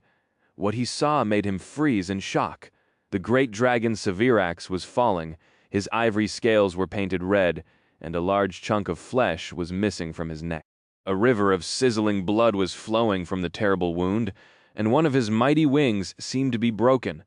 Unable to support his weight in the air, the dragon plummeted from the skies and crashed heavily into the ivory island, raising a cloud of dust and disappearing from view. Sunny swayed, then slowly stood up. Crazy bastard, he actually did it. Noctis had won, turning around. He searched the sky and saw the form of a ghostly wolf being engulfed in flame. The pale light was being swiftly devoured by it, and then disappeared entirely. Instead, a small human figure fell down, landing somewhere far away in the city. He knew that Noctis was still alive. The sorcerer was immortal after all. However, Sunny doubted that he would be able to recover any time soon. It did not matter, though. The sorcerer had already done his part. Severax was mortally wounded, and all that remained was to thrust the knife into his flesh, making the wound actually kill him. Sunny dashed forward. The ivory tower loomed above him, obstructing the sky. He just had to reach the edge of the island and traverse one last chain to approach its foundation. The island he was currently traversing was devoid of any buildings. Instead, there was just one tall, jagged piece of white rock protruding from its center, with soot-covered chains hanging from it. Not paying it any attention, Sonny ran to the aerial bridge that led to the Ivory Island. As he approached it, however, he slowed down and then stopped completely. A lone human figure was sitting on the steps leading to the bridge. The stranger was relaxed and seemingly unconcerned by the titanic battle that had just taken place. With his back turned to the ivory tower, the man was looking directly at Sonny, waiting for him. Chapter 734. Final obstacle. The Ivory Island was separated from the rest of the city by a wide chasm. Once it had been connected to 7 islands by 7 unbreakable chains. Now, only 2 remained. There had been several arching bridges leading to it as well, but most of them long collapsed. Only one still stood, arching and monumental, built of pristine white stone. Old man with a wrinkled face and gray hair was sitting on the steps leading to the bridge, dressed in a white tunic. It was different from the clothes most of the citizens wore, resembling that of a priest. The man had a frail body and pale blue eyes. The old man's face was strangely calm. He observed the burning city with solemn indifference, as if the weight of years made him numb to the cruelties of the mortal realm. Even though his world was ending, the elder remained poised and dignified. Noticing the approaching devil, the old man tiredly leaned on his cane. "Stop, creature. This is a sacred land. You are not allowed to go further." Sonny stopped a few meters away from the stranger and studied him for a few moments. Then he sighed and said, his voice even, "Why the charade? Drop it, Mordred." The old man looked at him with confusion, then suddenly grinned. His whole presence suddenly shifted, becoming much more energetic and unrestrained. He laughed dryly, and then shook his head. "Ah, what a pity. What gave me away?" Sonny shrugged. "I knew that you would show up sooner or later, and there's not much of later left." Mordred, who inhabited the old and frail body, smiled. True, thank you very much, Sunless. You have fulfilled my request to keep Noctis alive very well, in fact." His face darkened a little. "I'd say that you even performed a little bit too well. Who could have thought that the Beast of Twilight would still win, despite not having the Night Oracle's support? It makes me feel as though all my ordeals in the north were a bit silly." The old man sighed, but then smiled again. "Well, no matter. It can still be salvaged. However, I was very serious. Sorry to say this, but you can't go any further, Sunless." Sonny tilted his head a little, staring at Mordred with a dark expression. "Oh yeah, how are you going to kill that damn dragon without my knife? I'm sure you know that I visited the Temple of the Chalice." The old man gave him a polite nod. "Oh, I do. That was rather spectacular. But Sunless, you see, that is exactly why I can't allow you to cross that bridge." Sonny frowned. "What do you mean? Why?" Mordred looked at him with surprise. "Well, because I need Severus alive, of course. Killing him would ruin months of torturous effort I put into preparing everything. Remaining in this feeble body all that time was not very pleasant. You know, but there are very few people that the Ivory Lord allows to tend to him, and this priest was the best choice." Sonny gritted his teeth, then uttered with frustration, "Keep Noctis alive! Keep Severus alive, damn it! What the hell do you actually hope to achieve, Mordred?" "You're clearly not planning to free Hope. What else can end this nightmare? What do you want?" The old man blinked a couple of times, confusion appearing on his face. "Free Hope?" he thought for a moment, then shook his head with a smile. "Of course I'm not here to free Hope. That is not the reason why I entered this seed." His smile twisted slightly, a disturbing glint igniting in his eyes. "I am here to kill her." As the words echoed in the silence, Sonny stared at the frail old man with a deep frown. Then he threw his head back and laughed. "Kill her? Kill Hope? Have you completely lost your mind, Mordred?"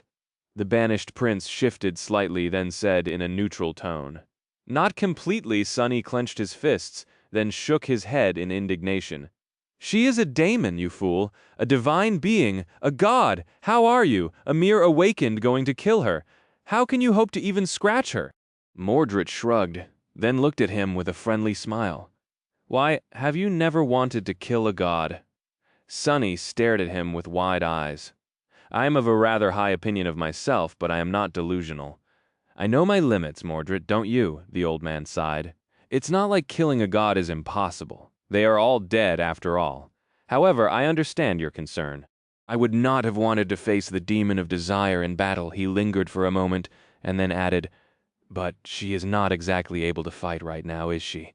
She is bound, sapped of most of her powers, imprisoned for 1,000 years, so, you see, I can't let you go breaking more of her chains. Your part is done, Sunless. Leave the rest to me. I will conquer this nightmare for both of us. Well, and reap the reward, of course. Sunny bared his fangs. She might not be as powerful as she had been before. Sun God put her in chains, but she is still a creature of divine rank. Your power alone will not be enough to wound her, let alone kill her. You are insane. Hope's poison must have gotten to you. Mordred smiled. Ah, you are correct. I am not powerful enough to kill her alone. That is why I have spent months carefully putting a few useful ideas into the Ivory Lord's muddled mind. I needed Noctis to give him a little push. Though kill his brother, destroy his city, you did well to assist him. A dangerous gleam appeared in the old man's eyes. Now that Severus has nothing left, he will direct his endless ire on Hope. That will be my chance. So, Sunless, I would advise you to stand down. If you truly know your limits, you won't stand in my way. Sunny stared at Mordred for a few moments, his eyes growing darker and darker. Tense silence settled between the two of them. Then, a swirl of sparks appeared around the devil's hand. The old man looked at it, his gaze growing sharp and cold. He was waiting to see what weapon Sunny was going to summon. However, Sunny did not summon a weapon. Instead, an exquisite wooden chair appeared in his hand. Glaring at Mordred, Sunny put the chair on the ground, sat on it, and crossed his arms. Well, go on then. What are you waiting for? I wish you luck. Chapter 735. Settling debts, Sunny sat comfortably on the elegant wooden chair, staring at Mordred with all four of his arms crossed. The chair was a bit small for his prodigious body, but due to the quality and durability of the materials it was made of, managed to carry the weight rather well.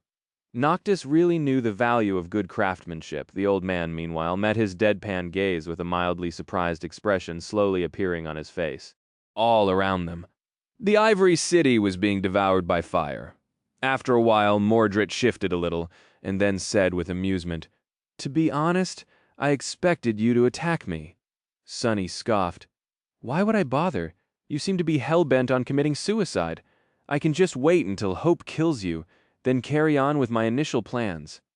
He thought for a bit, and then added, "Plus, in the improbable case that you somehow succeed, I don't really lose anything. I will still become a master. Sure, the great and mighty clan Valor might suffer as the result, but what do I care? I have no relationship with them." The old man glanced at him with a pleasant smile. "That bow of yours suggests otherwise." Sunny chuckled.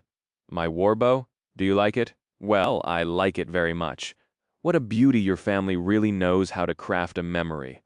However, you are mistaken if you think that I received it for rendering some service to Valor or being close to your father. In fact, they don't even know that I have it.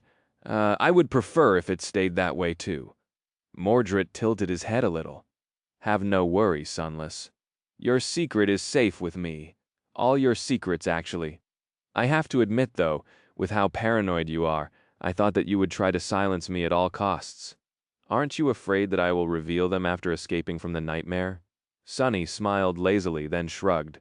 "Not really." He sighed and then said in a serious tone, "While it pains me that you know so much about me, you and I are similar in many ways.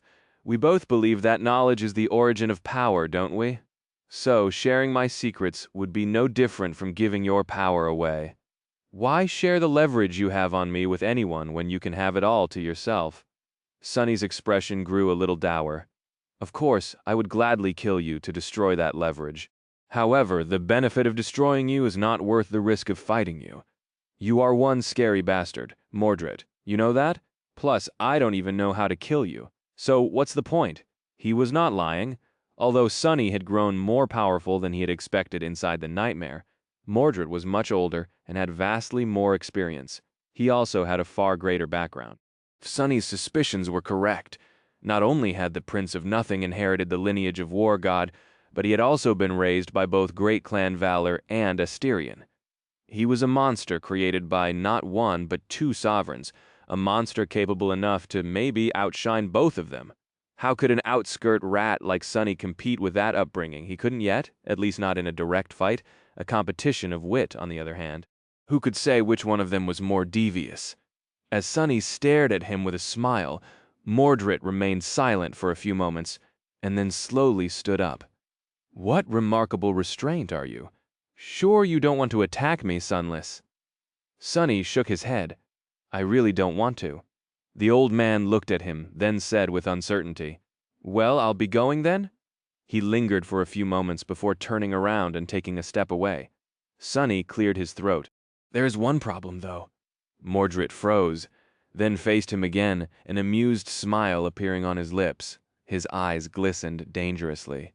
"Oh," Sonny sighed, "as much as I don't want to fight you, and as much as I wish you luck in ending this nightmare, I am a very, very petty person.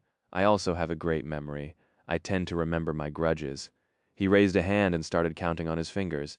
"You used me, lured me into a trap, put me in hot water with clan valor, caused me and my friend weeks of terrible suffering, almost cost us our lives, and then even tried to kill me yourself. You really, really owe me a lot, Mordred, don't you think?" The old man grinned. "Ah, I see how you could have been a little upset with my actions. Well, how do you suppose we should settle my debt, Sunless?" Sonny made himself more comfortable and smiled. Then he said in a cheerful tone, "I accept transcendent memories." 6 or 7 should do. Mordred stared at him for a bit, then laughed. "I see, sadly, that would not be very convenient for me. Anything else you might consider?" Sonny looked at him with regret.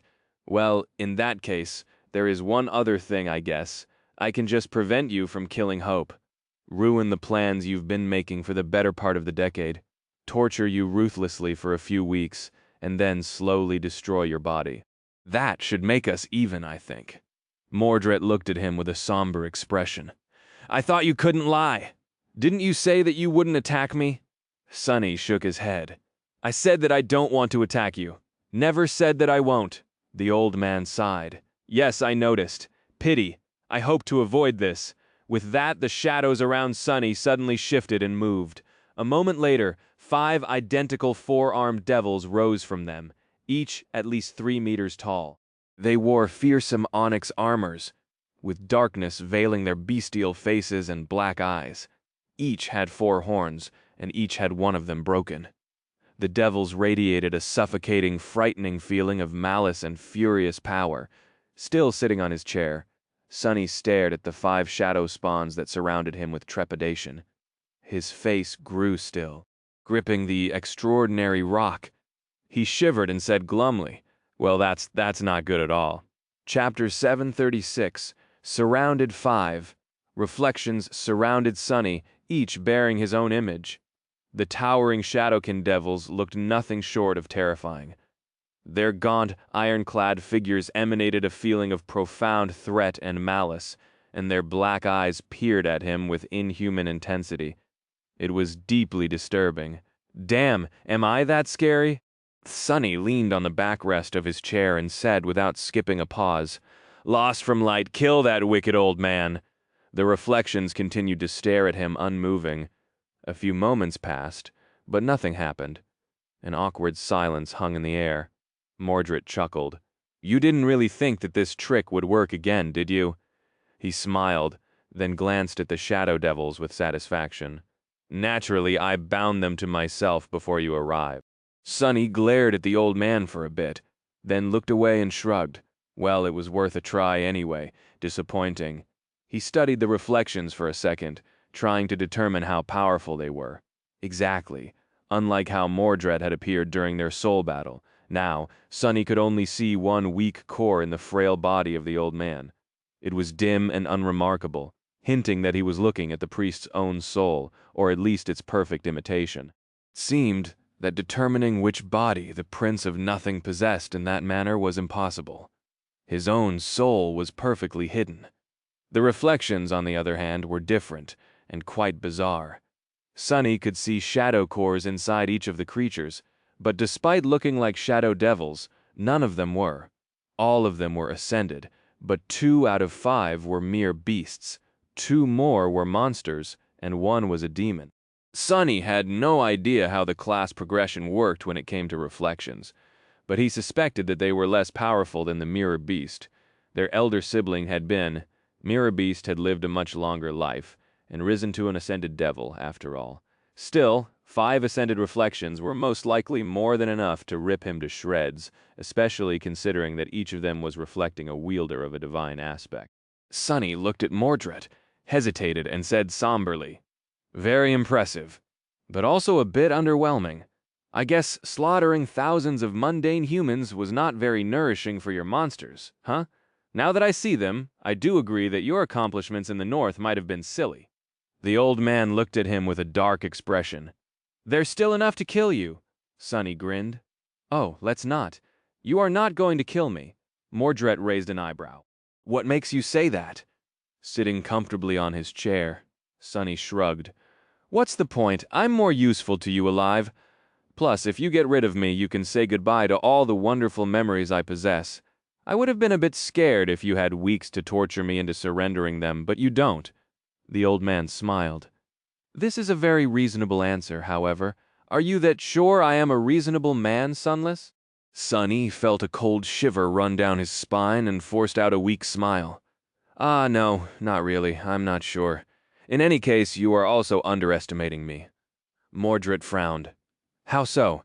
Your allies seem to have abandoned you. Your shadows are wounded and can't be summoned again. What can you do against reflections?" Glancing at the towering shadow devils with apprehension, Sunny lingered for a few moments, and then said, "Well, if you put it like that, it does seem like I can't do much. They are all very powerful indeed. I am already a bit of a menace, and these things possess all of my powers, wielding them with the might of ascendeds, no less." However, he shifted his gaze to the old man, a wicked smile appearing on his lips. "The same can't be said about you, can it? You sacrificed all your cores to create these reflections. By now, you could have succeeded in creating 1, maybe 2. That still makes you weaker than me.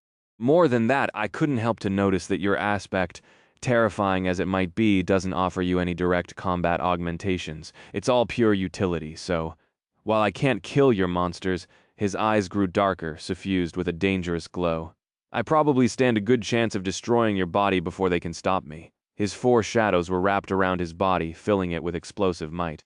There were just a few meters separating him from the frail old man. He could breach that distance in an instant. Mordred opened his eyes wide, took a shaky step back, and raised his hands to protect himself. "Oh no. Please don't. What would I do without a body?" Then, he shook his head and laughed. "It's not like there's a whole city full of people I can take, right? Come to think of it, maybe I'll travel outside the city, find one of your allies and wear them instead. Which one should I pick, huh? The child or the cripple? I can kill 2 birds with 1 stone and deal with that infuriating oracle of yours at the same time." "That is a great idea, don't you think?" Sunny grew quiet. "No, I don't think that it's a great idea." The old man looked at him darkly, then shook his head and turned around. "I suggest that you don't move, Sunless. My reflections won't kill you, but that doesn't mean that they will be gentle. Pain is pain." With that, he started climbing the steps leading to the bridge. Sunny stared at his back, gritting his teeth, then summoned the dying wish. As soon as the charm weaved itself and merged with the mantle of the underworld, he sent all 4 of his shadows to wrap themselves around the onyx armor, thus augmenting its underworld armament enchantment 4 times over. Already strengthened by it, the effect of the dying wish became tremendously enhanced. Memory enchantments, death wish. Enchantment, description. Those who witness the wielder of this memory are compelled. Friends to be inspired, foes to seek the wielder out. Already a few steps away, Mordred suddenly slowed down, swayed a little and then turned around. His face was tense and full of fury. "What?" He stared at Sunny with madness and bloodlust in his eyes, then grimaced. What a vile memory. Nice trick, sunless, but it won't work on me. The old man smiled, then disdain, then suddenly froze. Slowly, a deep scowl appeared on his face. But why would you want me to attack, sunless? That doesn't make any sense, you know how dangerous I am. Unless, of course, his eyes widened. At the same time, Sunny grinned. And far away from them, across the vast expanse of emptiness leading to the Ivory Island, a small figure appeared from the darkness of the sky below, flying swiftly toward the bleeding dragon. Chapter 737. Self-reflection after Solvane and Sun Prince had been defeated, and the light of dawn washed over the shattered remains of the Kingdom of Hope, bringing with it the frenzied fury of the Ivory Dragon. Sunny knew that Severax would not be the only obstacle in their way. Throughout all of it, he had never forgotten about Mordred. In truth, he was warrior of the banished Prince of Valor than he was of the immortal saints, no matter how powerful and dreadful they were. The full force of a great clan had failed to contain the Prince of Nothing. So what hope did Sunny have? Of course, he was not sure that Mordred would end up as their adversary in this nightmare. They were allies during this hellish trial, after all, at least in theory, but he could not discount the possibility. The advice Master Jet had given Sunny before he ventured into the seed stuck with him. Most of the hard-won wisdom she had shared in the past ended up being instrumental to his survival, so he made sure to remember her words. For that reason, Sunny and Kai agreed on a very simple plan. One of them took the obsidian knife, and the other took the glass knife. Depending on which of the immortals fell, one man was going to finish the job, while the other was going to prevent the Prince of Nothing from intervening, in case the need to do so arose. As the saying went, it was unwise to put all your eggs in one basket. The type of egg Sunny had the most experience with had belonged to a great devil, so he was not quite sure why exactly keeping eggs in a basket was so detrimental. But he did agree with the general idea, and so from the moment the frail old man appeared in his view, Sunny had pursued a single goal. He had to keep the attention of Mordred and all 5 of his reflections on himself. Even though there was a small possibility that he could emerge victorious, if the 2 of them clashed in earnest, Sunny did not consider his chances of defeating the banished prince in battle high, especially not while being exhausted after the furious assault on the flying fleet and devoid of the support of his shadows. He had never intended to actually fight the Mordred. All he wanted to do was to stall him. For that reason, Sunny engaged Mordred in a lengthy conversation, created the false perception that he was still in possession of the glass knife by asking a few misleading questions, and provoked his opponent into revealing the 5 reflections. Perhaps the Prince of Nothing was poisoned by hope enough to lose a small part of his cunning, or perhaps he fell for the trap that awaited most habitual liars and failed to account for how warped his impression of people was. Perhaps he underestimated how proficient Sunny grew in utilizing his flaw for his own benefit. In any case, for once, Mordred ended up as the one being manipulated instead of the one pulling the strings. Sunny might have not been stronger than him, but he did manage to outwit the banished prince. Today, he turned out to be the more devious of the 2, even if just barely. He won the fight without lifting a finger, using only a wooden chair and his devilish tongue. Well, to be precise, he did not even use his tongue. He used a rock instead. As soon as all reflections revealed themselves, Kai started to move, and by the time he reached the Ivory Island, it was already too late to stop him. Almost the Prince of Nothing still could have used his aspect to move through the reflections and invade the archer's soul. However, Kai was wearing the anvil amulet that Sunny had given him. This talisman had been forged by the Sovereign of Valor himself, and made the wearer immune to Mordred's sole possession. Even if the banished prince jumped through the reflections into Kai's eyes, he was not going to be able to possess him. That left only the reflections, which were currently turned into copies of Sunny and wielded his divine aspect. Each had access to the memories he wore and his aspect abilities, including Shadow Step. They could still reach the island in time to prevent Kai from delivering the killing blow to Severax. Sunny had to stop them at all costs and buy his friend a few precious seconds. But that was easier said than done, as a small human figure streaked from the darkness of the sky below toward the slumped silhouette of the Ivory Dragon, Mordred swiftly turned and narrowed his eyes, instantly realizing that he had been played. Before he could react, however, a tide of shadows suddenly exploded from the small lantern hanging on Sunny's waist, enveloping everything around them in impenetrable darkness. The light of the sun was swiftly destroying the shadows, but at the same time it was being devoured by the lantern, creating a strange equilibrium. The shadows themselves were ancient, deep, and resilient. Sunny had collected them from the dark sides of the islands surrounding the sanctuary before departing for the war, with no light remaining around them. There were also no reflections. With no reflections, Mordred was robbed of a large part of his power for a moment. That did not help at all against the 5 reflections, though, since each of them was as comfortable in the shadows as Sunny himself was. They were his perfect copies, after all, knowing that Sunny decided to try a desperate gamble. The mantle of the underworld was still augmented by 4 shadows, its underworld armament enchantment, empowering the dying wishes effect manifold. Sunny himself was strongly affected by the compelling aura of the charm, feeling an almost irresistible urge to throw himself at the reflections and tear them apart. However, this sensation was swiftly disappearing, since he had already dismissed the iron statuette. Instead, he summoned the broken oath into the onyx armor. And since the 5 reflections were mirroring him, each of them reflected that change too. Only the demon turned out to be smart enough to stop himself and consider the consequences. The beasts and monsters failed to realize the result of their actions in time. Mordred moved, and so did the shadow devils. But just as they did, the vile charm fully weaved itself into existence. Augmented by the enchantment of the mantle of the underworld, its soul-eroding aura was strengthened and flowed outward like invisible poison. The armor, however, was itself augmented 4 times over by Sunny's shadows, making the empowering effect tremendously more pronounced. And on top of that, 4 out of the 5 reflections suddenly emanated the same ferocious aura. The 5 overcharged fields of soul erosion merged together, turning into something far more vicious and destructive than the sum of its parts, into something truly horrid.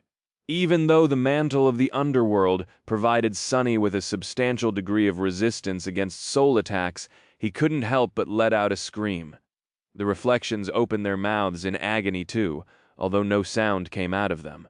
Mordred did not enjoy the same protection that Sunny and the reflections received from the onyx armor.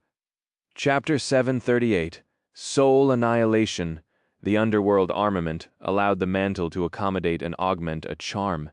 Memory channeling its enchantment as if it was inherent to the armor itself. That alone made the mantle of the underworld incredibly flexible. What was more, this quality truly shined when wielded by Sunny. He could have augmented the broken oath with his 4 shadows, but chose to wrap them around his armor instead, achieving an even better result. Not only was the effect of the augmentation shared and enhanced, but all the other enchantments of the mantle of the underworld were augmented as well. Among them was Stalwart, which granted him extremely high protection against physical attacks, high protection against elemental attacks, and, most importantly, a moderate amount of protection against mind and soul attacks. Currently, the mantle was simultaneously radiating a tremendously damaging soul annihilation aura and providing him with vastly increased resistance to soul damage.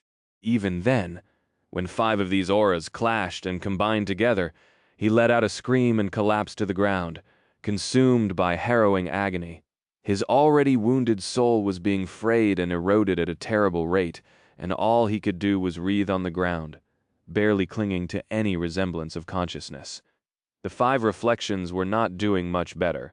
Even though their ascended souls, or whatever it was they had instead of souls, possessed a far better quality due to a superior rank, they had fewer cores. While that was not enough to make them succumb to soul annihilation faster than Sunny by itself, that also meant that they had fewer shadows, and therefore their reflected versions of the mantle enjoyed less augmentation, providing them with less resistance to soul damage. What it all meant, Sunny had no idea.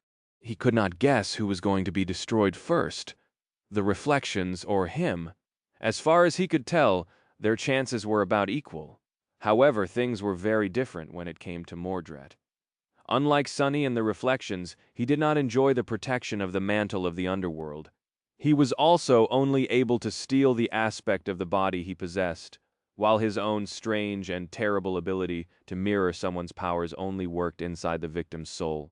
He could not simply copy the onyx armor onto himself, nor could he augment it. For the moment, Mordred was defenseless. With a startled yelp, the old man awkwardly fell to his knees and then rolled down the steps, ending up on the ground not too far away from Sunny. A stifled howl escaped from his lips, and his eyes opened wide, full of shock and terrible pain. The suffering Sunny and the reflections experienced affected him so much worse. Any other awakened would have been swiftly destroyed. But the Prince of Nothing persisted somehow. Several swirls of sparks instantly appeared around his body, heralding the appearance of protective memories. Who knew how vast and powerful his soul arsenal was? Mordred could have possessed a memory capable of turning the tide of events completely. But very few memories were capable of manifesting themselves instantly. Most took several precious seconds to appear, and usually the more powerful ones took the longest. By the time the sparks of light turned into tangible objects, he could have been either already dead or too severely damaged to be able to act. Wreathing in agony, Sunny threw a burning look at the old man and gritted his teeth so hard that his fangs pierced his lip, sending drops of blood rolling down. "Die! Die, you bastard! Just hurry up and die!" A desperate hope that Mordred would fail to survive the soul annihilation filled his hearts, despite the fact that Sunny did not really think that getting rid of the prince would be so easy. He seriously doubted that Mordred would allow himself to be killed in this fashion, not to mention that as far as he knew, the Prince of Nothing was as immortal as the cursed transcendence of the Kingdom of Hope. Both his physical and spirit bodies had been destroyed in the past, but that did not stop Mordred from continuing to exist. Somehow, the great clan Valor certainly did not lack means of dealing soul damage, but they had failed to get rid of his reflection. I don't care. Just die. Sunny would have been satisfied with just destroying Mordred's mortal shell anyway. His true task was to buy Kai enough time to kill the ivory dragon, and forcing the prince to search for another body would do just that. Sadly, Mordred had the same idea. If he had lost all reason because of the pain, things could have turned differently. But the Prince of Nothing was nothing if not cool-headed and calculating. Despite the terrible suffering of having his soul slowly torn to pieces, he kept some of his composure and ability to think intact. Twisting, Mordred struggled to raise his head and looked in the direction of one of the reflections. The shadow spawn was on his knees, his bestial face contorted by a grimace of agony. The Prince of Nothing paled, and then whispered something. A moment later, the figure of the kneeling devil rippled and shattered like a piece of glass. Something swift and intangible moved through the air and entered Mordred's body. Then another reflection shattered, and then another, and then another. In an instant, 4 of the 5, both beasts and both monsters, were gone, leaving a lone demon behind. As they disappeared, the components of the soul-annihilating field disappeared as well. Only Sunny's own augmented aura was left to spread the invisible poison. He let out a trembling sigh of relief, and then dismissed the broken oath entirely. Almost at the same time, a silver bracelet, a necklace made of strange black pearls, and a bone scepter appeared on Mordred's body and in his hand. Each of the memories, without a doubt, provided him with a degree of soul protection, but by now they were of no use. With his soul in shambles and barely keeping itself together, Sunny remained laying on the ground. He groaned, and then threw a tired glance at his enemy. The flood of soul essence he was sending into the shadow lantern had run dry, and the sunlight finally prevailed, dismantling the dome of shadows that surrounded them. Mordred looked different somehow. The old man's body remained the same, but now a subtle sensation of immense, turbulent power emanated from it, as if Sunny was facing a titan instead of a man. No? Way could it be? 2 monsters and 2 beasts between the 4 of them. They had shared 6 soul cores.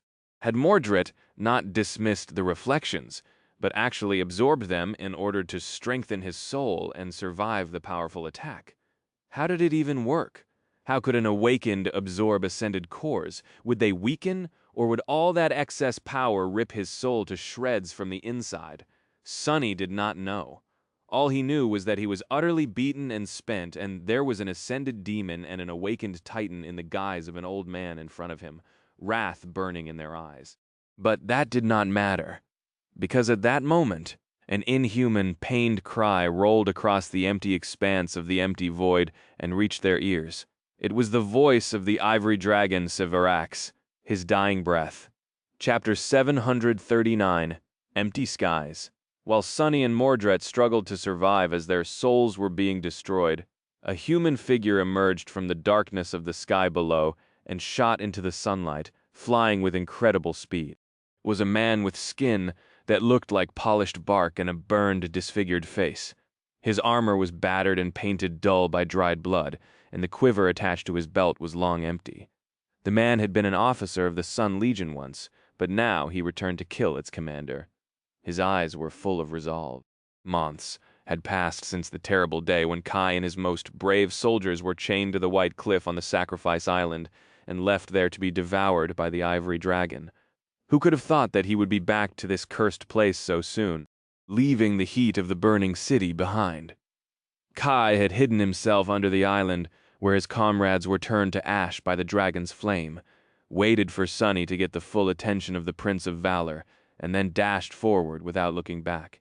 He did not wish to see the white cliff and the soot-covered chains hanging from its surface ever again. Flying under the last bridge connecting the rest of the city to the Ivory Island, he avoided being noticed too soon and then ascended into the sunlight. Behind him, a dome of shadows suddenly appeared at the entrance to the bridge, hiding his friend from sight. With his heart growing heavy, Kai soared above the emerald grass of the Ivory City and finally saw his goal. A magnificent dragon was laying on the ground, blood streaming from his mangled neck. His white scales were painted crimson, and one of his wings was broken. But the great beast was still alive. He was still breathing. He was immortal after all, but not for long in his hand. Kai held a knife made of ghostly glass. Inside the knife, the dragon's fate was sealed, placed there by a ruthless god. Was Kai breaking the will of the gods by delivering it back to its owner, or completing their design? He did not know, and he did not care. All he cared about was killing the dragon. Kai had never been very strong, or very brave, or very smart. It took him a long time to grow a little. He was not a person of great conviction, either. But if there was one thing he believed, it was that Severax had to die, and that his ghastly reign had to end. The beautiful city he ruled was just too vile, gritting his teeth. Kai ignored the pain that had tormented him for months and lunged at the gargantuan form of the dragon. The glass knife glistened in his hand, but even terribly wounded, the immortal transcendent was still immensely powerful and deadly. How could a mere awakened ever hope to wound him?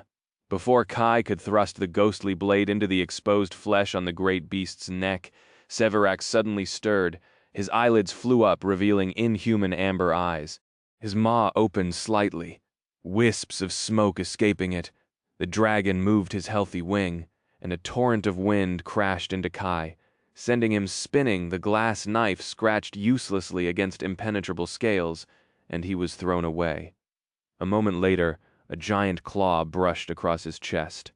The young man dashed away in time to avoid being killed, but just this light touch was enough to rip his breastplate open and shatter a few of his ribs. With a groan, Kai fell on the soft grass. His speed was so great that his body slid for a few dozen meters, and by the time he rose shakily to his knees, the dragon was already looking at him, ready to attack. A hint of confusion surfaced from the ocean of madness hidden in his eyes. Severax lingered for a moment, and then a low, tired, sonorous voice resounded from all around them. "You? I know you," Kai gritted his teeth. His surprise attack had failed. He failed. Now that the Transcendent was aware of him, there was little chance of delivering the fateful strike. No matter how wounded and exhausted the Ivory Lord was, he would still be immeasurably faster, stronger, and more powerful than an awakened with a weak aspect. He would crush Kai in an instant. The immortal was not going to die. Hope was not going to escape. The nightmare was not going to end. His friends would not be saved. Kai might have been able to fly through the sky and see far and wide. But he was no dragon. The man with a disfigured face looked at the immortal beast towering in front of him. He shook slightly, and then lowered his head, and then he lunged forward, sending bits of torn grass into the air. He was fast, incredibly fast, but Severax was faster. The great beast twisted his neck, protecting the wound left on it by the fangs of the beast of twilight, and then opened his maw to crush the small human between his jaws. Perhaps Kai could have dodged, but he didn't. Instead, he accelerated even more and flew straight into the dragon's maw, which instantly closed, giant fangs striking against each over with a deafening sound. Just like that, the crippled man was gone. The dragon froze for a moment, stunned by the little human's unflinching bravery. Then he suddenly shuddered and let out a tortured cry. Kai, who had plunged the glass knife into the soft flesh of the great beast's tongue, was thrown back and crashed heavily onto the ground. His bark-like skin was smoldering, scorched once again by the heat of the dragon's flame. His armor was disintegrating, and the ivory lord, meanwhile, was becoming mortal again. Now that his fate had been returned to him, the terrible wound on his neck was sapping him of life. A few seconds more, and it was going to kill him. But no, not yet. As a long, sorrowful cry of the great beast echoed across the burning city, Severus stubbornly refused to die. Straining his battered body, he slowly crawled forward, desperately trying to reach the ivory tower, which he had sworn to protect. Leaving a trail of blood behind, the beautiful white dragon tortuously wrapped his body around the great pagoda, and tiredly lowered his head to the ground in front of its gates. His eyes slowly closed. It was his duty to protect it. He was going to it, even in death, he promised. Laying on the soft grass in the middle of a burning inferno, the dragon let out a soft breath. He imagined a different picture, a picture of a beautiful white city, its streets bathing in gentle sunlight, full of happy and kind people, thriving, peaceful, and safe. A few moments later, Severus, the Blessed of the Sun, was dead. Chapter 740, Dream is Collapsing. As the ivory dragon died, an invisible ripple spread through the world. The whole city trembled slightly, and then one of the two remaining chains that bound the ivory island to the rest of Hope's shattered kingdom broke with a deafening ring. The broken chain fell into the darkness of the sky below, leaving only a single tether holding the island in place. The island's position shifted, not by much, but enough to cause the arching stone bridge to crack, shudder, and then slowly crumble. A cloud of stone dust rose into the air as the massive structure collapsed, enveloping the patch of grass where Sunny and Mordred lay, still reeling from the deadly soul attack. Sunny coughed and waved his hand in front of his face, weakly trying to chase the dust away. Damnation. The Prince of Nothing, meanwhile, was slowly rising to his feet. With a stagger, he regained his footing and looked in the direction of the ivory tower, his old face growing dim. Mordred remained silent for a while, and then said evenly, "Well, that is a bit unfortunate." Sunny let out a hoarse laugh, causing the old man to turn around and glance at him darkly. Then he tried to sit up, but failed. The Prince of Nothing scoffed. "Drop the act, Sunless. I know you are not that weakened." Sunny cursed, then stopped pretending and sat up with a groan. He was indeed in a very bad shape, drained of essence, and barely alive because of how severely damaged his soul was. However, he was indeed not as weak as he had wanted to mislead Mordred into believing. The old man shook his head, then smiled, using my own reflections against me. "How clever. I expected something like that from you." Then his face abruptly grew dark, and he gazed in the direction of the ivory tower once again. His voice sounded quiet and uncertain. That, however, that I did not expect at all. It should not have been possible. I don't understand giving one of the knives away is not in your nature. With how cynical and distrustful you are, you should have clung to them to the end. How did I make this mistake? Sunny grinned. "I guess I've changed." Mordred frowned, then slowly shook his head. People don't change that easily. The grin on Sunny's face became a little brittle. It wasn't easy. The old man remained motionless for a while, then sighed heavily and turned around to face him. At the same time, His remaining reflection did the same. The Prince of Nothing stared at the battered shadow devil for a few moments, then said amiably, "Sunless, my friend, please give me one reason why I shouldn't kill you." "Notice people who try to kill me tend to end up dead instead." Mordred grinned dangerously. "I'm sure I can manage." "Well, crap. I'm a bit sure myself." He tilted his head, then said doubtfully, "Because I still have the divine memory you want to get your hands on." The old man took a step forward, causing the reflection to do the same. Normally that would have been a good reason. But right now, to be honest, Sunless, I'm starting to wonder if it's worth the effort. Sunny lingered for a bit, then raised an eyebrow. "Pretty please?" The Prince of Nothing laughed. "Not good enough." Sunny stared at him, slowly circulating what little essence he had left through his body. His shadows were damaged and restoring themselves in the nurturing black flames of his soul. His strength was depleted, his allies were far away and in even worse shape than him. Things were looking bleak. He sighed, and then said in a neutral tone, "Look, sure, you can probably kill me. But make no mistake, I won't make it easy for you. More importantly, I'll make sure to resist for a long, long time." Mordred smiled politely. "So far, I'm liking everything that I'm hearing." Sunny grinned. "Aren't you forgetting something?" The Prince of Nothing lingered for a moment, then frowned. "And what might that be?" Climbing back onto his chair, Sunny leaned on the backrest and let out a relieved sigh. Then he pointed at the ivory tower. "This nightmare's coming to the end. There's not much time left until we are returned to the real world. Precious time that you're going to waste trying to get rid of me." Mordred looked at him with a dark expression. "That is all right. My schedule is suddenly free anyway. What else is there to do?" Sunny shook his head. "You might have lost the opportunity to kill the demon of desire. But have you forgotten about the demon of destiny? There is a whole ebony tower beneath us, free for the plunder." The old man's frown deepened. "The divine flames are much more intense and plentiful during this time. The rift in them can't be traversed by the likes of us. Not that there's enough time to, anyway." Unless his expression suddenly changed, Sunny nodded. "Indeed, the sky below cannot be traversed. But we just happen to be near the Ivory Island and the portal that stands behind the tower. Now you can waste time trying to kill me, or you can try to pour enough divine flame into it and get your hands on all the toys left behind by Nether. Just don't be an idiot like me and let the time catch up to them after the seal is broken." Mordred stared at him for a few moments, and then grinned. "You're just hoping that the strange rot inside the ebony tower is going to devour me, aren't you? After all, it is not as starved yet in this time." Sunny coughed. Guilty as charged. Still, are you planning to kill a sovereign without taking a risk from time to time? Hurry up and decide. The clock is ticking." The old man studied him for a while, not saying anything. Gradually, Sunny grew extremely uncomfortable under that gaze. "Damned bastard. Your desire to kill me can't be stronger than your desire to take revenge on Clan Valor.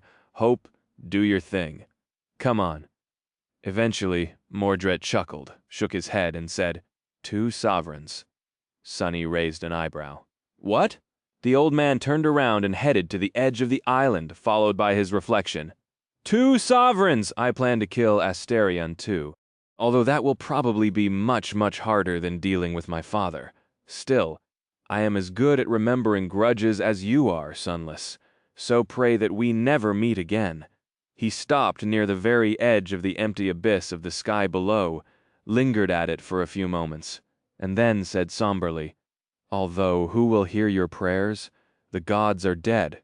With that, the Prince of Nothing stepped into the darkness and disappeared, taking his reflection with him. Sunny was left alone on the empty island, struggling to believe that he actually survived. He looked down at his exquisite wooden chair, then at the rock in his hand. Then he let out a shaky breath. "Damn. I can't believe that worked." Chapter 741, Chainbreaker. For a few moments, Sunny remained motionless, staring at the beautiful ivory walls of the great pagoda that towered above the world. Although the whole city was being consumed by immolating flame, here, at its precipice, everything was calm and quiet. He couldn't quite believe it, Solvane. The Saint of War was dead, The immortal prince encased in the mountain of moving steel was dead.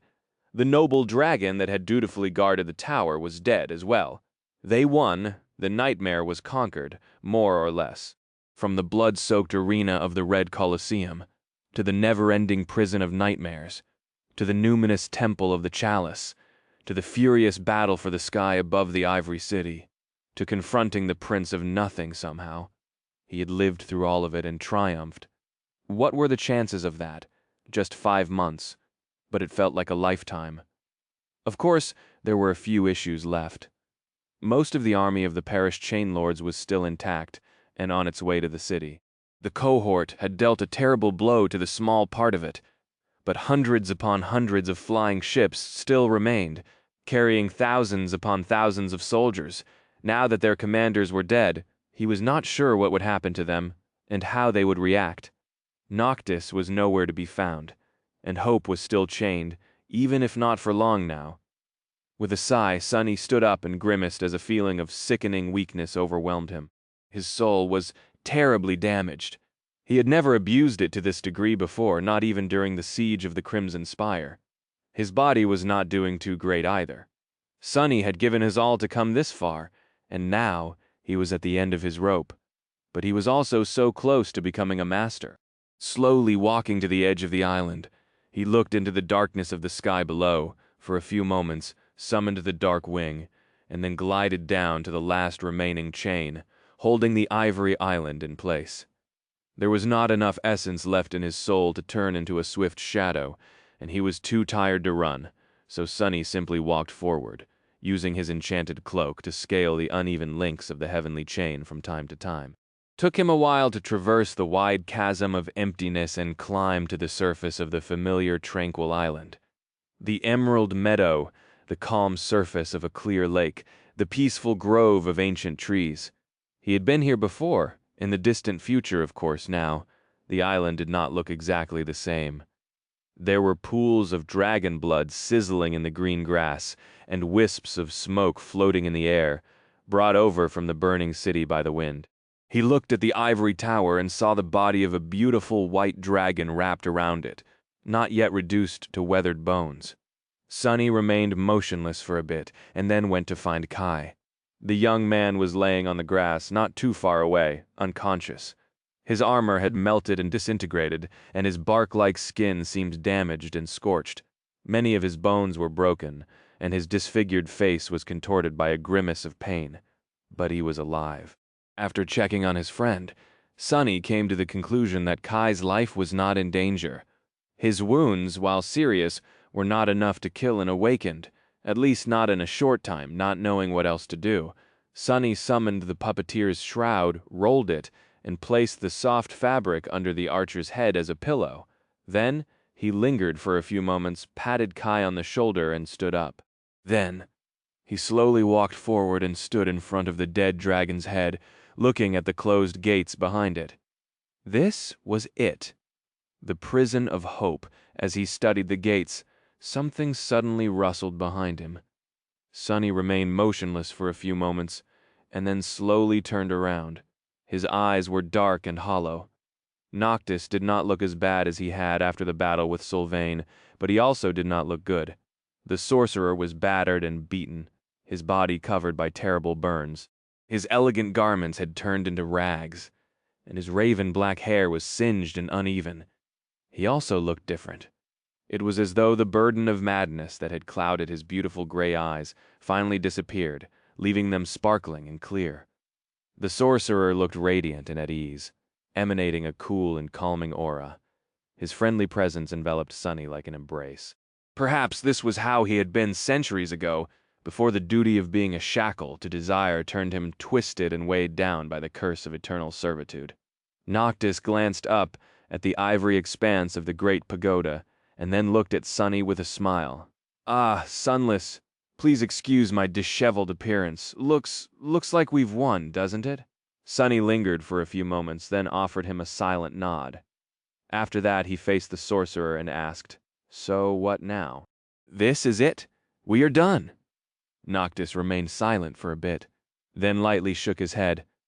"Well, actually, there is one small thing left to do. A crooked smile appeared on Sonny's face, and he looked away, hiding his eyes from the sorcerer. His voice resounded from the extraordinary rock, tinged with a bitter emotion. "I thought you said that she can break one chain on her own?" Noctis smiled. "Oh, I think that she can." However, the immortal's smile paled and then disappeared, leaving his face strangely bare. "That doesn't mean that she should."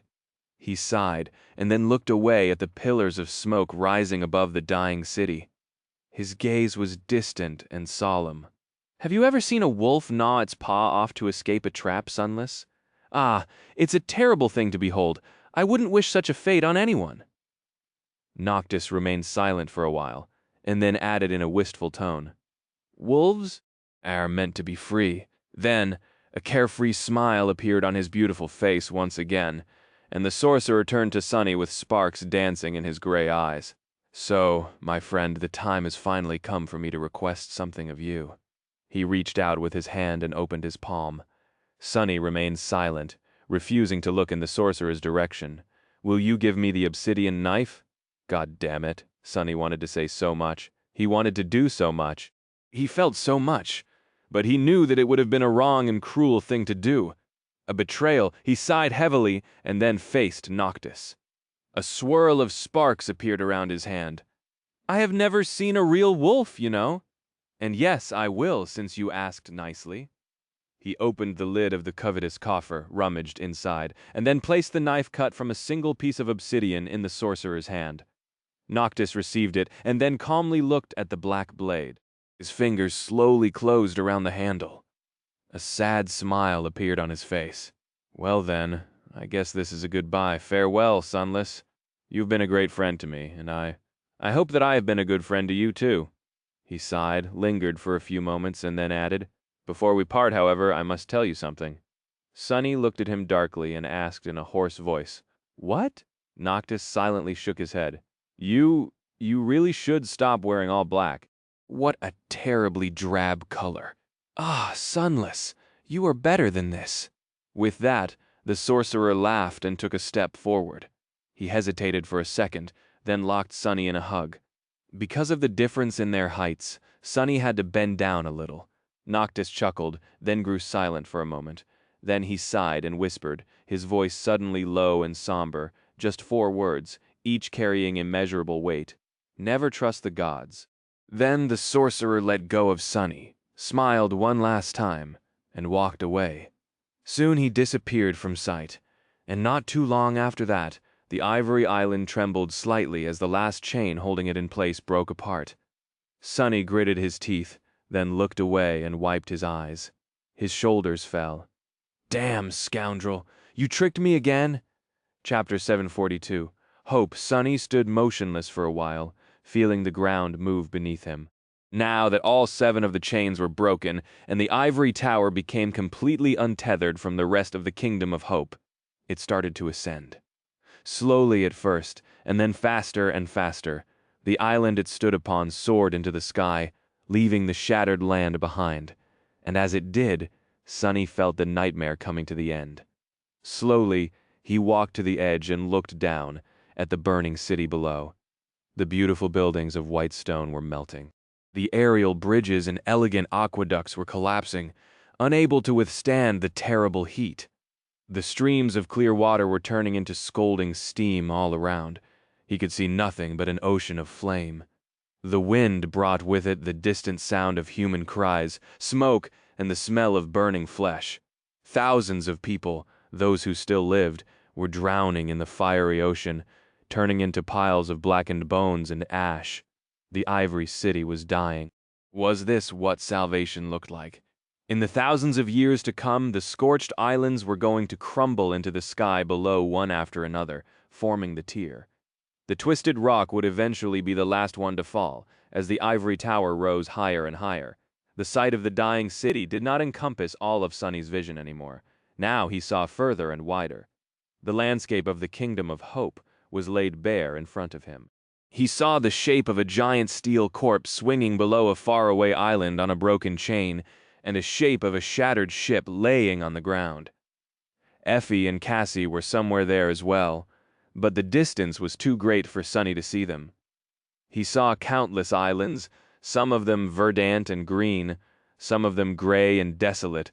There were forests and lakes, rivers and hills, human settlements small and large. He saw people, cattle, beasts, and nightmare creatures. He saw the chains stretching into the distance as they connected the islands together. Looking up from the ground, Sunny saw numerous flying ships rushing toward the burning city. There were hundreds and hundreds of them, some with white sails, some with red. The army of the fallen chain lords had arrived. As the ivory island rose even higher, the sky around it started to change. The change was subtle at the beginning, but as the ivory tower continued to ascend, it became more and more pronounced. The invisible power that held the flying islands above the abyss of the sky below was shifting. As its heart climbed higher and higher, it was slowly becoming more and more overbearing. The giant enchantment was losing its balance. Sunny shivered as he realized what was happening. The crushing was coming to the chained isles for the first time. As he watched, it descended upon the shattered remains of the kingdom of hope in all its vicious might. Across numerous islands, dust suddenly rose into the air. Ancient forests were flattened in an instant. Tall hills broke apart. Rivers boiled and changed their course. Settlements were turned into ruins. Countless humans, beasts, and nightmare creatures were cruelly killed, not knowing what had killed them. The flying ships were hit the hardest, every one of them instantly turning into a cloud of splinters, debris, and broken bodies. The mighty army was gone in a second. The scale of the destruction was too large to comprehend. Sunny watched as the kingdom of hope was turned into the chained isles. Paralyzed by the inconceivable horror of that sight, for a while all thoughts disappeared from his head. Then suddenly his eyes widened. Cassie! Effie! For a moment he was consumed by fear, but then his heart slowly calmed. No, they were all right. Cassie had always been good at predicting when the islands would enter the crushing back in the future. She would have warned Effie if they were in danger and taken them both to safety. Sunny sighed with relief. Now that his paralysis was broken, however, another thought suddenly entered his mind. He took an uncertain step back from the edge, then turned around and ran to the center of the island. Approaching the dead dragon, he hurriedly climbed over the beast's massive head and jumped down, landing near the gates of the ivory tower. The ancient doors were closed shut, as if no one had opened them in 1,000 years. Sunny gritted his teeth and pulled, putting the strength of all his shadows into it. He had to see hope. Succumbing to the pressure, the gates slowly moved. Torturously slowly. One side of them slid forward, creating an opening. Not wasting any more time, he pushed himself into the narrow gap and entered the ivory tower. Soon he saw the familiar great hall, its vast expanse bathed in light that streamed through tall windows. 7 chains sprawled from the pristine white floor, as if growing out of it, each ending in a broken shackle. The shackles were bleak and marred, their metal torn. There was fresh blood on the broken shackles, suffused with a radiant golden glow, and between them Sunny staggered and involuntarily fell to his knees. Every passion, every desire, every emotion dwelling in his heart suddenly surged forward and ignited, breaking out of control. In the center of the great hall, surrounded by a swirling hurricane of light and darkness, a vague and graceful silhouette towered above the broken chains. He couldn't quite tell where the light ended, and where her numinous body began. Perhaps Hope had no body at all, and was instead made of pure radiance, pure darkness. He felt as if her nebulous visage was almost human-like, but also inexplicably alien. The shapes and contours were both correct and wrong, both familiar and strange, both pleasing and revolting, and beautiful, so beautiful. She was the most beautiful thing he had ever seen. She was the most terrifying thing he had ever seen. She was divine, unholy, unknown, unknowable, a daemon, and she was leaving. Sunny couldn't see much, but he clearly understood that Hope was ready to disappear. Maybe she was already half gone, and all he saw was an afterimage. And yet, he had to. His mind was scattered and empty, and he didn't quite remember what he wanted to do. What he desired. Sunny gritted his teeth, and then screamed, letting his desire dictate the question. Wait, don't go. Tell me why the Lord of Light did this. Why did the gods imprison you? Why couldn't they just kill you? Why? The demon of desire paid him no attention. For a moment, Sonny thought that he would not receive an answer. But then, something changed. Hope moved, and was suddenly beside him. Her face, which was weaved of light and darkness, encompassed the whole world.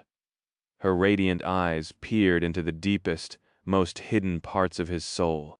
And then, a voice that sounded like the rustle of countless leaves, like a myriad of prayers, like the wind that blew between the stars, whispered into his ear. Because we are their flaw. Sonny's eyes grew wide, and then everything became dark. The nightmare was over. Chapter 743, Appraisal. Your nightmare is over. Prepare for appraisal once again.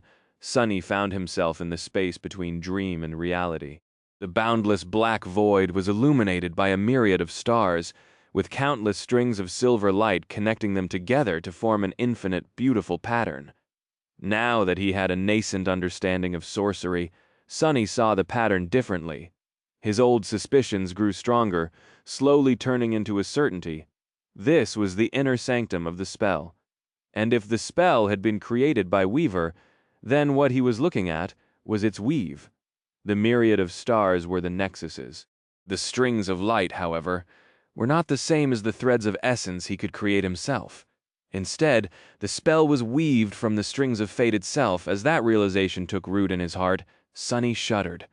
The scale of the cosmic weave of silver light and numerous stars that surrounded him had already been too vast to comprehend.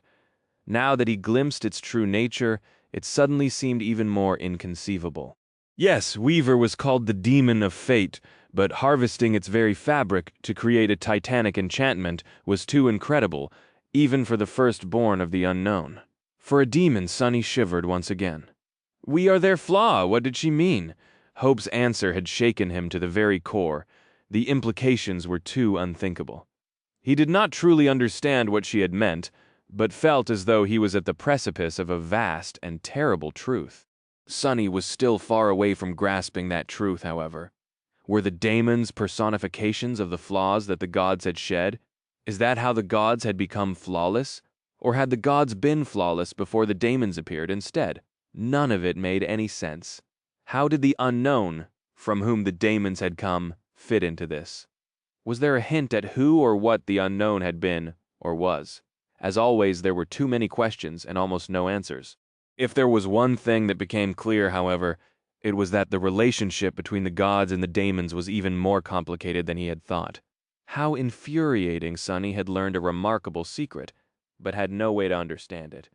He stared into the distance for some time, then sighed. Well, whatever. I am too small and weak to concern myself with the secrets of the divine anyway. Although he was not as small and weak as he had been before, he was a master. Or rather, was about to become one. As if answering his thoughts, the spell finally spoke. Awakened. Your trial is over. Its voice continued to resonate in the black void. A lonesome shadow came to a land of shattered dreams. It was captured and thrown into a cage, but escaped by weaving sorceries from its own soul. The shadow beheaded itself to take the slave collar off its neck and lost its heart to win its freedom. Leaving the Colosseum behind, the shadow traveled far and got ensnared.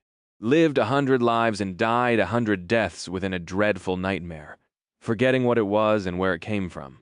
The shadow did not break, and so the nightmare broke instead. Free once again, the shadow befriended a mad sorcerer, a feral child, a crippled archer, and a blind prophet. Together they collected the deaths of the immortal lords and waged a war against the holy city. The lords were killed. The city was destroyed. The shadow broke the chains of hope and set desire free. You have slain and awakened. The spell went on to list everyone and everything he had killed inside the nightmare. Sonny felt that something strange was happening to time inside the black void, because it did not take too long for the spell to finish with that part of the appraisal. And there was a lot for it to list. Sonny had been busy in these past 5 months, after all. He had lost count at some point. But the number of his victims had to be somewhere between 1 and 2,000. He had slain 1,000 enemies at the Red Colosseum alone. A few of them stood out from the litany of names. The Red Priest, Nightmare, the 3 war maidens, a few high-ranking officers of the Flying Fleet, Solvane herself. That was the tally of his deeds. The spell was not shy about showering him with praise, too. Of course, his most dangerous battle had been the battle of wits against Mordred. After a while, the spell was ready to pass a verdict.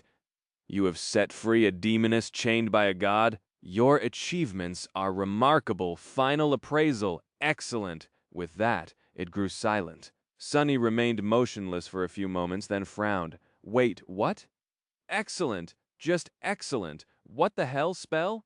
It did not even bother to add a remark after the appraisal.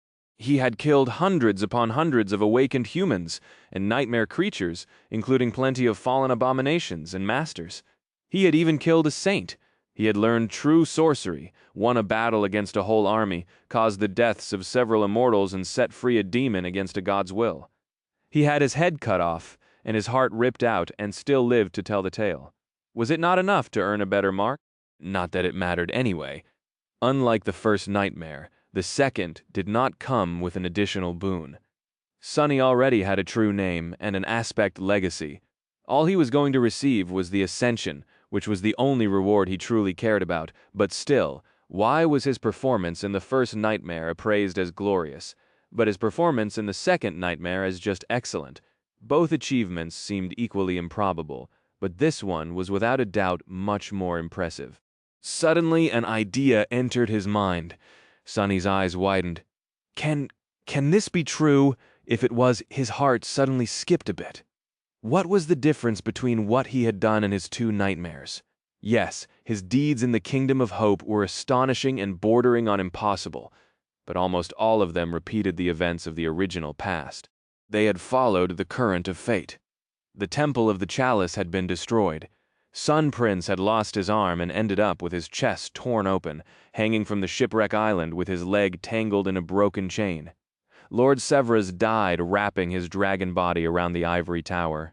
The only substantial change he had achieved was killing Solvane instead of letting her suffer for an eternity in the grasp of Wormvine. In the first nightmare. However, Sunny was not sure how the true temple slave fared, but he suspected that their paths diverged quite a lot. In other words, he had carved his own path through the Black Mountain, overcoming the current of fate to a much larger degree. But what did all of this mean? Sunny forgot to breathe.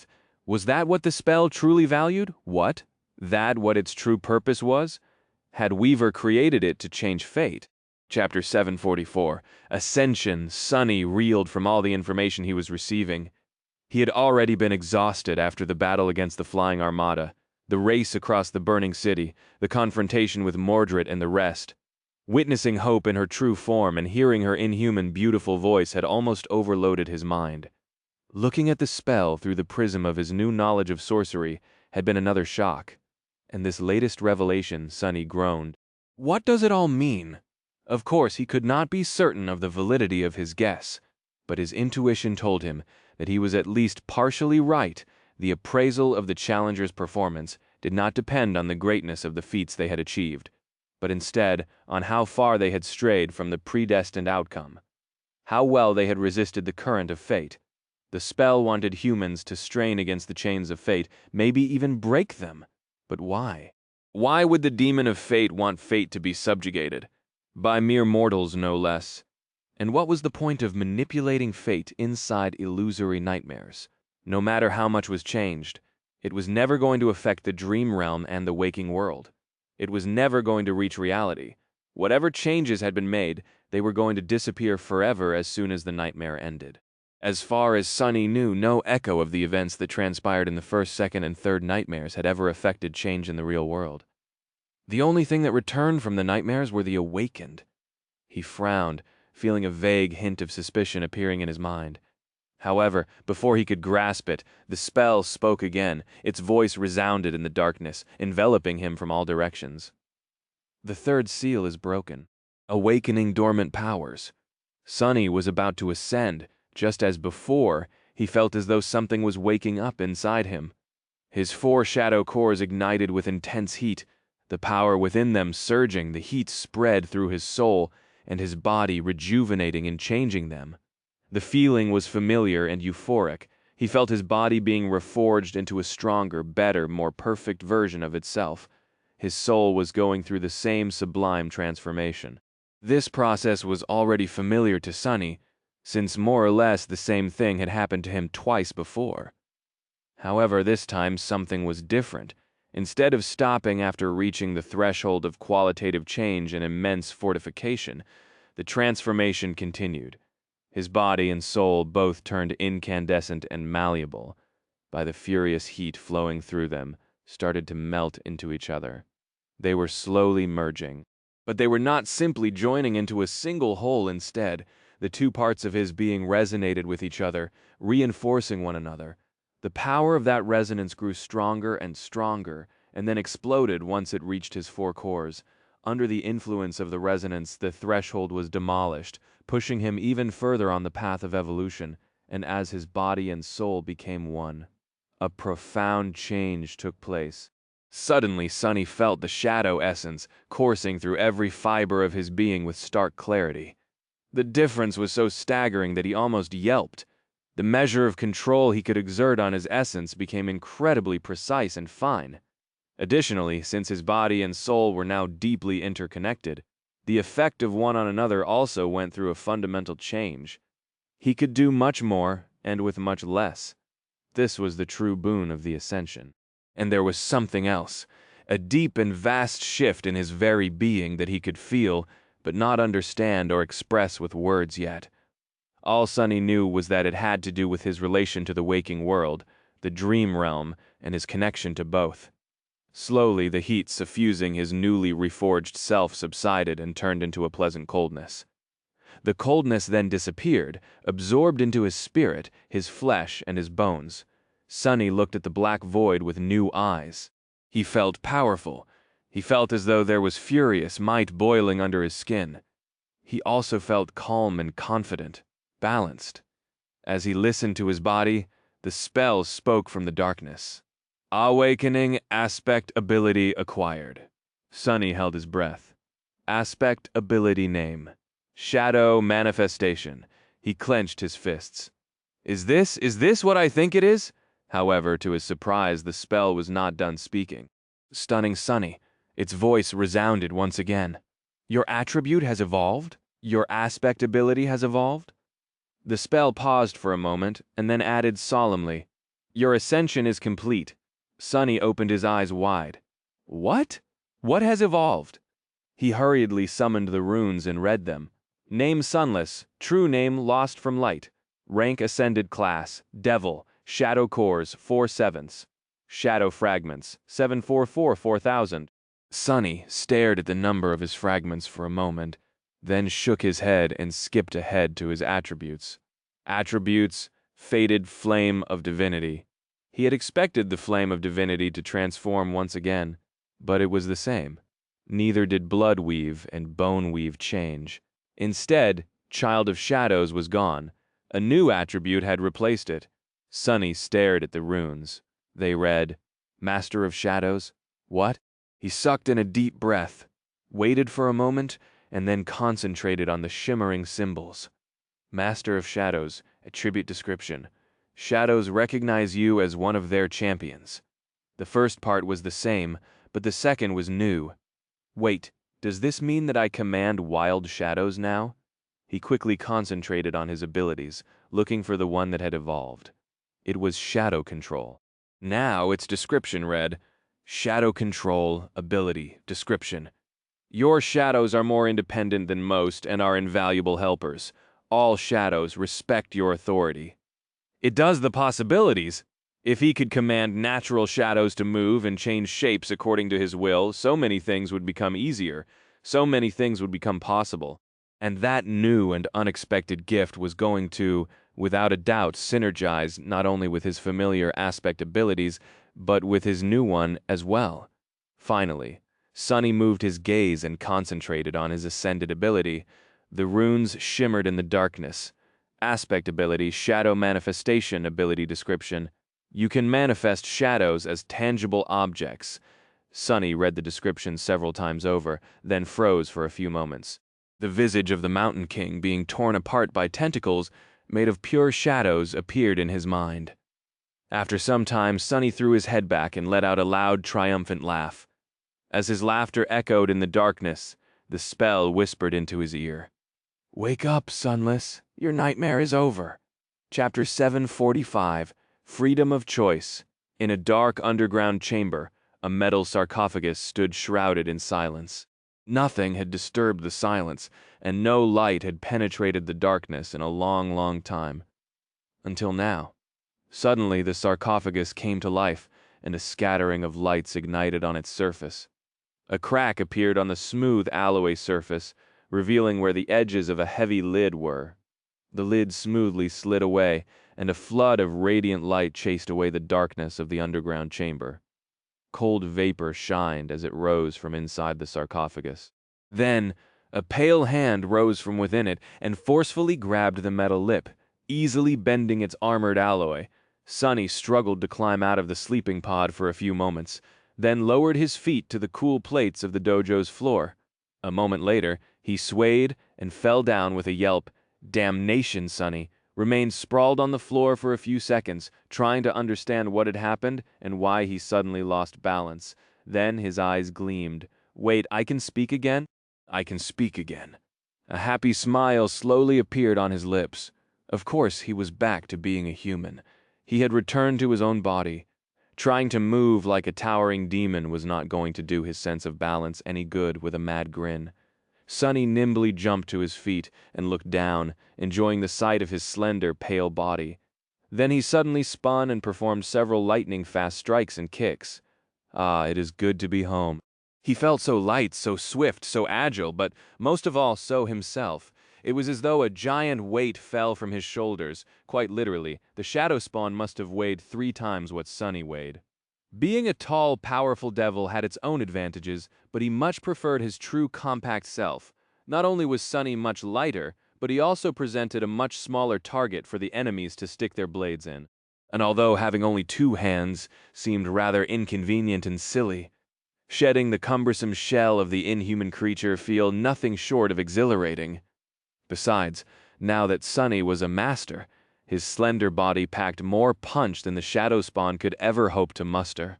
Not to mention how in tune it was with shadow essence now, and how explosive the result could be.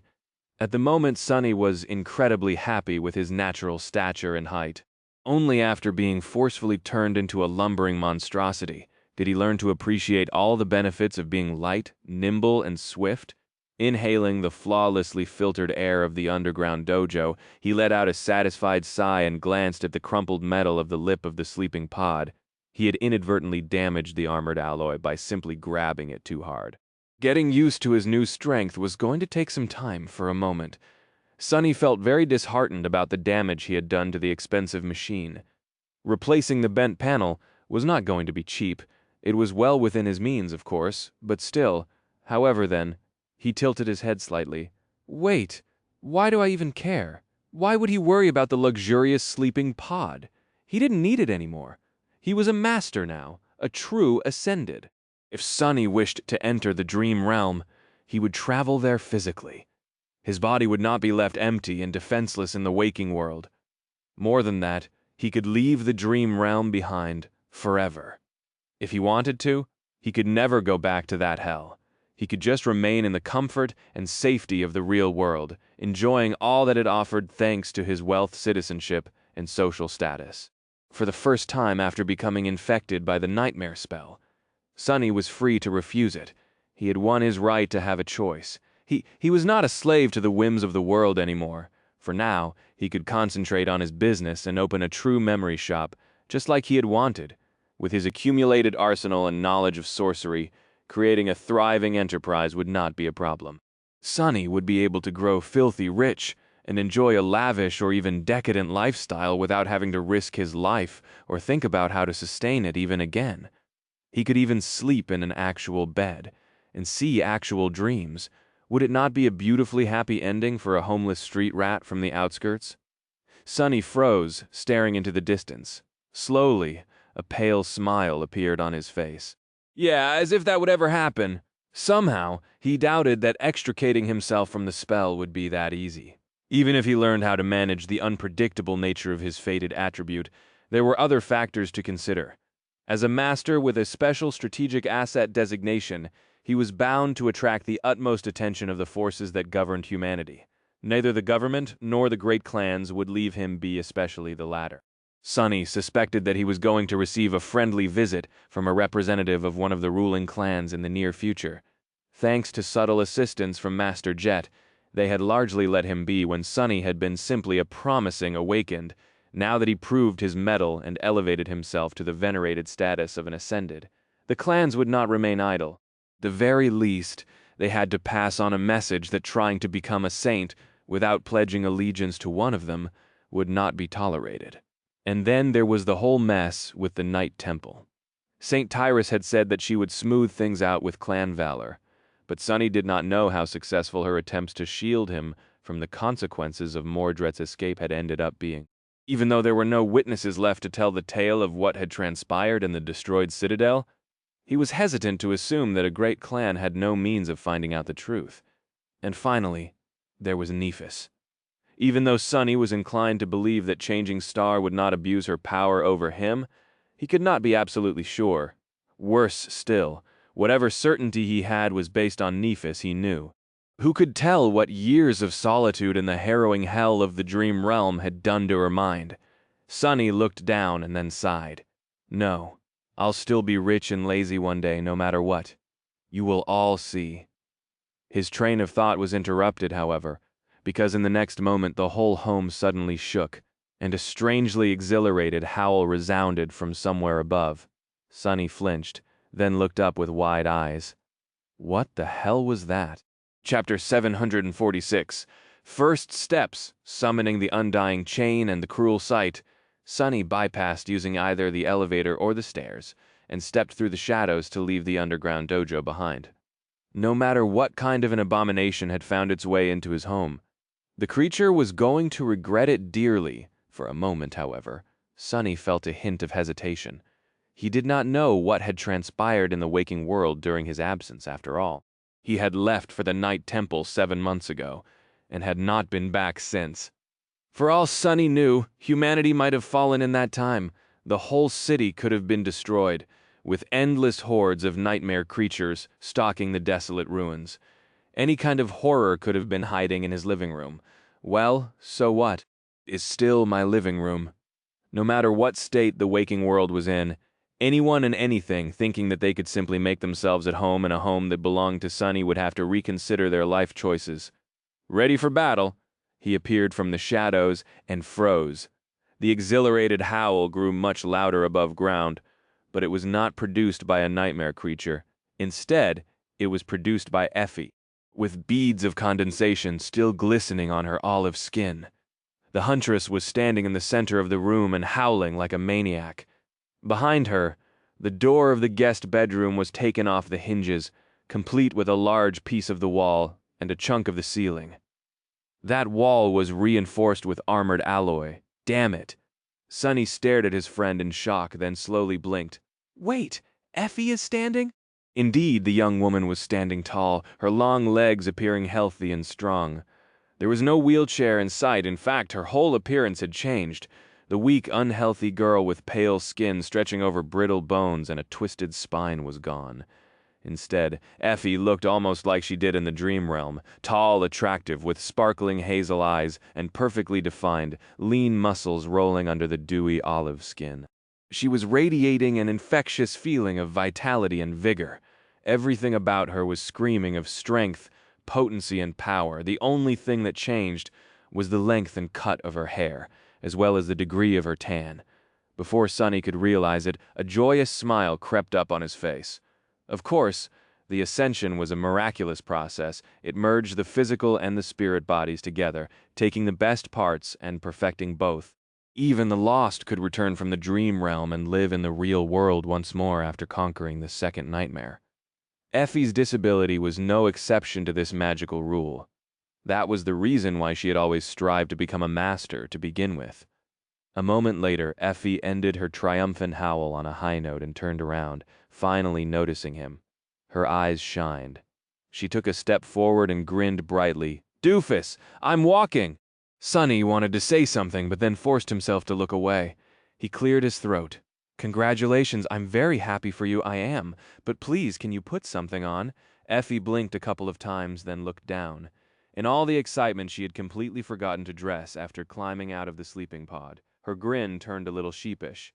Ah, well, pretend you didn't see anything. Hearing the young woman hurriedly stomp away, Sonny let out a heavy sigh.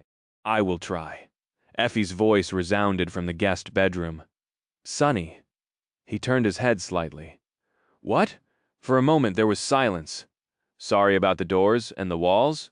Sonny grimaced. It's not a big weight walls, as in multiple walls? What? What the hell did you do? While Effie was clothing herself, Sonny looked around his house. It didn't change much. In the 7 months that passed since his departure, the cleaning systems had done a good job of keeping everything presentable. If not for the broken door of the guest bedroom and the debris of the collapsed wall laying on the floor, he could have thought that he had left only yesterday. It was a strange feeling, so much had happened. So much had changed. He had changed most of all. He was a master now, and that was perhaps not the greatest transformation Sonny had gone through after living through the Night Temple and the Nightmare. And yet here in the waking world, everything was the same. Everything was unchanged. He did not know how to feel about it.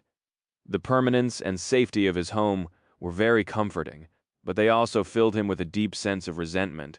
For some reason, the contradiction persisted, making him feel confused. Shaking his head, Sonny retrieved his communicator from where he had left it and turned it online. There was a backlog of unanswered messages he was going to have to go through, but right now, that did not matter. Only the last message caught his attention. It was from Cassie, containing only a couple of words. I'm fine. He quickly sent a response, and then dialed Kai. His friend answered the call immediately, as if he was waiting for it. The charming young man was already dressed, although his gorgeous hair was wet and messy. In the background, multiple people in stylish business suits were feverishly running around with slightly shell-shocked looks on their faces. They were probably the representatives of his agency and PR team. Kai smiled. Sonny? What? What happened? How did the nightmare end? Is everyone all right? Sonny lingered for a moment. I'm all right. Effie and Cassie are alive and well, too. After you dealt with Severax. Everything went smoothly. The young man sighed with relief. Thank the gods, but what about? He grew silent, not wishing to say Mordred's name aloud. Then, Kai shook his head. Actually, don't answer. I'll be there in 10 minutes. The image on the screen of the communicator shifted, and then cut off. The last thing Sonny heard was someone's voice yelping. Mr. Knight? What do you mean, step away from the window? Sonny lowered the communicator and smiled. A piece of the broken wall caught his eye, laying on the kitchen table. Everything else was perfectly clean and spotless. As Sonny stared at the piece of debris with displeasure, a dark tentacle rose from below and easily swatted it to the floor. Chapter 747. Invisible Scars. Usually it would have taken Kai a lot longer to fly across the city to reach the Tranquil Terrace district, not that he would have. But today, the famous idol neglected his habit of staying low and out of sight. It seemed that his speed increased tremendously as well, because 10 minutes later he was already at Sonny's door. Maybe because of that, there was no crowd of paparazzi following him. As they waited for Cassie, Effie rummaged through the empty refrigerator, then walked away from it with a disappointed sigh. There's no food! Sonny, who was evaluating the damage the boisterous huntress had done to the guest bedroom, glanced at her darkly. We've been gone for months. What did you expect? Effie made a sad face, then shrugged. But I'm hungry. Sonny let out an exasperated breath. I have some synth paste, if you want. She shuddered and opened her mouth to retort, but at that moment there was a knock on the door. If not for the haughty shadow standing guard outside, reluctantly of course, since mundane tasks such as this were grossly beneath it, Sonny would have tensed up. However, he already knew that it was Cassie. The blind girl walked inside, froze for a moment, then raised a deliciously smelling package. I brought food. Effie threw a quick glance at Kai and grinned. See, someone has some sense. She did not stare at the archer for long, though. Kai had always been ridiculously charming, but after becoming a master, his looks assumed an almost hypnotizing quality. It was easy to get distracted if one stared at him for too long. In fact, every one of them became much better looking, albeit to a different degree. After studying Kai and Cassie for a bit, Sonny couldn't help but shake his head ruefully, a stunned expression on his face. He finally understood why Master Jet had called herself average when they first met, at least as far as Ascended went. Still, it felt wrong to put the word average in one sentence with someone like her. Jet possessed an intangible quality that no one he had ever met was able to match. The four of them were masters too now, but they were far away from matching her arresting presence. And Sonny himself? He wasn't sure that he qualified to be considered a flower boy, as Soul Reaper had once predicted, but even he couldn't call himself unassuming anymore. The scrawny kid from the outskirts was gone. Instead, a young man with porcelain skin and striking black eyes took his place. Deep in their darkness, visible only to Sonny himself, golden threads of Weaver's forbidden legacy glowed with the flame of divinity. The four of them settled around the table and shared a silent meal. Despite the fact that they should have been exhilarated by their triumph over the nightmare, none of the four seemed too joyous, well, except for Effie, who couldn't stop grinning and stealing glances at her pristine, vigorous body. The huntress was overflowing with giddiness. The other three, however, just felt hurt, tired, and empty. And why wouldn't they be inside the nightmare? There was no time for weakness. They had to carry on, no matter how deep the wounds dealt to their souls cut.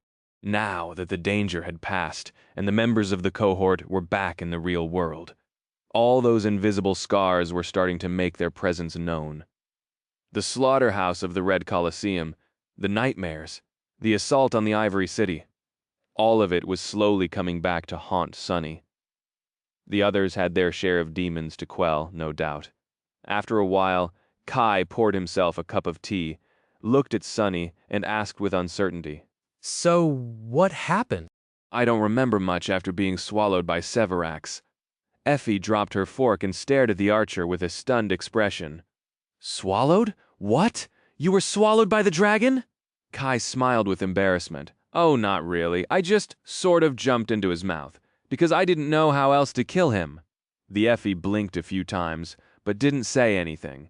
She even forgot about her food for a moment. Sonny looked down, then sighed. Nothing really happened. I managed to stall the fifth challenger for a while. He fell for my deception because he had assumed that I would not trust anyone with the knives, I think. After you killed the dragon, there was no real reason for him to stay. He left to salvage at least some rewards before the nightmare ended, and I crossed to the Ivory Island." He grew quiet for a few moments and then added, "When Severus died, one of the two remaining chains that held it in place broke. Then the other one did too.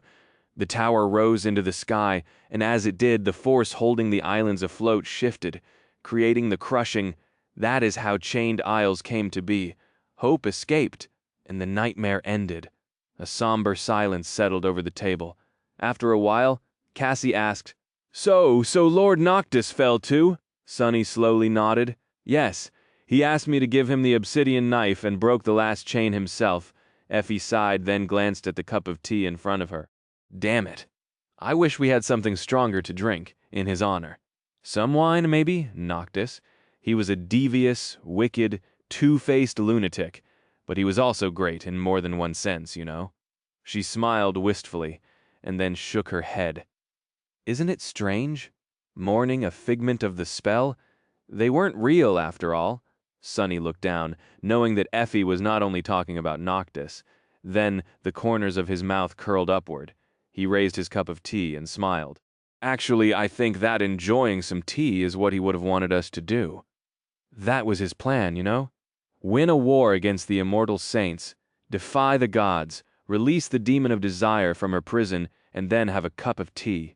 Sonny took a sip, and then let out a satisfied sigh. "So let's relax and do exactly that. We deserved this much, at least, don't you think?"